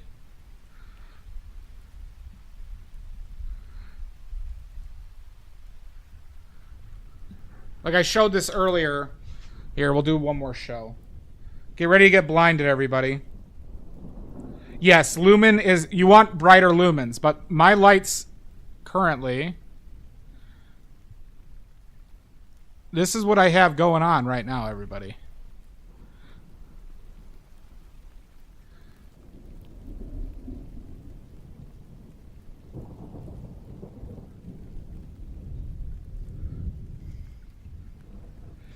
I mean, it is and it isn't, right? Like, it's just what is necessary, right?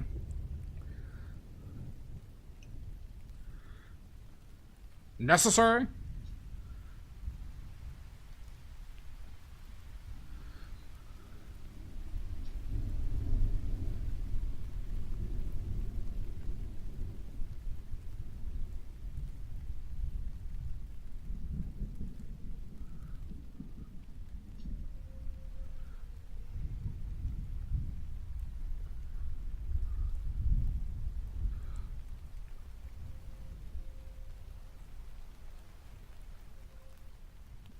No worries, Sashi. Well, so, Illyri, I use an ND filter on my camera, so if you see, I can rotate this, and because they have polarizing film on it, right, you see that glare? I just rotate this, and there you go. That's just an ND filter and polarizing film on top of it. That's a lot of lumens, isn't it? I believe that's a fuckload.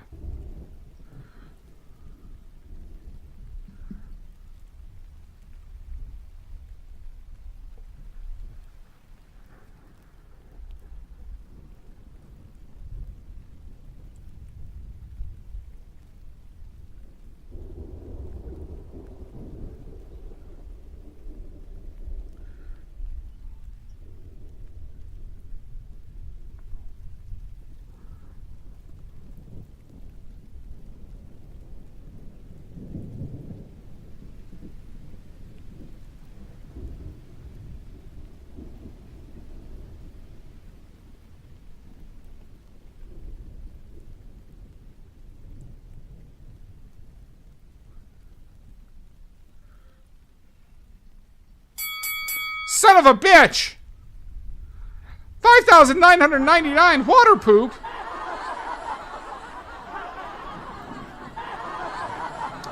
Yeah, it's just all you need to do is polarizing. You need polarizing films over your light, and ND filter that goes on your camera.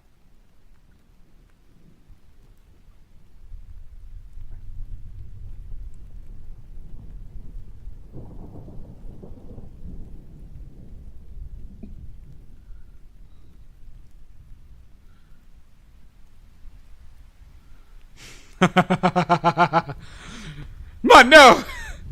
Mud, no, please! Oh my god! Mud, I'll forgive you if you want 6,000.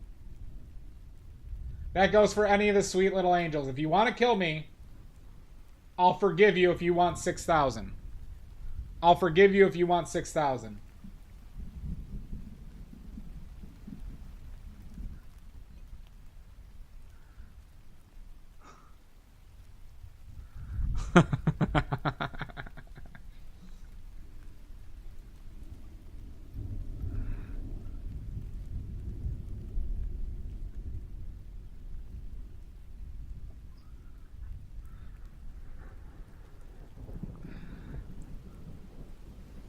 He did win full Emperor. Yeah, no, that I remember. I think Waterpop was waiting for somebody to do that. Waterpop, I'm on to you. I think you were waiting for somebody to do 5,999.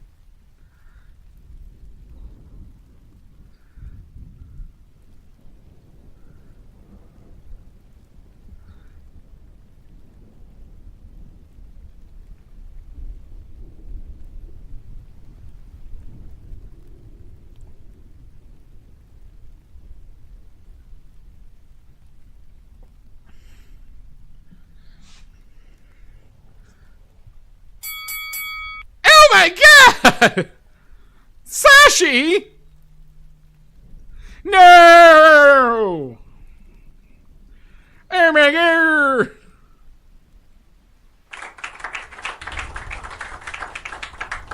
$6,000, everybody. I've been struck down by you animals. $6,000.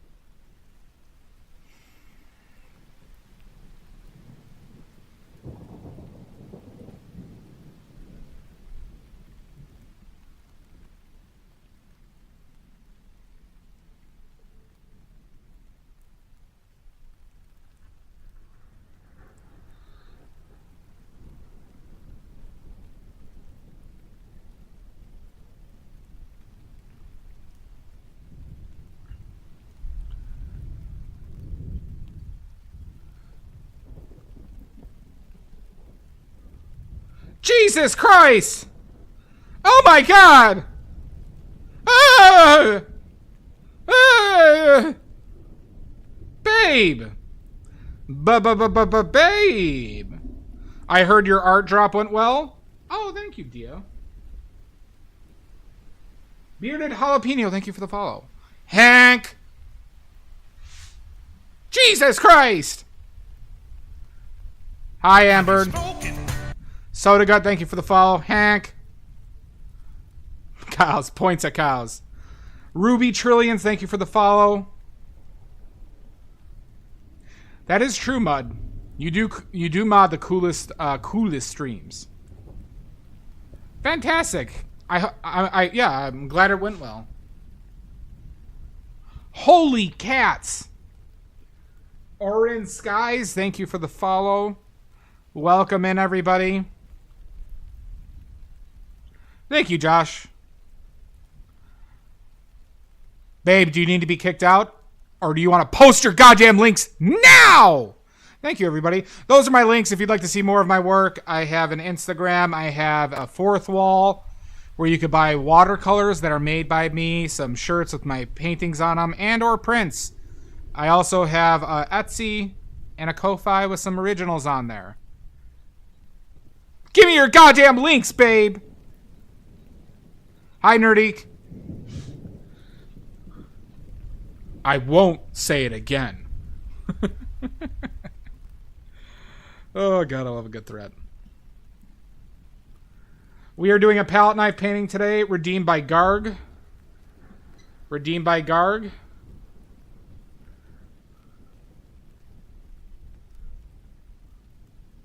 Babe, I'm waiting.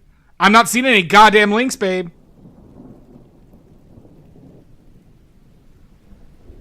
Also, there we go. Everybody must go to that fourth wall now.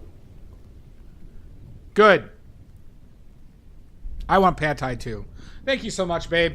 Also, everybody who's interested in colors and color mixing, tomorrow we have a special stream. Tomorrow we have a special stream, everybody. We are going to do a color mixing and matching stream from these paint swatches. We are going to mix these colors and we're going to match them live on stream. And I'm going to explain how to do that. It's going to be about 2 to 2:30 CST. So we're going to pick out swatches and we're going to match them. And I'm going to explain how to do it. Live on stream. 2 to 2:30 CST, yeah. Be there and be square. Absolutely not, Crypt Shadow, because we can mix all of these. Be here. No, it's be here and be square, Mud. Swatch and... All right, Mud, that was good. Tomorrow at 2 to 2:30, we're going to show you how to mix colors on demand. And you look deeply in your soul and realize that you can now mix colors. Swatch and learn. That will be the title of the stream. Fine, Sashi. I'll dehydrate. All right, babe. Get the hell out of here. Damn it, babe. Get on, get. Get out of here. Yeah. I won't say it again. Oh my God. You aren't welcome anymore, babe. Thank you so much. That was very kind of you. Get out of here. Unbelievable. We're yelling at Rachel.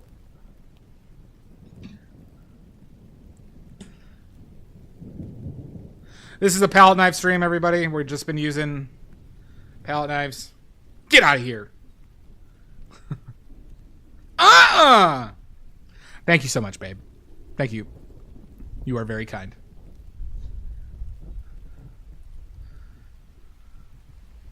Or else.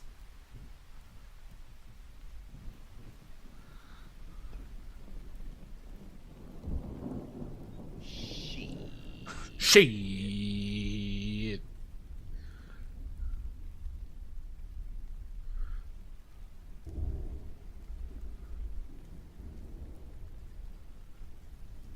And if anybody has any questions about what I'm doing, please let me know. I'll answer anything.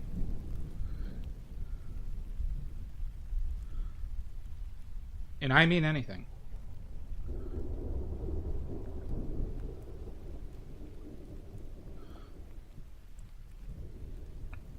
Night, babe.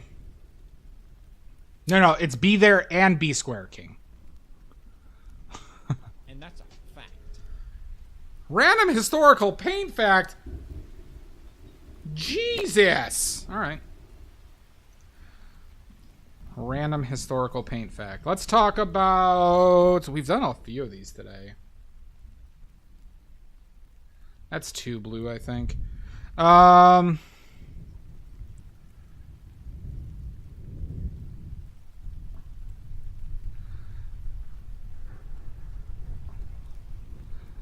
Let's go with... Yeah, all this with just a palette knife. Yep, Orange Skies, we started today too. Make it good. All right, let's talk about a fun. Fine, we'll talk about deadly paints. Bum, bum, bum. Deadly pigments. Less than you think, more commonly used than you think. Gasp, I know. Main deadly pigments that were used historically were vermilion, which is made from mercury, orpiment, made from arsenic, realgar, made from arsenic, cinnabar, which is unrefined vermilion, essentially, and lead, including red lead, which was called minium, and lead white or flake white. All right? Now, the reason why they use these colors with the frequency that they did is because they had no other options for vibrant colors. We didn't have a red more vibrant than vermilion until like that was light fast, I should say. Basically until the 1700s. Okay? They were a huge risk, but worthwhile to the people using them. So, for example, the Zorn palette, Anders Zorn used vermilion, true vermilion. Monet used true vermilion. Like a lot of impressionists, a lot of the realists, almost every Renaissance painter used these paints because they had to. So the most common ones though were vermilion and lead white. Those pretty much were a part of every painting up until like the 1700s. Every major painting, I should say. Now, other variations did come up.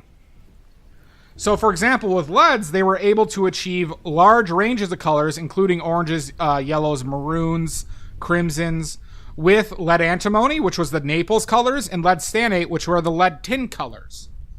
There were also other arsenic-based pigments that came up, specifically in the 1700s, that were used a lot. If you've ever heard of emerald green and Shields green. Shields green wasn't really used as an oil paint pigment because emerald green was better for it. But emerald green was an arsenic-based green that was very vibrant and was one of the first vibrant greens ever available. So people fucking loved it. And they went nuts for it. And they killed people. Specifically, Shields green killed people. Because they used that shit in candles, in children's toys, in wallpaper, in makeup even. And supposedly, Shields green or emerald green played a role in Napoleon's death. That is speculation. Okay? What else is fun about this? There was also some dyes made. So there was also a purple I found out. An arsenic-based purple. Invented in the 1800s called London purple. That was used for dyes for clothes. And the Queen of England wore clothes dyed with this purple.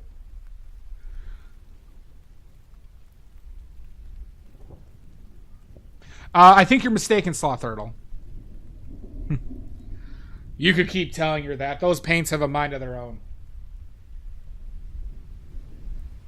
Well, no, so like with Shields green, the wallpaper one is what happens is when those were arsenite-based pigments. I believe the term was arsenite.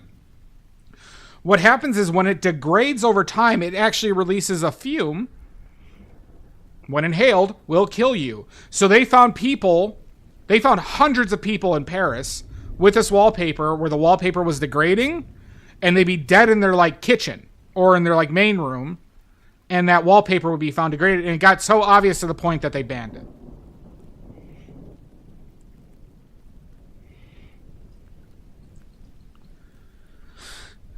And other fun uses, vermilion particularly was hugely popular with the Romans. The Romans loved red in general, and they used vermilion in makeups that they would wear all the time, and What was the other thing I was going to say about that? What was the other fun Vermilion fact? I know. They use it in fucking makeups. It was crazy. Crazy!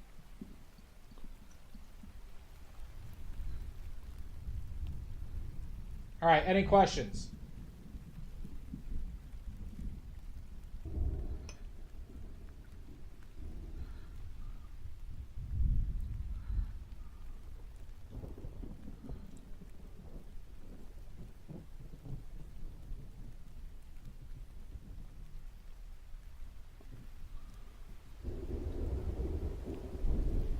What's your question?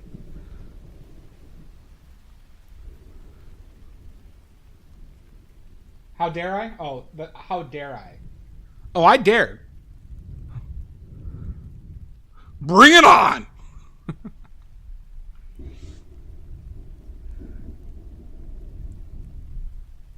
Oh, mix your paints, everybody.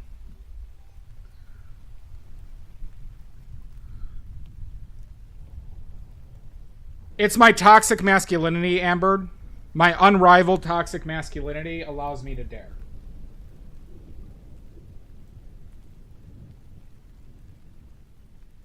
Unrivaled.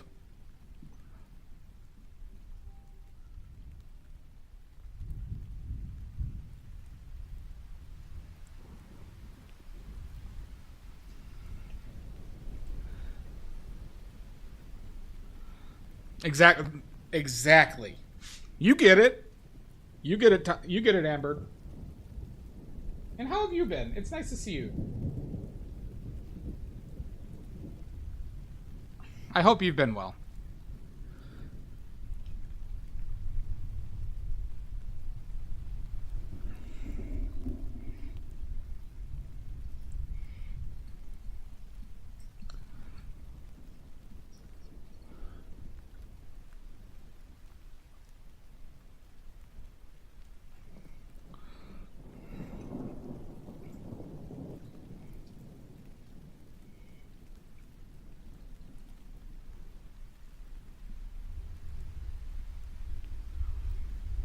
Yeah, I bet. Well, it's nice to see you.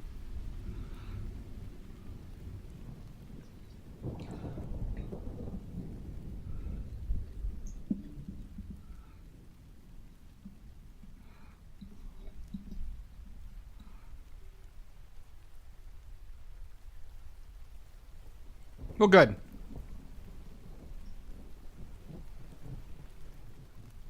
Good.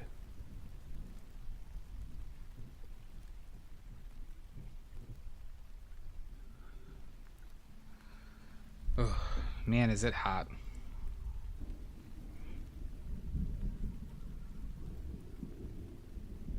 That's too dark.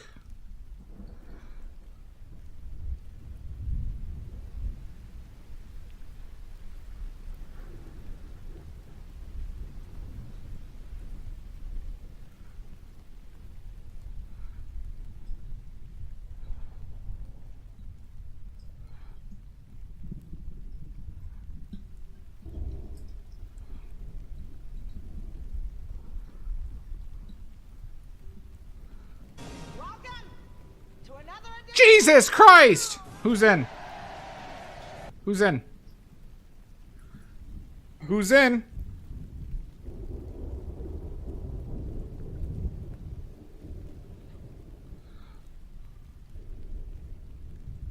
Have a good night, Mud.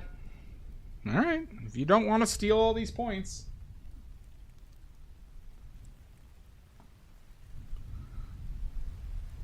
Nini, Mud. Nini, Salt. Thank you so much. Per usual. Thank you for not being 6,000.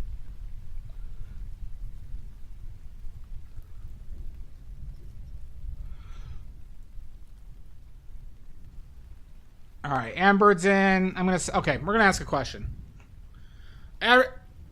Name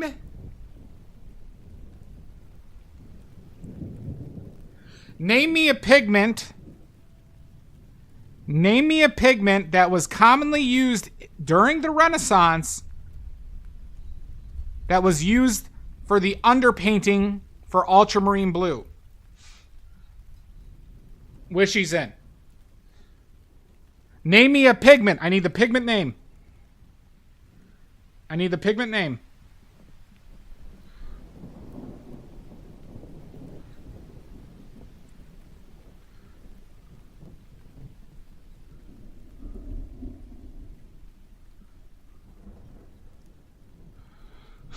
Shields green, no. Red, no. Burnt sienna, no. Raw umber, nope. Bahaha, nope. Titanium white, nope. Rude, I'm reading, nope. Burnt umber, nope. Repeat, nope. Sorry, repeat. King, name me a pigment that was commonly used as a color for underpainting ultramarine blue during the Renaissance. Naples yellow, no. This is for everybody, Pickles. There are multiple acceptable answers.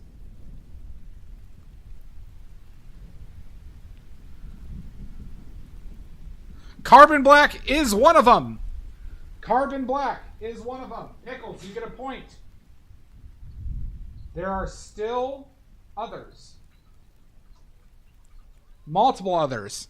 Sap green, no.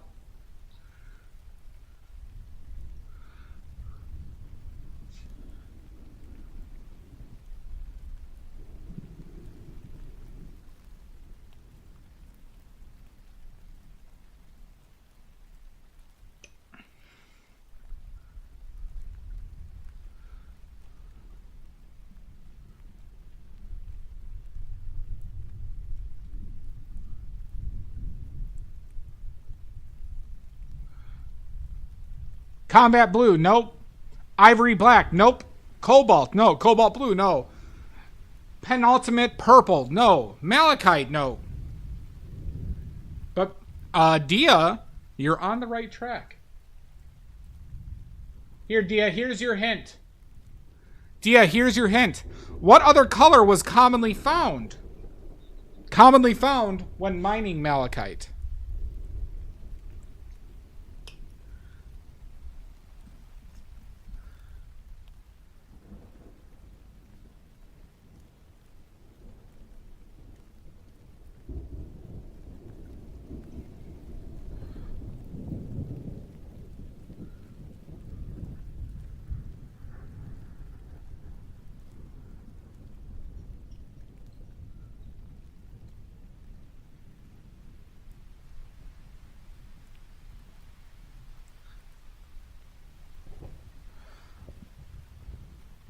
Lapis lazuli? Nope.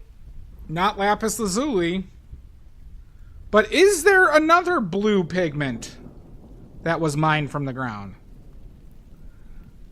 Is there another blue pigment mined from the ground?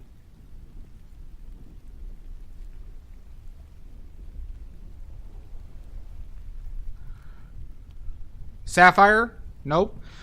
Amy Jo, name me a pigment that was commonly used as an underpainting pigment for ultramarine blue. There it is. Amy Jo with azurite.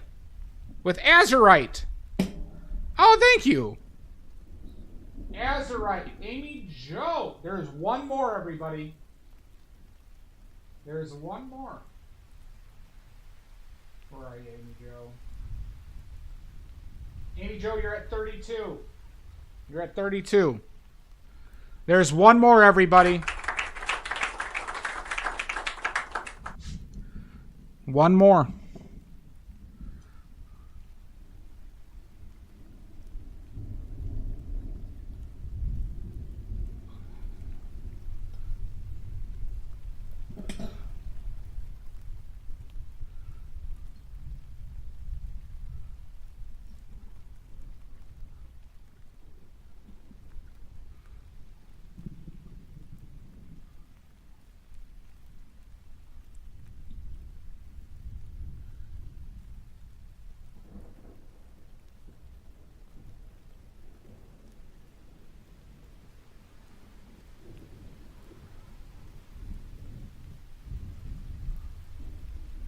Amygdalite? Nope. Lime green? Nope. Spaghetti western teal? Nope. Fully grown adult blue? Nope.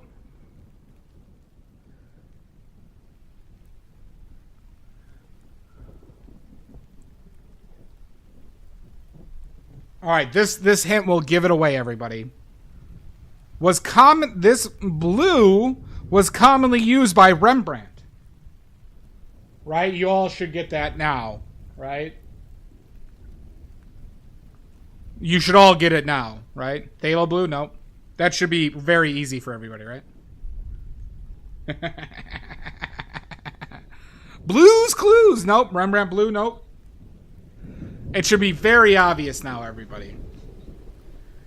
Ball vein blue. Very close. It should be very obvious at this point.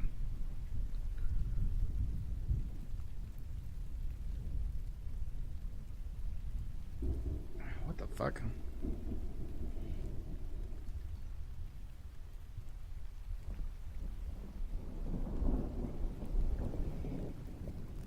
Blue balls. Nope. Blue man group blue. No. Navy blue. Nope. Navy blue is not a pigment name.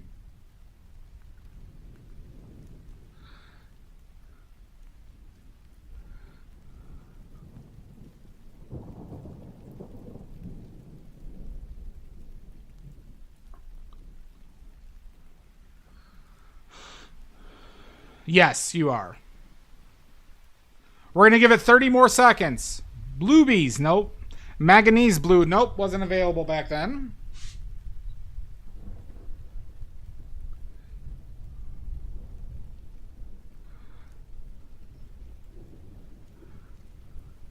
Prussian blue, nope. Ultramarine, no. This was for the undercoating of ultramarine blue. True ultramarine blue. So they use these colors to save money to make the ultramarine blue more vibrant during glazing.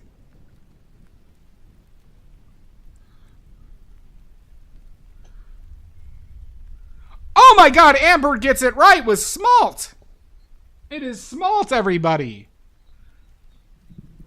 Smalt from Amber. Where are you, Amber? I know you had some points.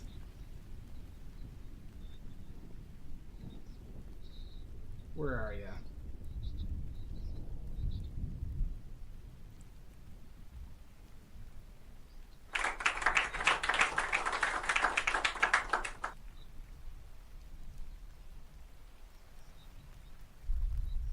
There you are. Amber, you're up to 2. Amber, I thought you had more. But you are at 2 oily points. 2. Yep. You now have 2. Next question. Next question.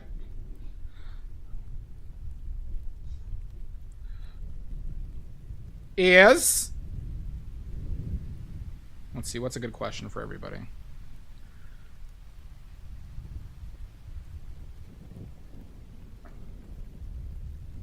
The big U. All right, yeah, if you don't mind, Pickles. If you don't mind. Guys, I just got barrels upon barrels of horse shit delivered to my house. Somebody played a prank on me, but now I got 3 metric tons of horse shit just sitting in my main room.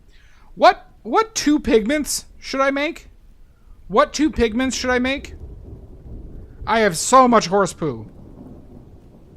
You don't have to, Pickles. Small, nope. Horse brown, nope. I just have so much poo, everybody. It's insane. Somebody played a real mean joke to me. Water pop. You get one of them right with flake white. Flake white. Ultramarine blue, nope. Water pop. You get a point for flake white. What's the other one? What's the other one? Where are you, water poop? You're at 10 now, water poop. You're at 10 now.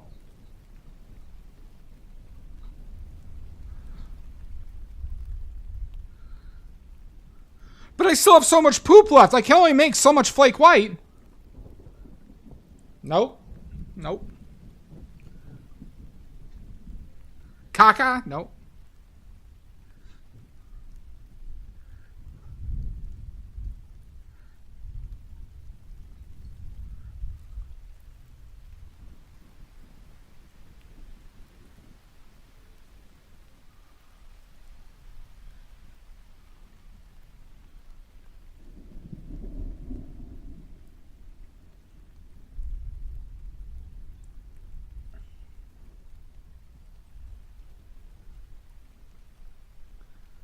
Smalt? Nope, not smalt. Smalt is not made, everybody. Smalt is made from something mined from the ground. It's not caca. All right, your hint is, everybody, your hint is it's green. It's a green color. A green color. A historical green. Shrek shit? Nope. Malachite? Nope. Malachite's mined from the ground. Chartreuse? Nope.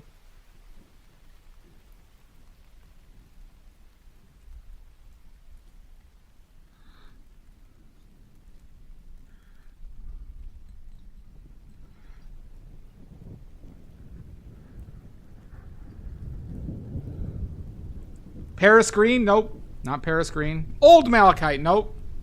Broccoli green? Nope.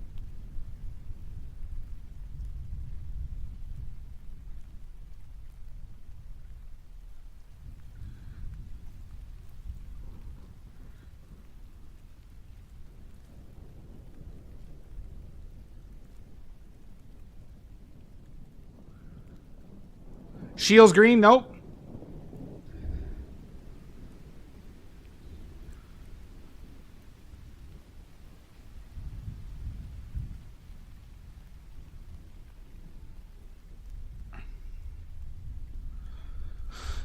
Solid fart green? Nope. Verdigris is correct.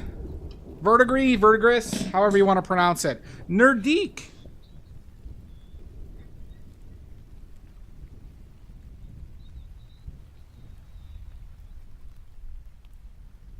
You have a nerd JQ. Sorry. I'm just going to call you nerd. My apologies.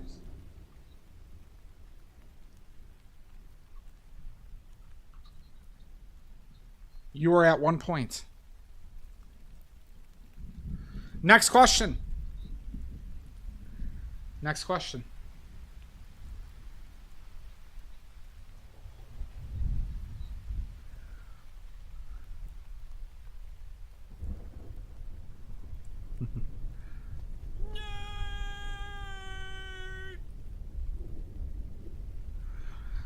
All right, name me a pigment. Name me a pigment that was discovered as a result of calamine lotion. As a result of the existence of calamine lotion.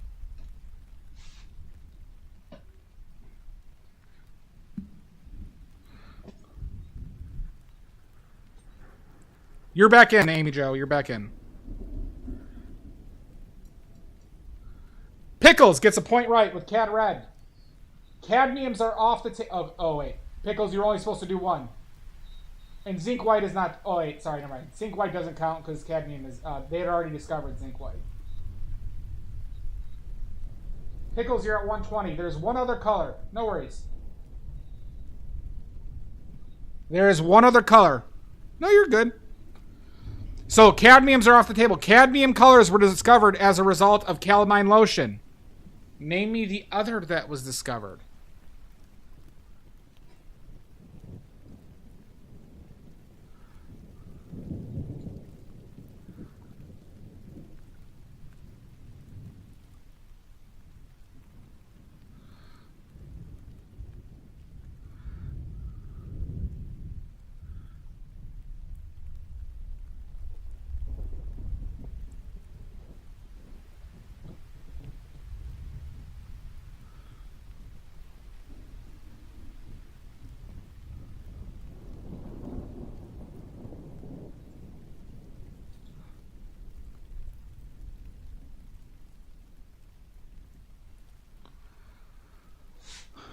Sienna, no. Pyrrole, no. Pepto Pink, no. Burnt Sienna, Tenacious Green and the Pick of Destiny, nope. Rose, nope.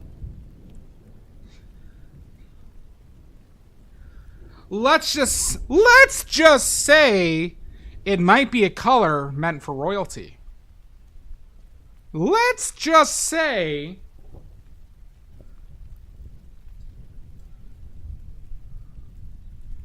Purple, nope. Gold. I need the pigment name. Purple Palace, nope.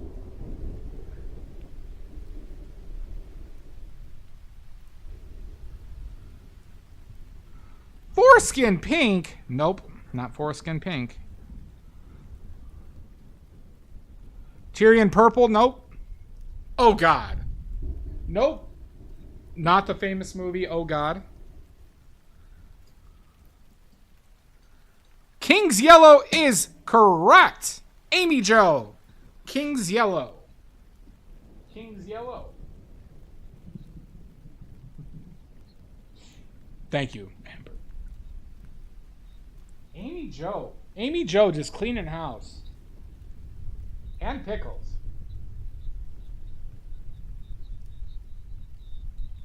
Amy Jo, you're at 33.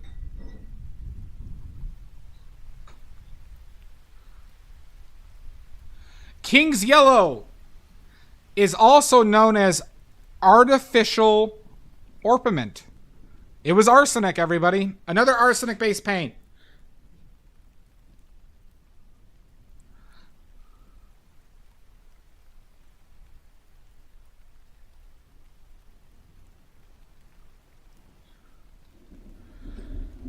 King's Yellow. All right. Let's go with...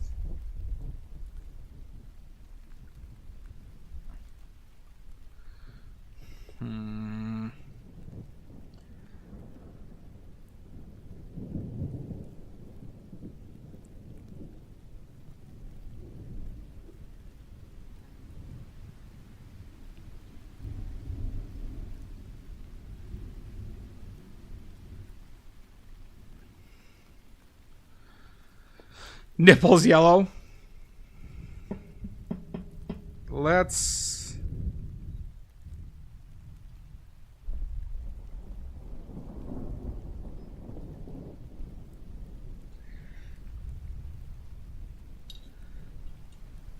All right.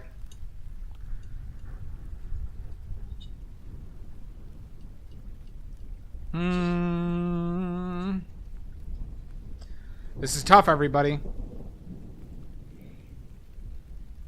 This is tough. Questions are tough. Questions are tough.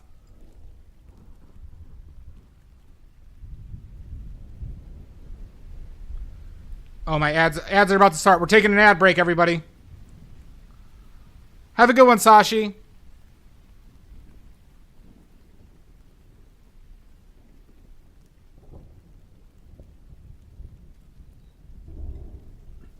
We're going to wait for ads. And we'll resume after a message from our sponsors.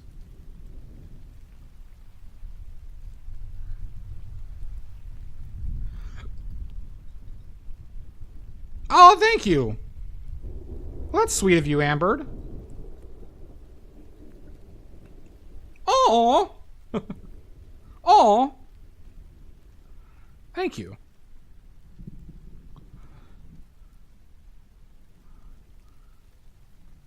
How'd you earworm yourself? Thank you so much, Amber. That is awfully kind of you.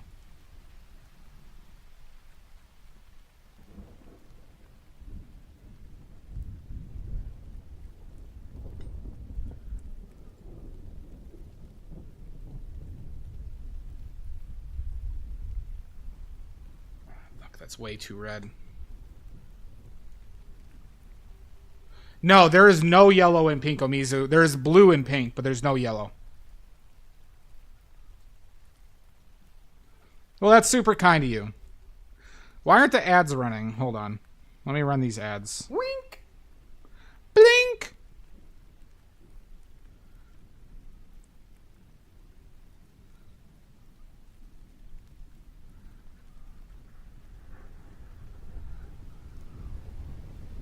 All right, ads are going right now, everybody.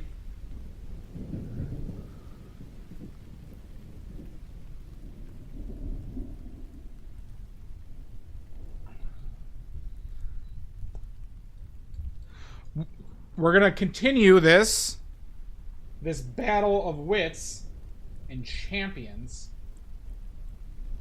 once we get back from ads.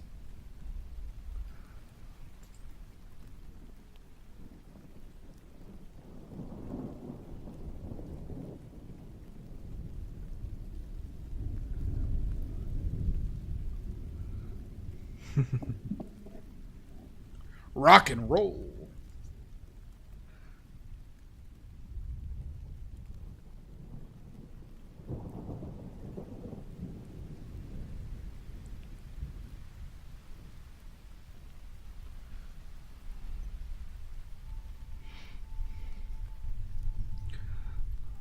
These are a few of my Favorite things. When the dog bites, ouch. When the bee stings, I'm allergic. When I'm feeling sad. Single tear.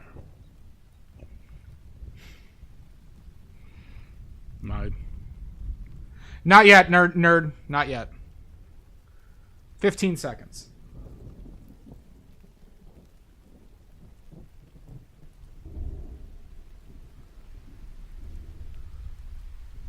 I try and remember my favorite things, and then I don't feel so bad. Shooby-dooby-doo. All right, ads are done.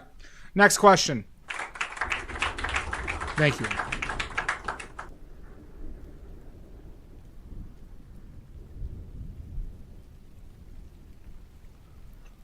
Let's go with... I should have thought of a question during ads. That would have been the smart thing to do.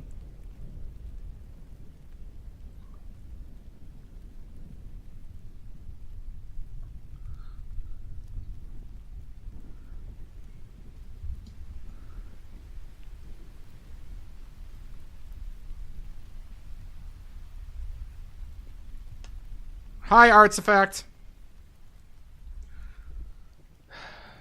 What's a good question for you lot? What's a good question for all y'all?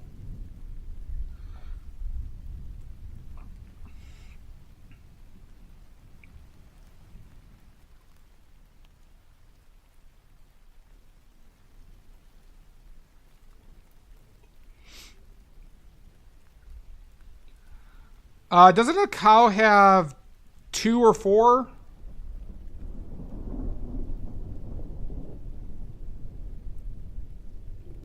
I know it's not just 1. 4? Yeah. Knew it. All right.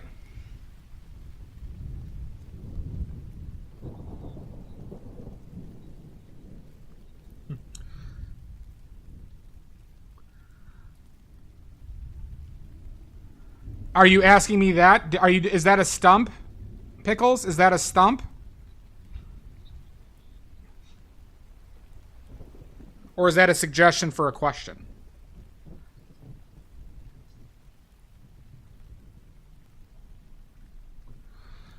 Here, all right.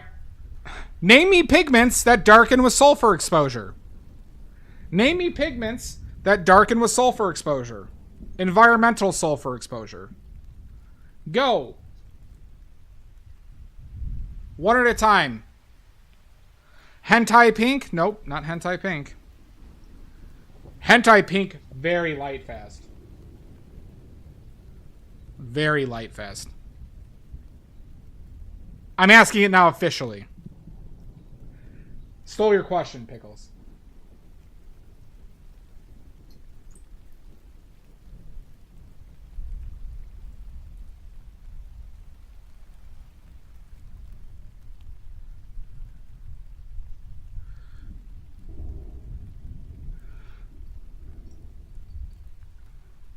Ultramarine?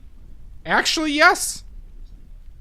There has been some reports of synthetic ultramarine blue darkening with sulfur exposure. King, you get a point. There are others, though. There are multiple others. What are the others? Car red, nope. Hi, Dial M. King, you are now at 2 oily points.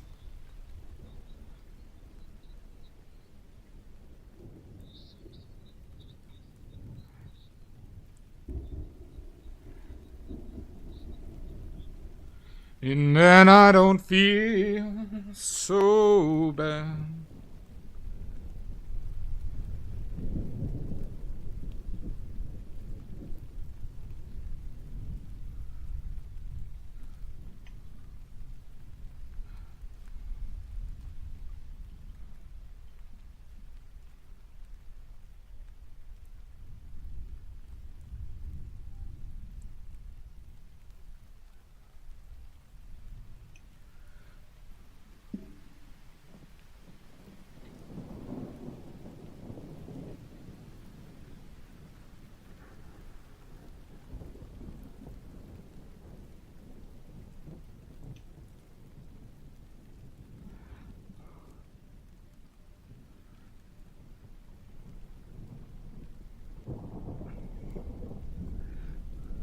Come on, people.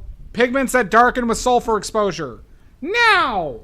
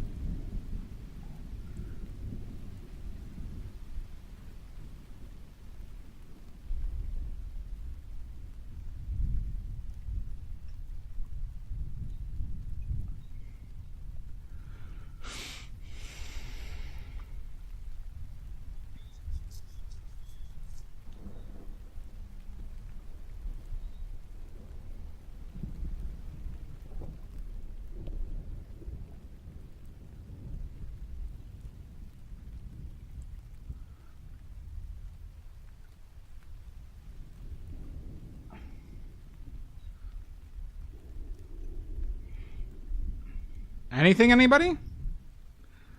Anything?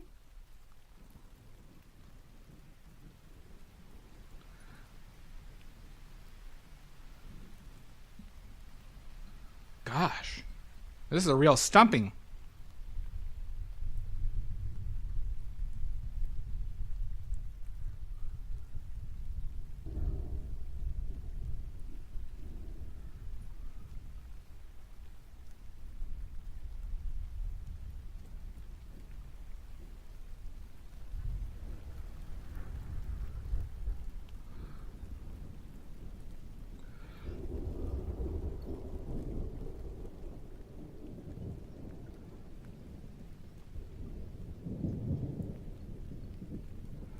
Vermilion is correct. Vermilion is one of them. Nerd, you're at 2.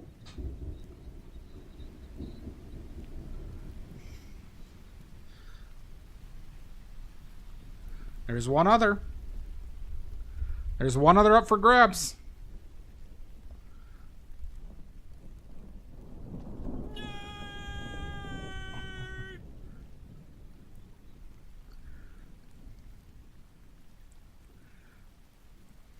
Unbelievable.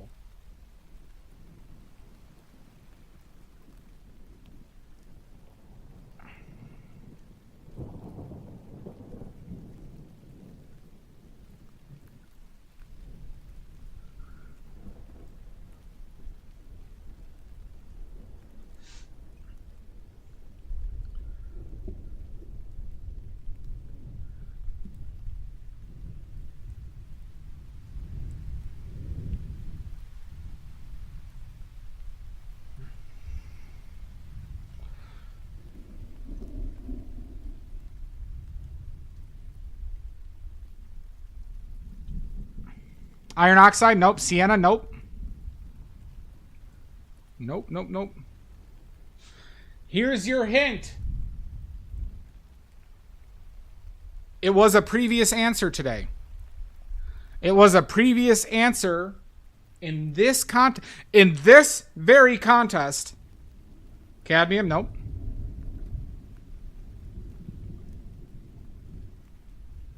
On a night just like tonight.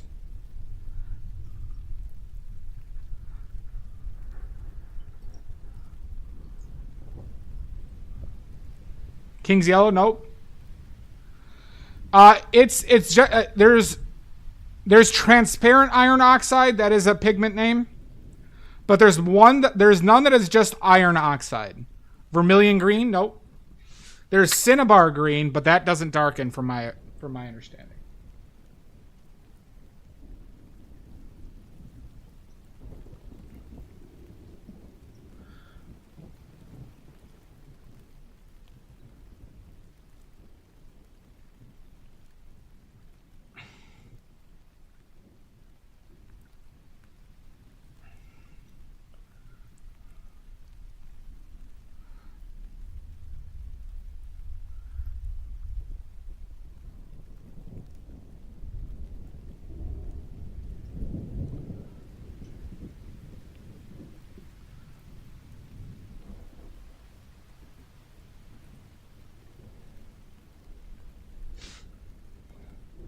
Verdigris, nope. Smalt, nope.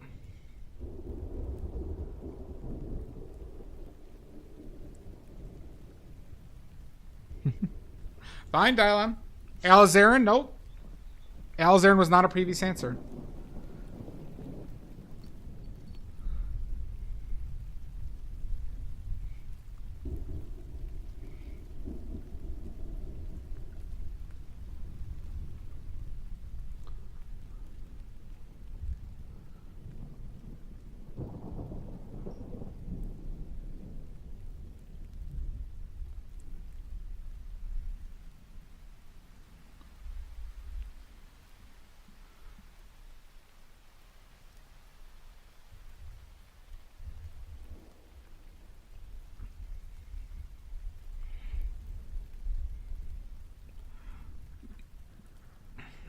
Nope, not Viridian.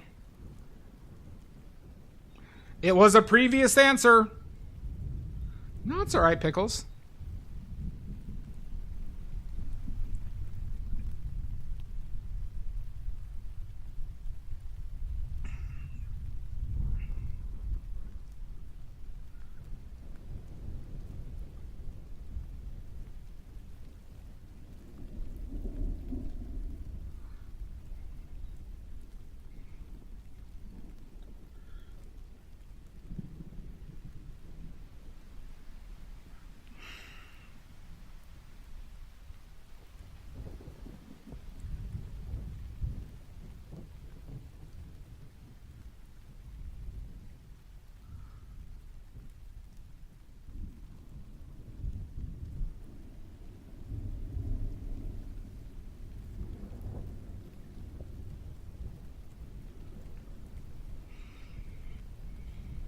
It is trivia artifact.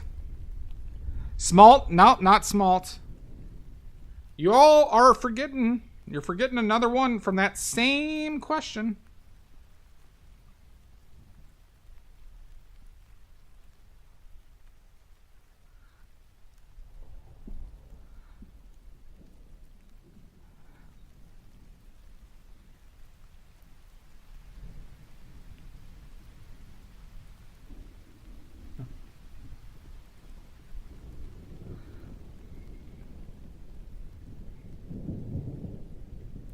No, smalt exists.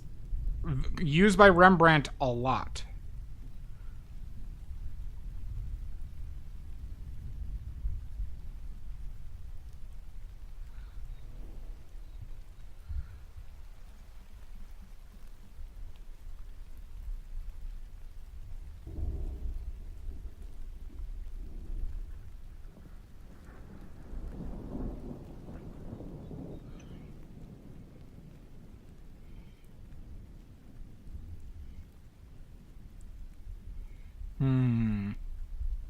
Amy Jo, would you like to guess?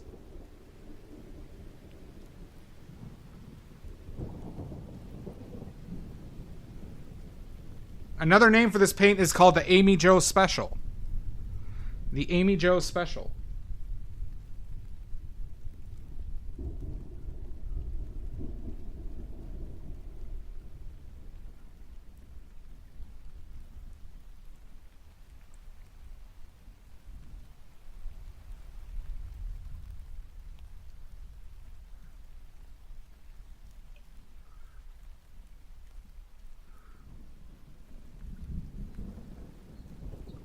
Amy Jo, what pigment is the Amy Jo special?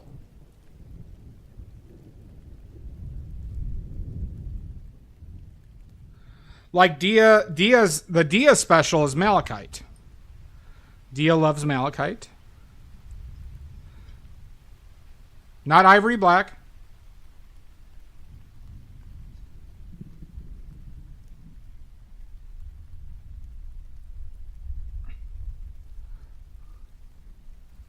Usually they come back.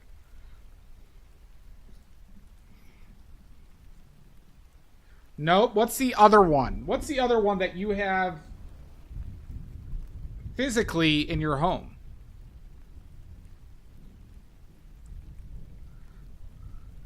Flake white? No.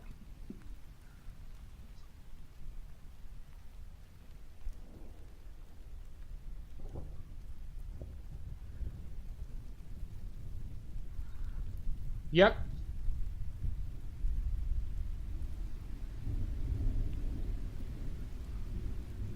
There it is.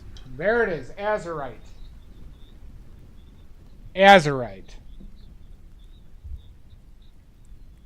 But I remember you saying that you had this one on like your desk.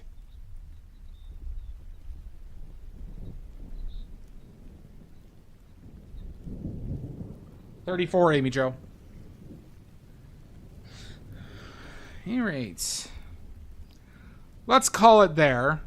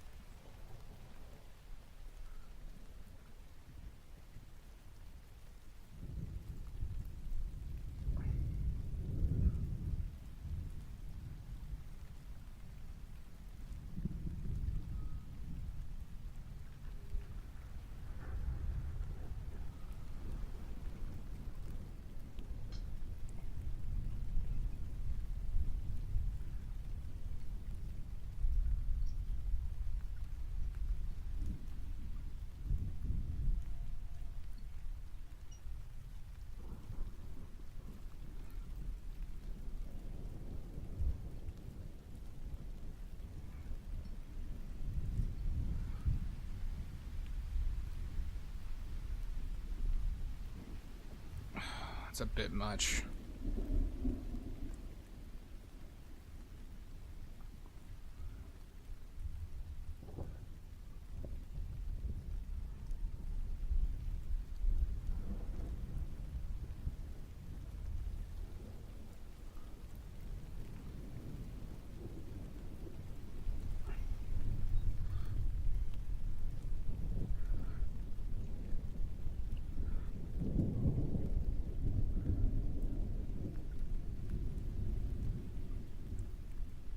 Shadows.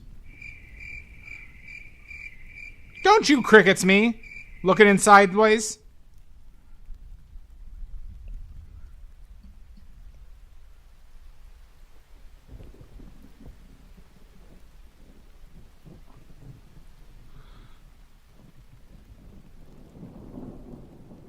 Raindrops on roses and whiskers on kittens.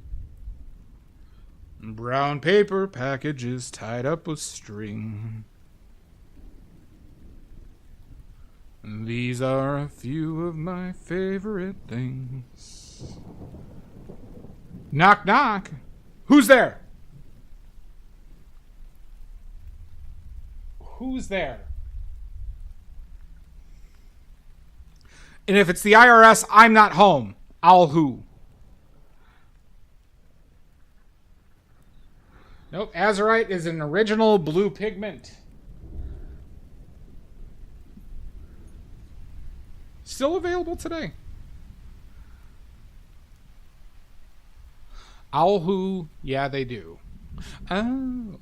You son of a bitch, how dare you trick me? How dare you trick me in my own stream? I look like a fool right now. I look like such an asshole. Damn it.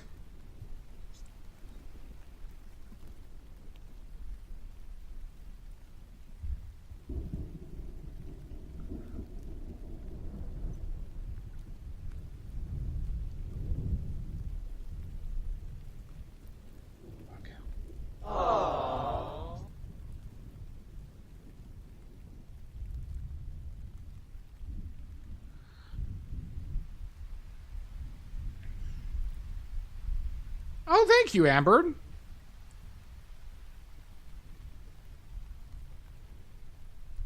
Well, that's super kind of you. Thank you, Omizu. We're running a little bit longer than I wanted to, but that is what it is.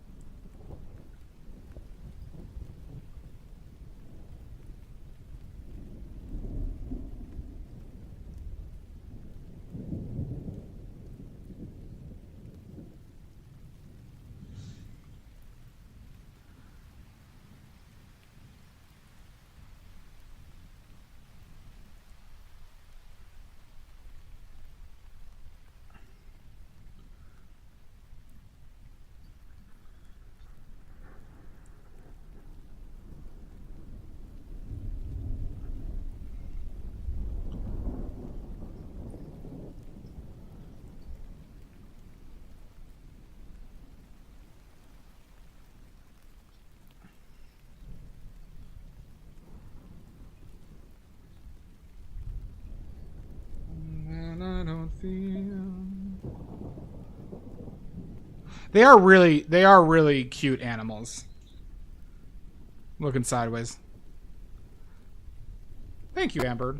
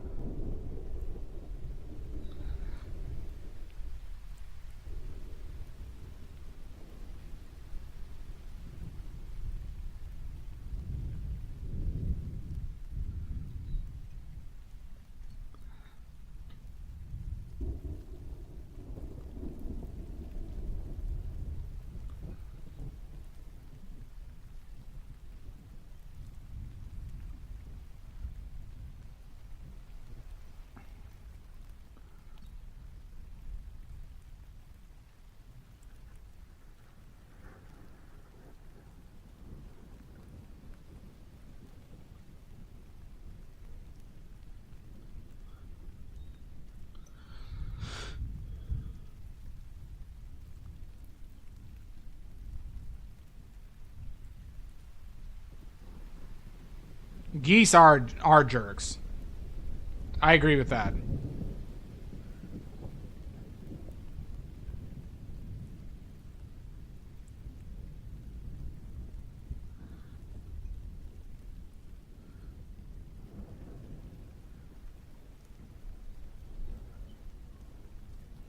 Nice. Nice, Stanosaurus. Welcome in.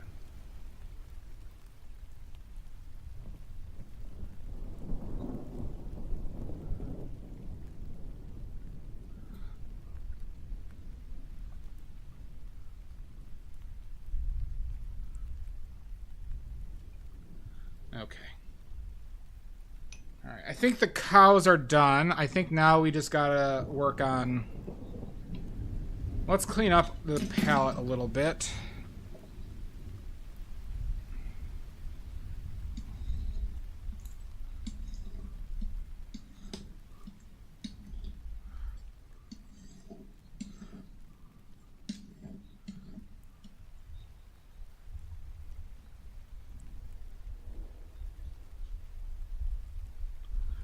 Alright. We need some more paper towels.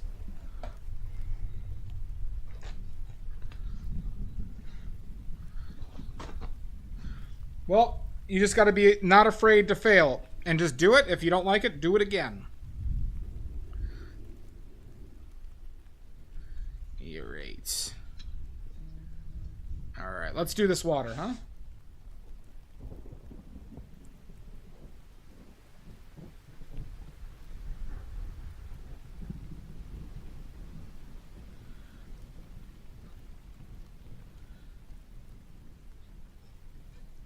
Smoothing this out a little bit.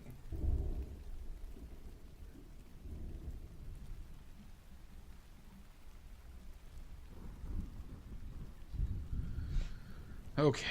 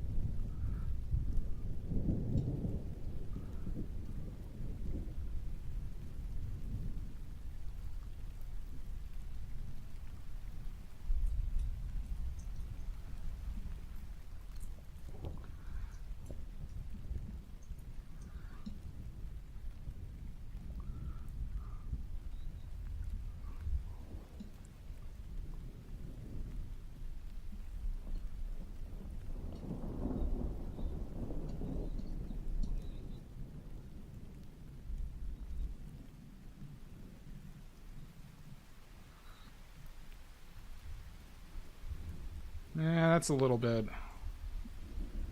too much, I think.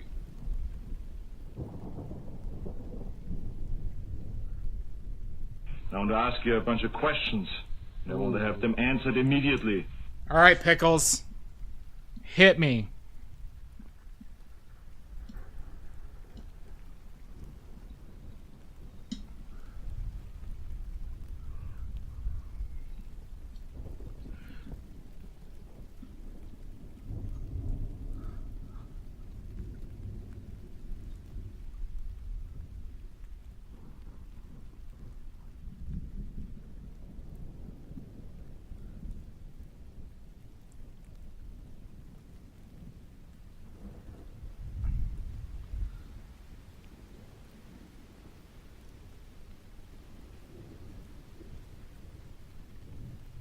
Thank you, Lizzie. But suspicious. What was the what year was the first wooden pencil created?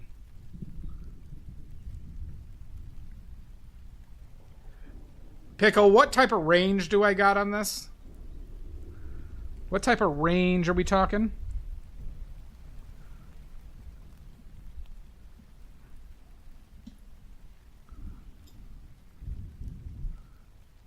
10 years? Okay. We'll do 10.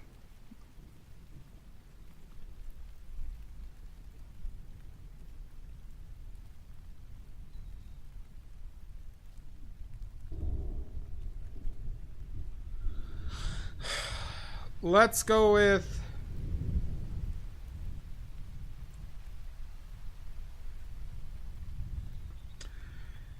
1845. 1845.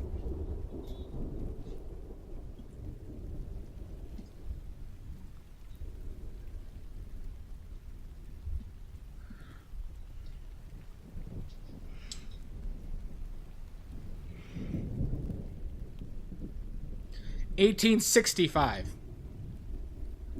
1865.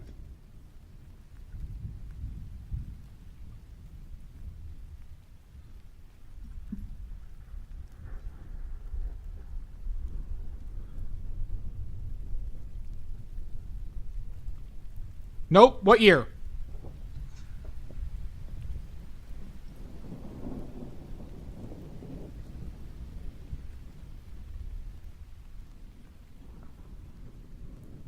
Interesting. I was thinking about going like late Renaissance, but I didn't think they'd have the capabilities to make that.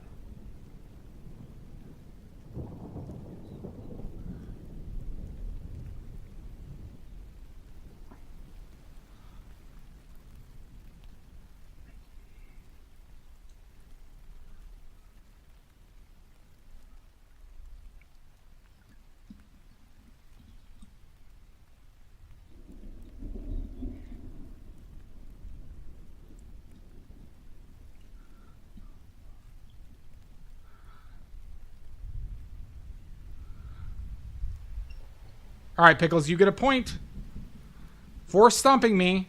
Oh, God, I can't believe I got stumped. Oh, no! My night's ruined.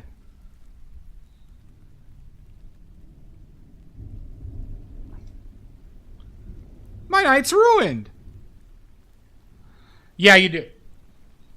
121, Pickles. You're at 121.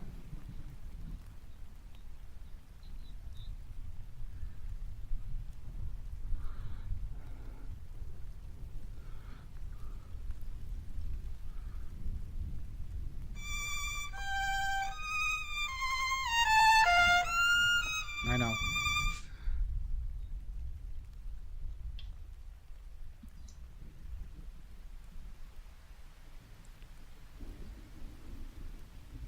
I want to ask you a bunch of questions, and I want to have them answered immediately. All right.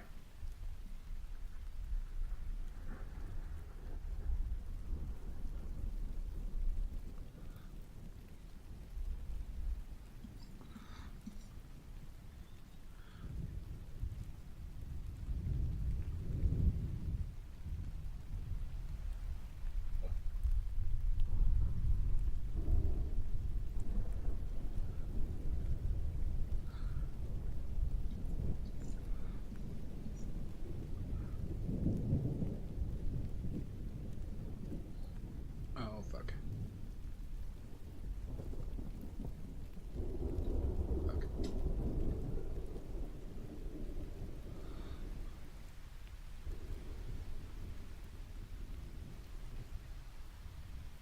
I have no clue, King. So if I had to guess, I'm going to say John Singer Sargent.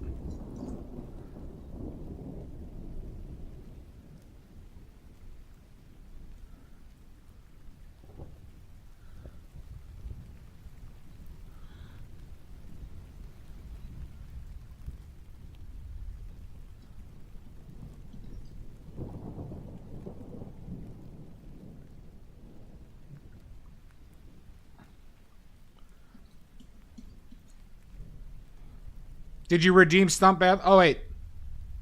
Oh, yeah, that was you. I thought that was Pickles.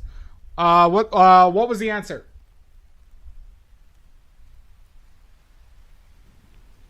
What was the answer?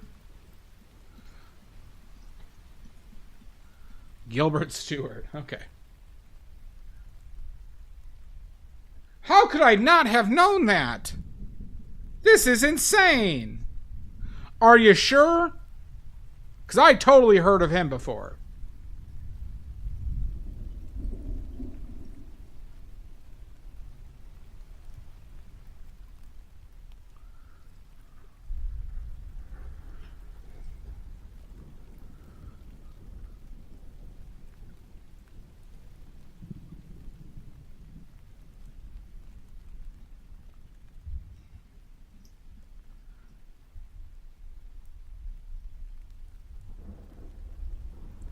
I want to ask you a bunch of questions.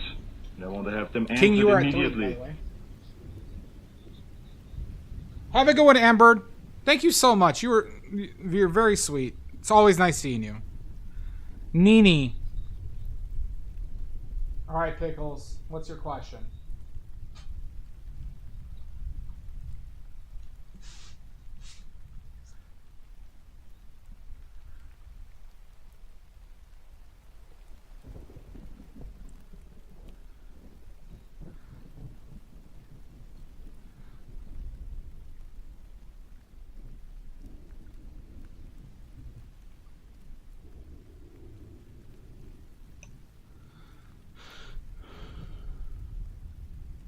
Who was known as the father of oil painting? Was it Johannes Vermeer?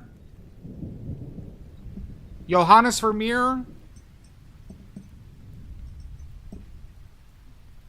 No? I hope it's not Da Vinci.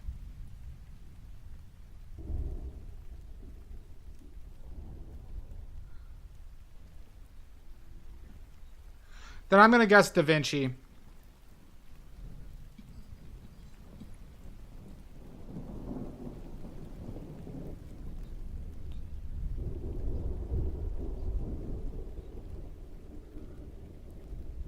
Van Eyck. Okay. You know what? Van Eyck. I should have actually guessed Van Eyck.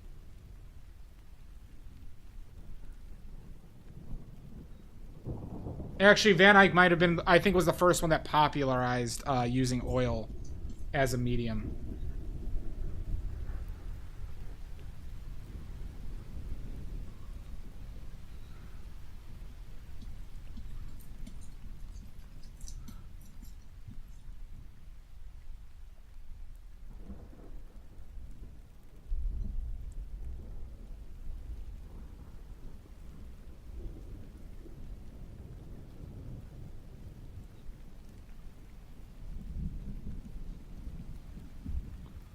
It's all right, Pickles. That's a good question. For anybody who's curious, I like questions that aren't who painted this painting, but who painted these painting questions is allowed, unless they are overly abused.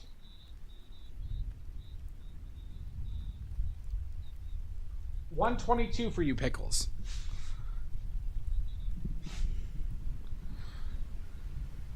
King, you gotta redeem. You gotta redeem if you want the points. Son of a bitch! Well, Arts Effect ruined it. Egg tempura was it. Also, casein was used, and resin was used as a medium. It was Van Eyck. It was Van Eyck, Omizu.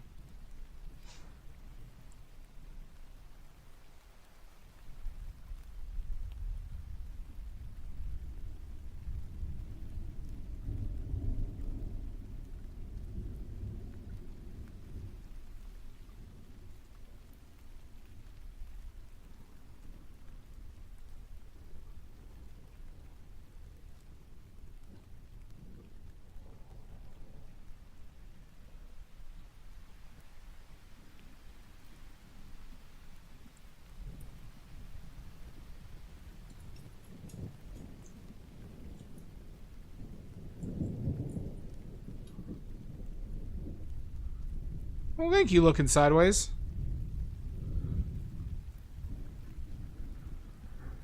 Lizzie.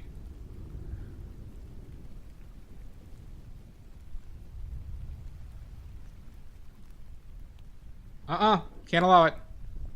Not today.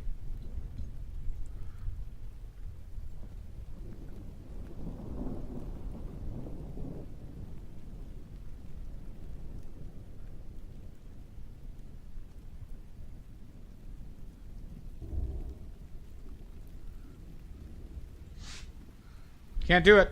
It's Friday.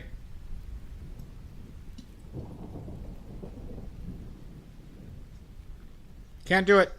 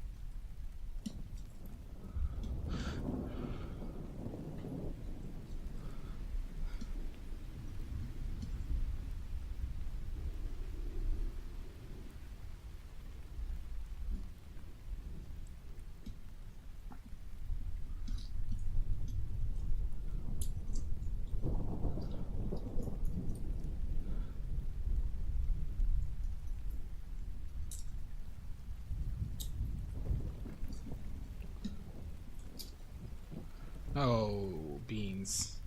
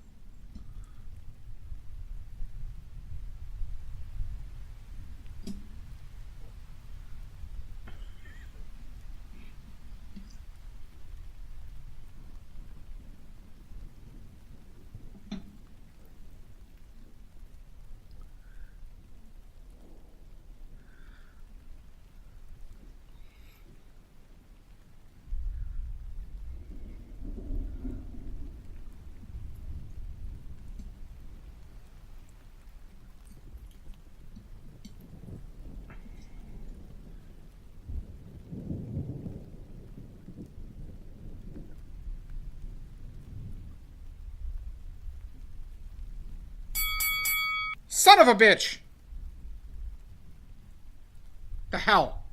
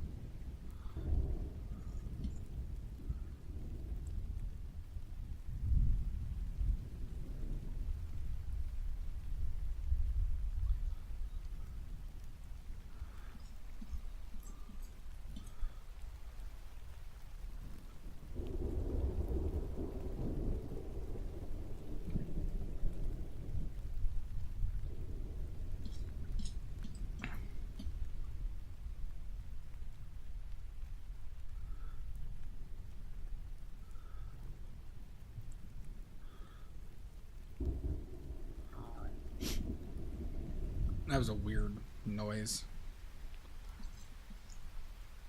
Beautiful!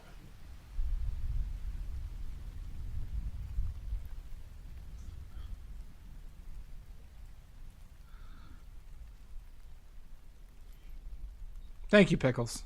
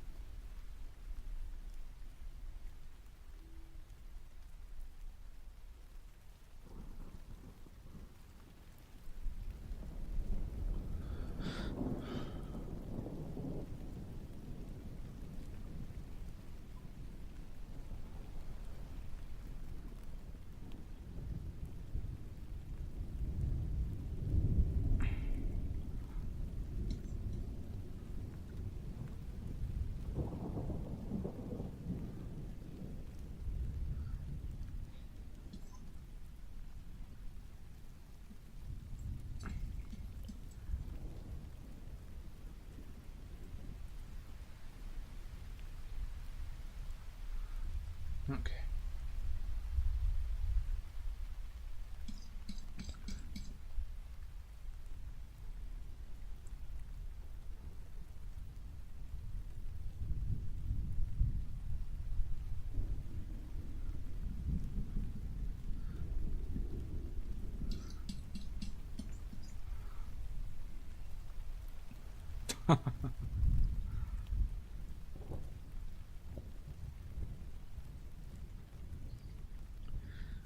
Well, that would be pretty cool to have an original Monet.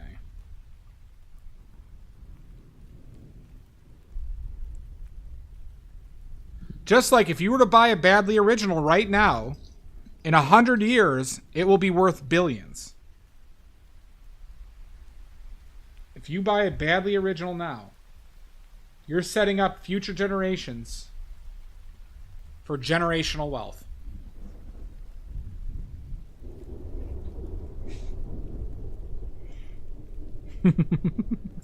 Thank you, Amy Jo.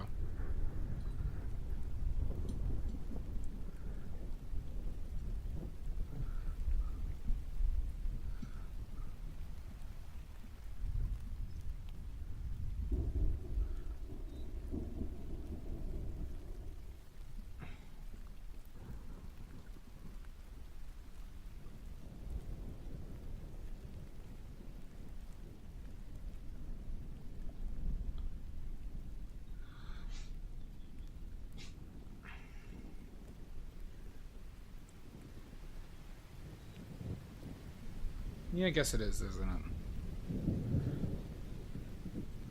I thought that was grass shadow.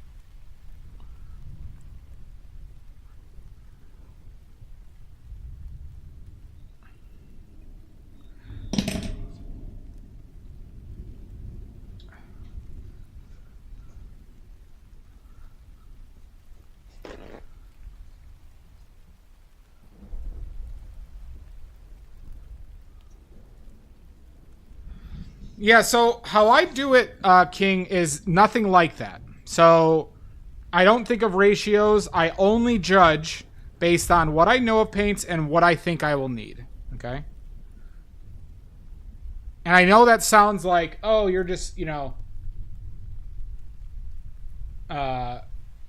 oversimplifying it, but it really is. You'll see how easy it is tomorrow. I can't stress this enough. It's not. It will, if you practice the process. It will become a lot easier.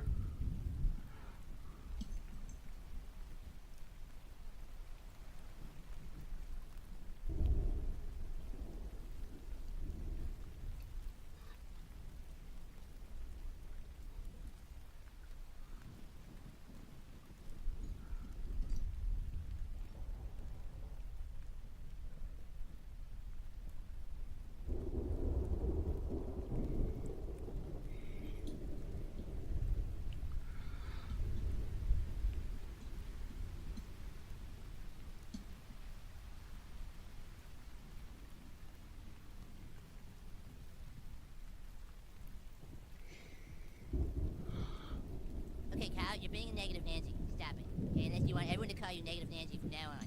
Oh, I'm not.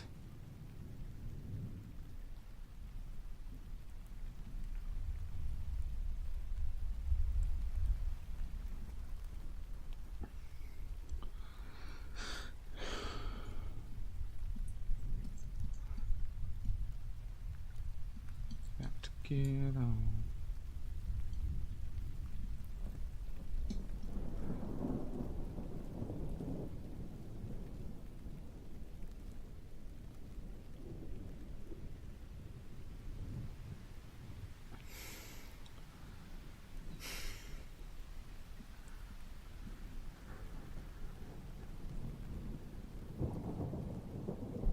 Fuck.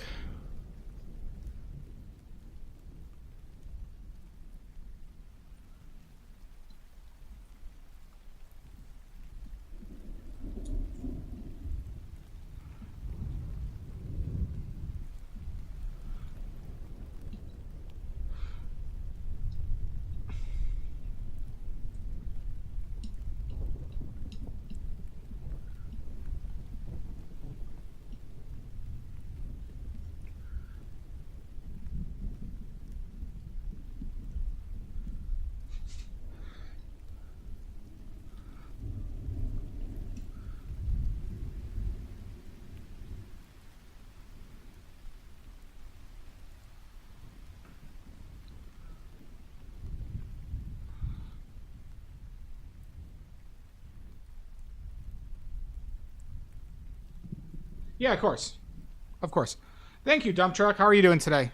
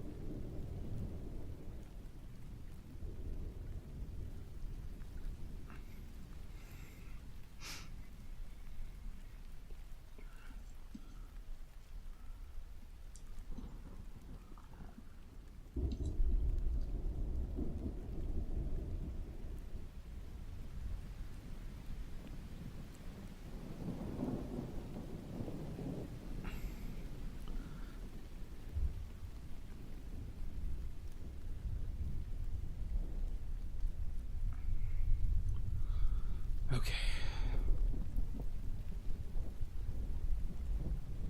Ooh, that sounds really good. My lord. I'm doing fine. I'm doing well. Some would even say swell.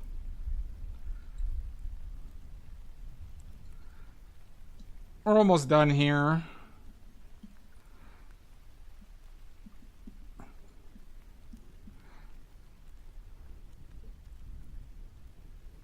Too much red, I think. So let's green it up.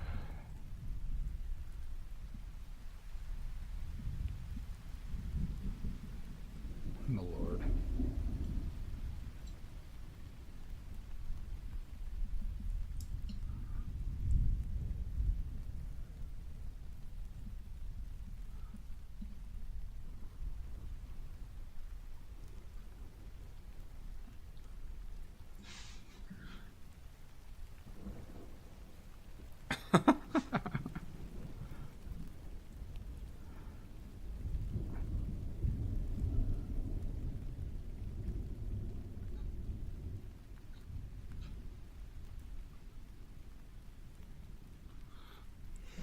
Ah, shit.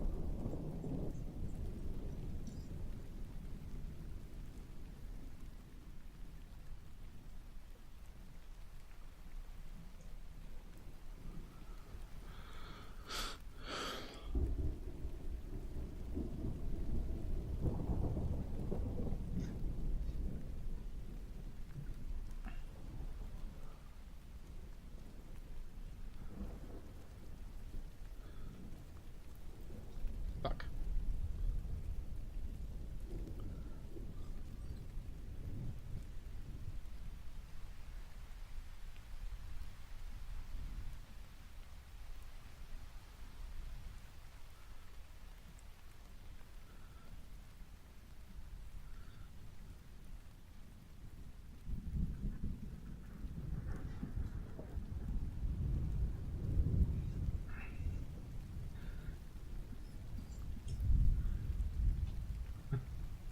Never, Omizu.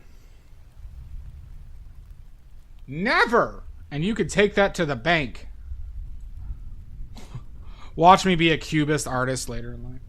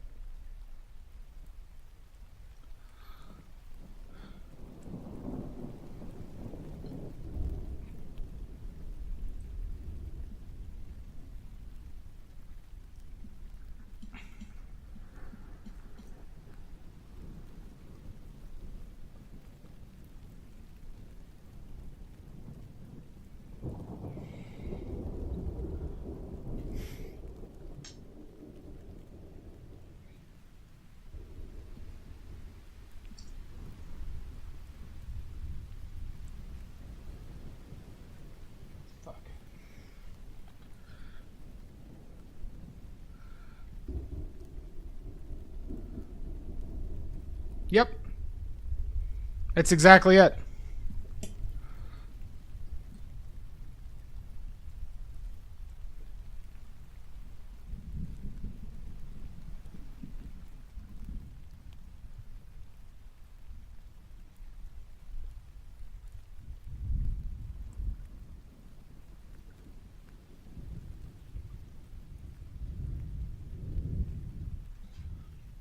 I mean, it's just, it goes to that, like, always look at your paintings from farther away. Always look at your paintings from farther away. So I look at my stream after pretty much every brushstroke to see how it looks like from basically a farther away distance.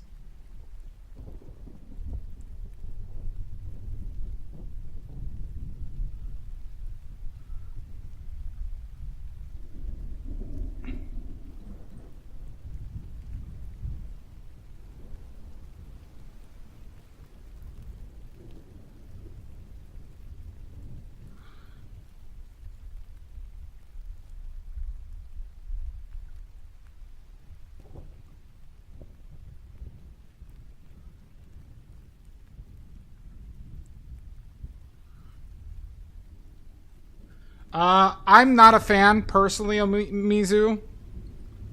I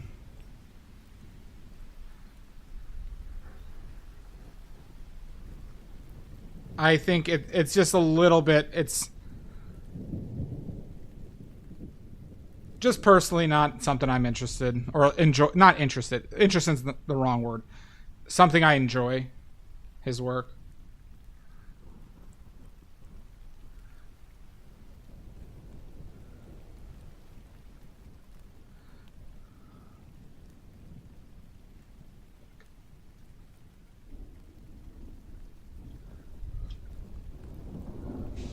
I would consider him outside of it. I consider him post impressionism.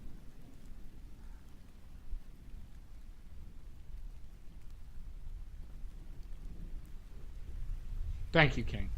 Well, dump truck. When I want to invest in it, I am going to get 2-foot long oil painting brushes. They're just super expensive, and or longer than the foot-long ones I currently use.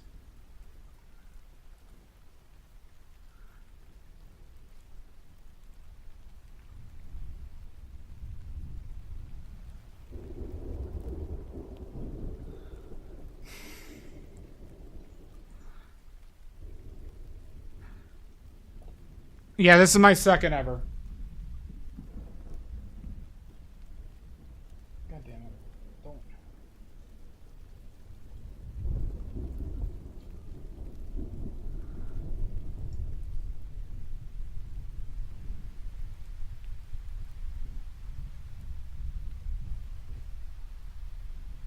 Don't.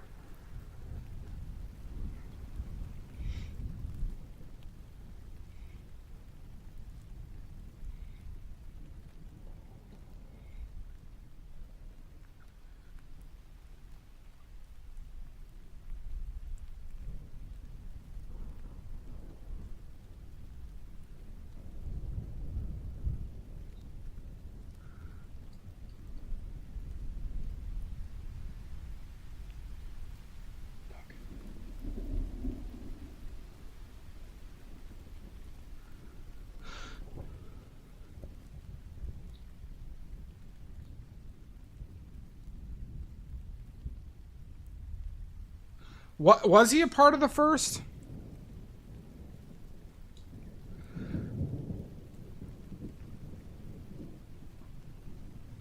I didn't think he was a part of the first group, but I could be wrong on that.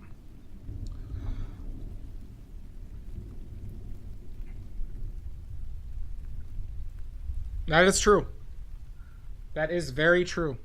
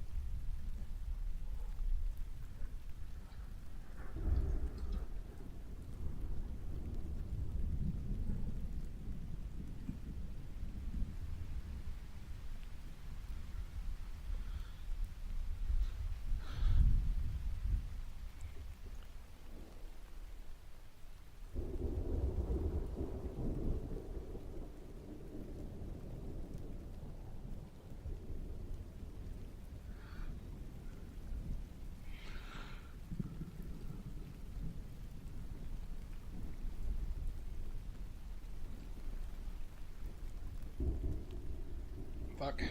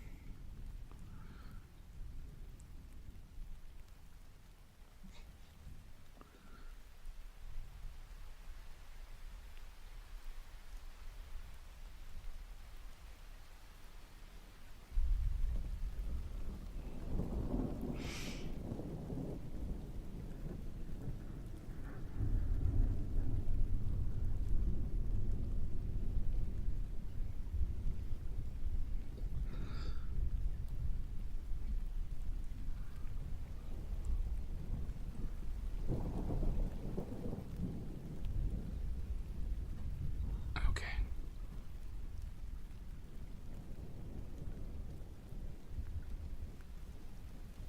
Yeah, he clearly didn't paint impressionistically. But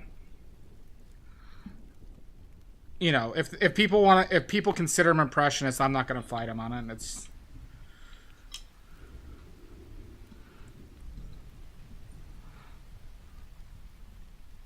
I used a ton of paint on this painting.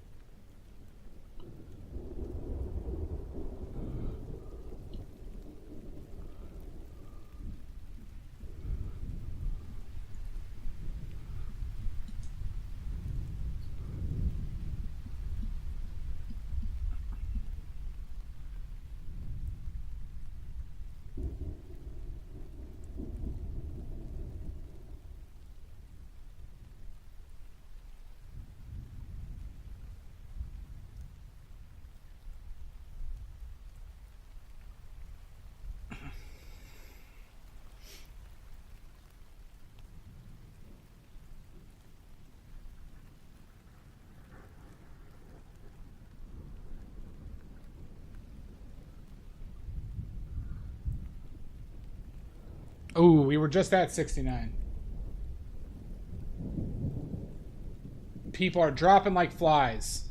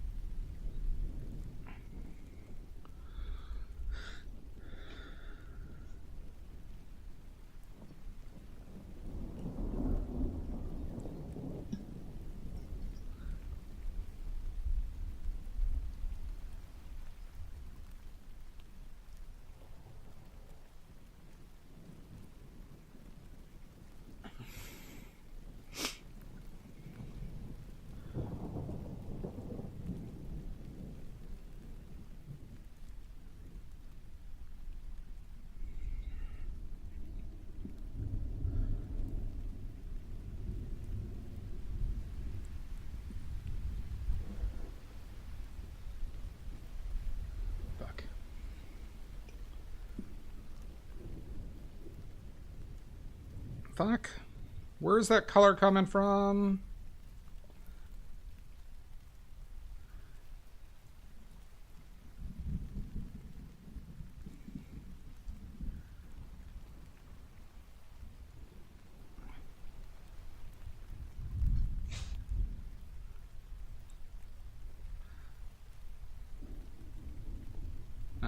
Fuck.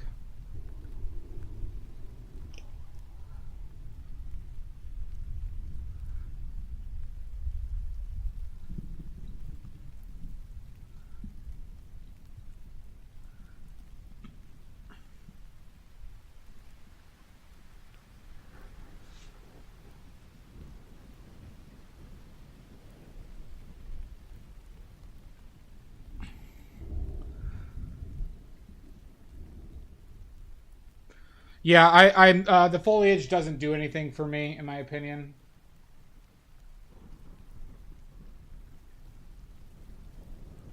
So I left it out.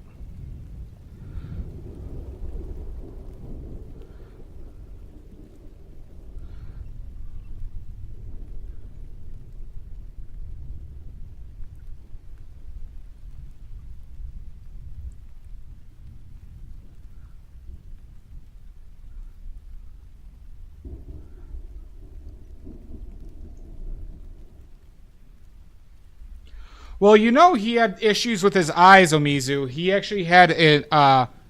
His eyes were actually deformed. I believe it was Suzanne. I'm pretty sure it was Suzanne had deformed eyes. So he his eyes created, I believe, more of a fisheye like scenario, like a fisheye lens. Yeah.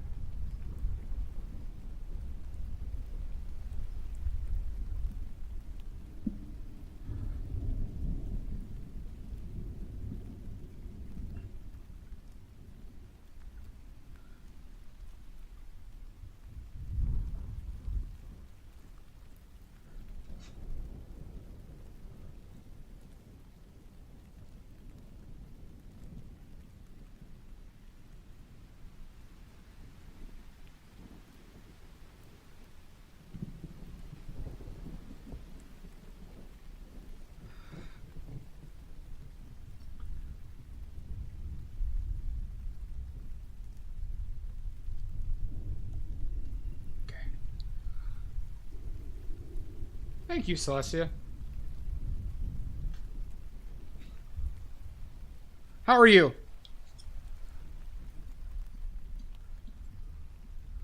By the way, Celestia, I don't know if you've heard. We got a special stream tomorrow.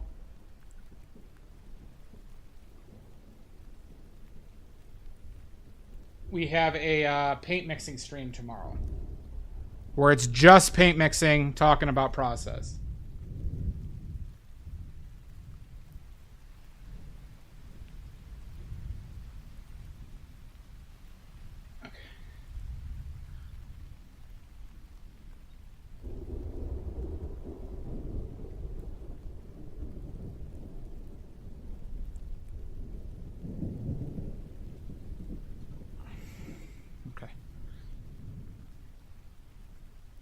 Let's leave this as is, huh? Well, what I got is... one second. Gotta wipe off my hands.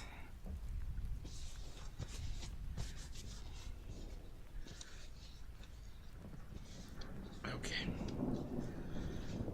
So we went about an hour longer than I would have liked, but I think we're going to call it here, everybody.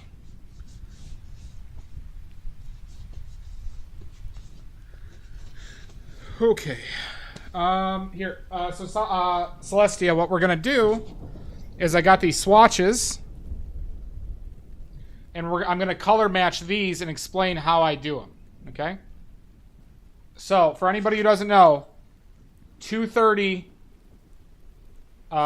2 to 2:30 tomorrow, we're going to do this. And we'll go for a while.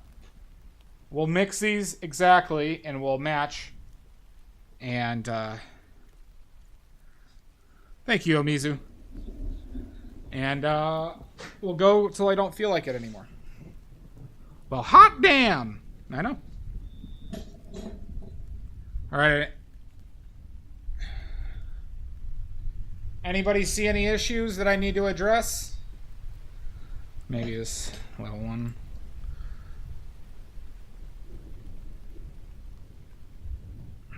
Created another problem.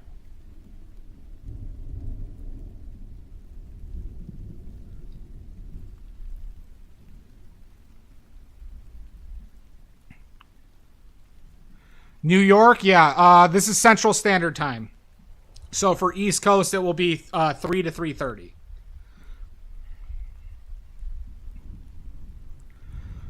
Where is the twerking? Online.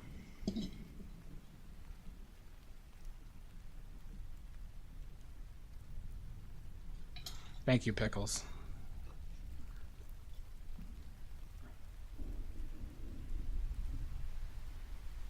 Okay, there we go. Let's reinforce that error.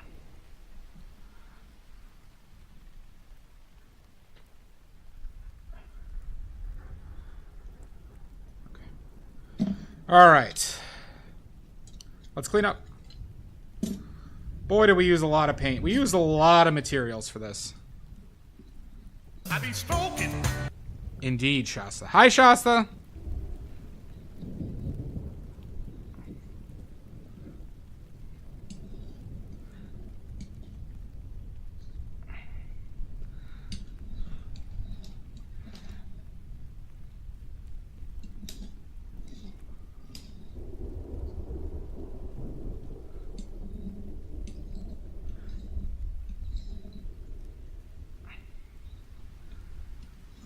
Quit playing with your dinghy. Absolutely not. Absolutely not.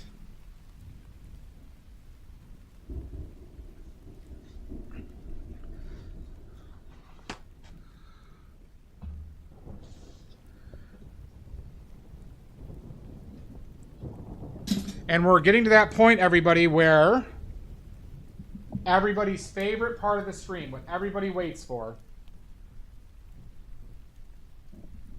Well, I used the impasto. I used a lot of impasto medium today, but I use the same paints whenever I paint. I'm not gonna buy just secondary paints or stuff like this.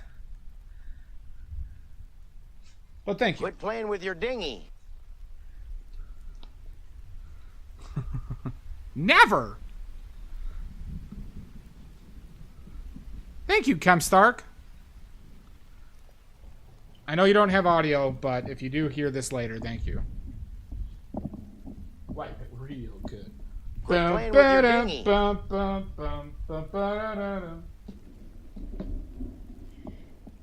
That should be a song redeemed for this.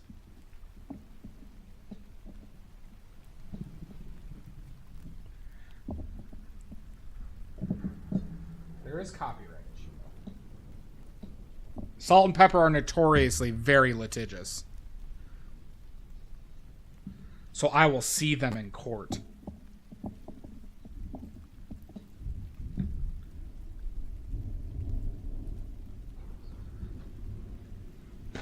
Didn't one of them pass away? Didn't one of Salt and Pepper, one of them pass away? Or am I misremembering that?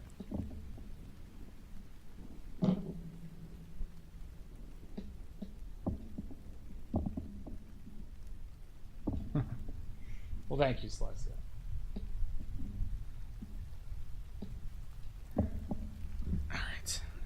clean.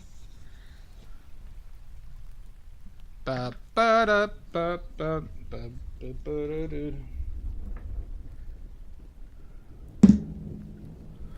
Time to wipe the D, everybody. Good to know, King. Good to know. Everybody's favorite time where we're going to wipe the D. Live on stream. Live and uncensored. I will not be censored while I wipe the D.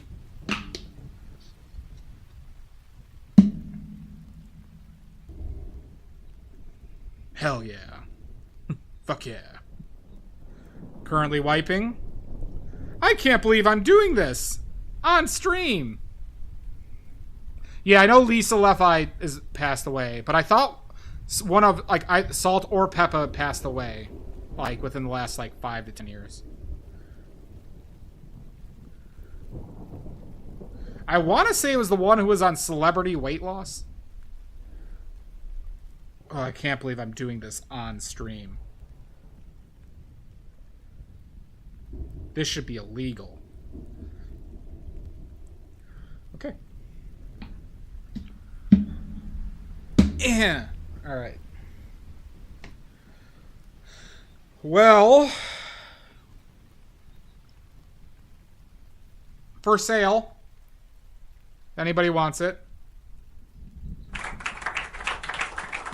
For a very reasonable price. A very reasonable price. They all appear to be alive? Okay. Thank you for checking. Either $3 million with hand delivery and a home-cooked meal, or negotiable plus shipping. All right, but that $3 million is a deal.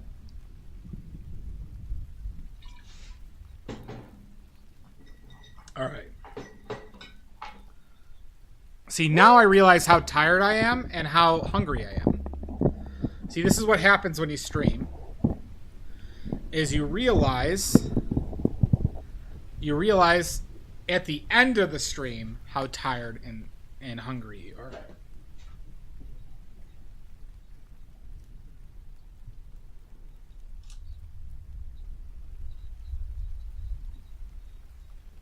There is glare on this, but I can't really get rid of the glare. Alright, let's find a friend to raid, everybody, okay? Let's find a friend to raid. Time for a cooking stream? Maybe at my next place.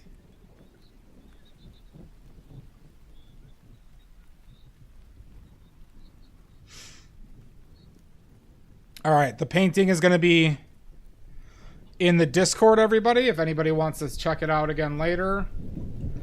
There is glare in the photo, but deal. Alright, let's find somebody to raid.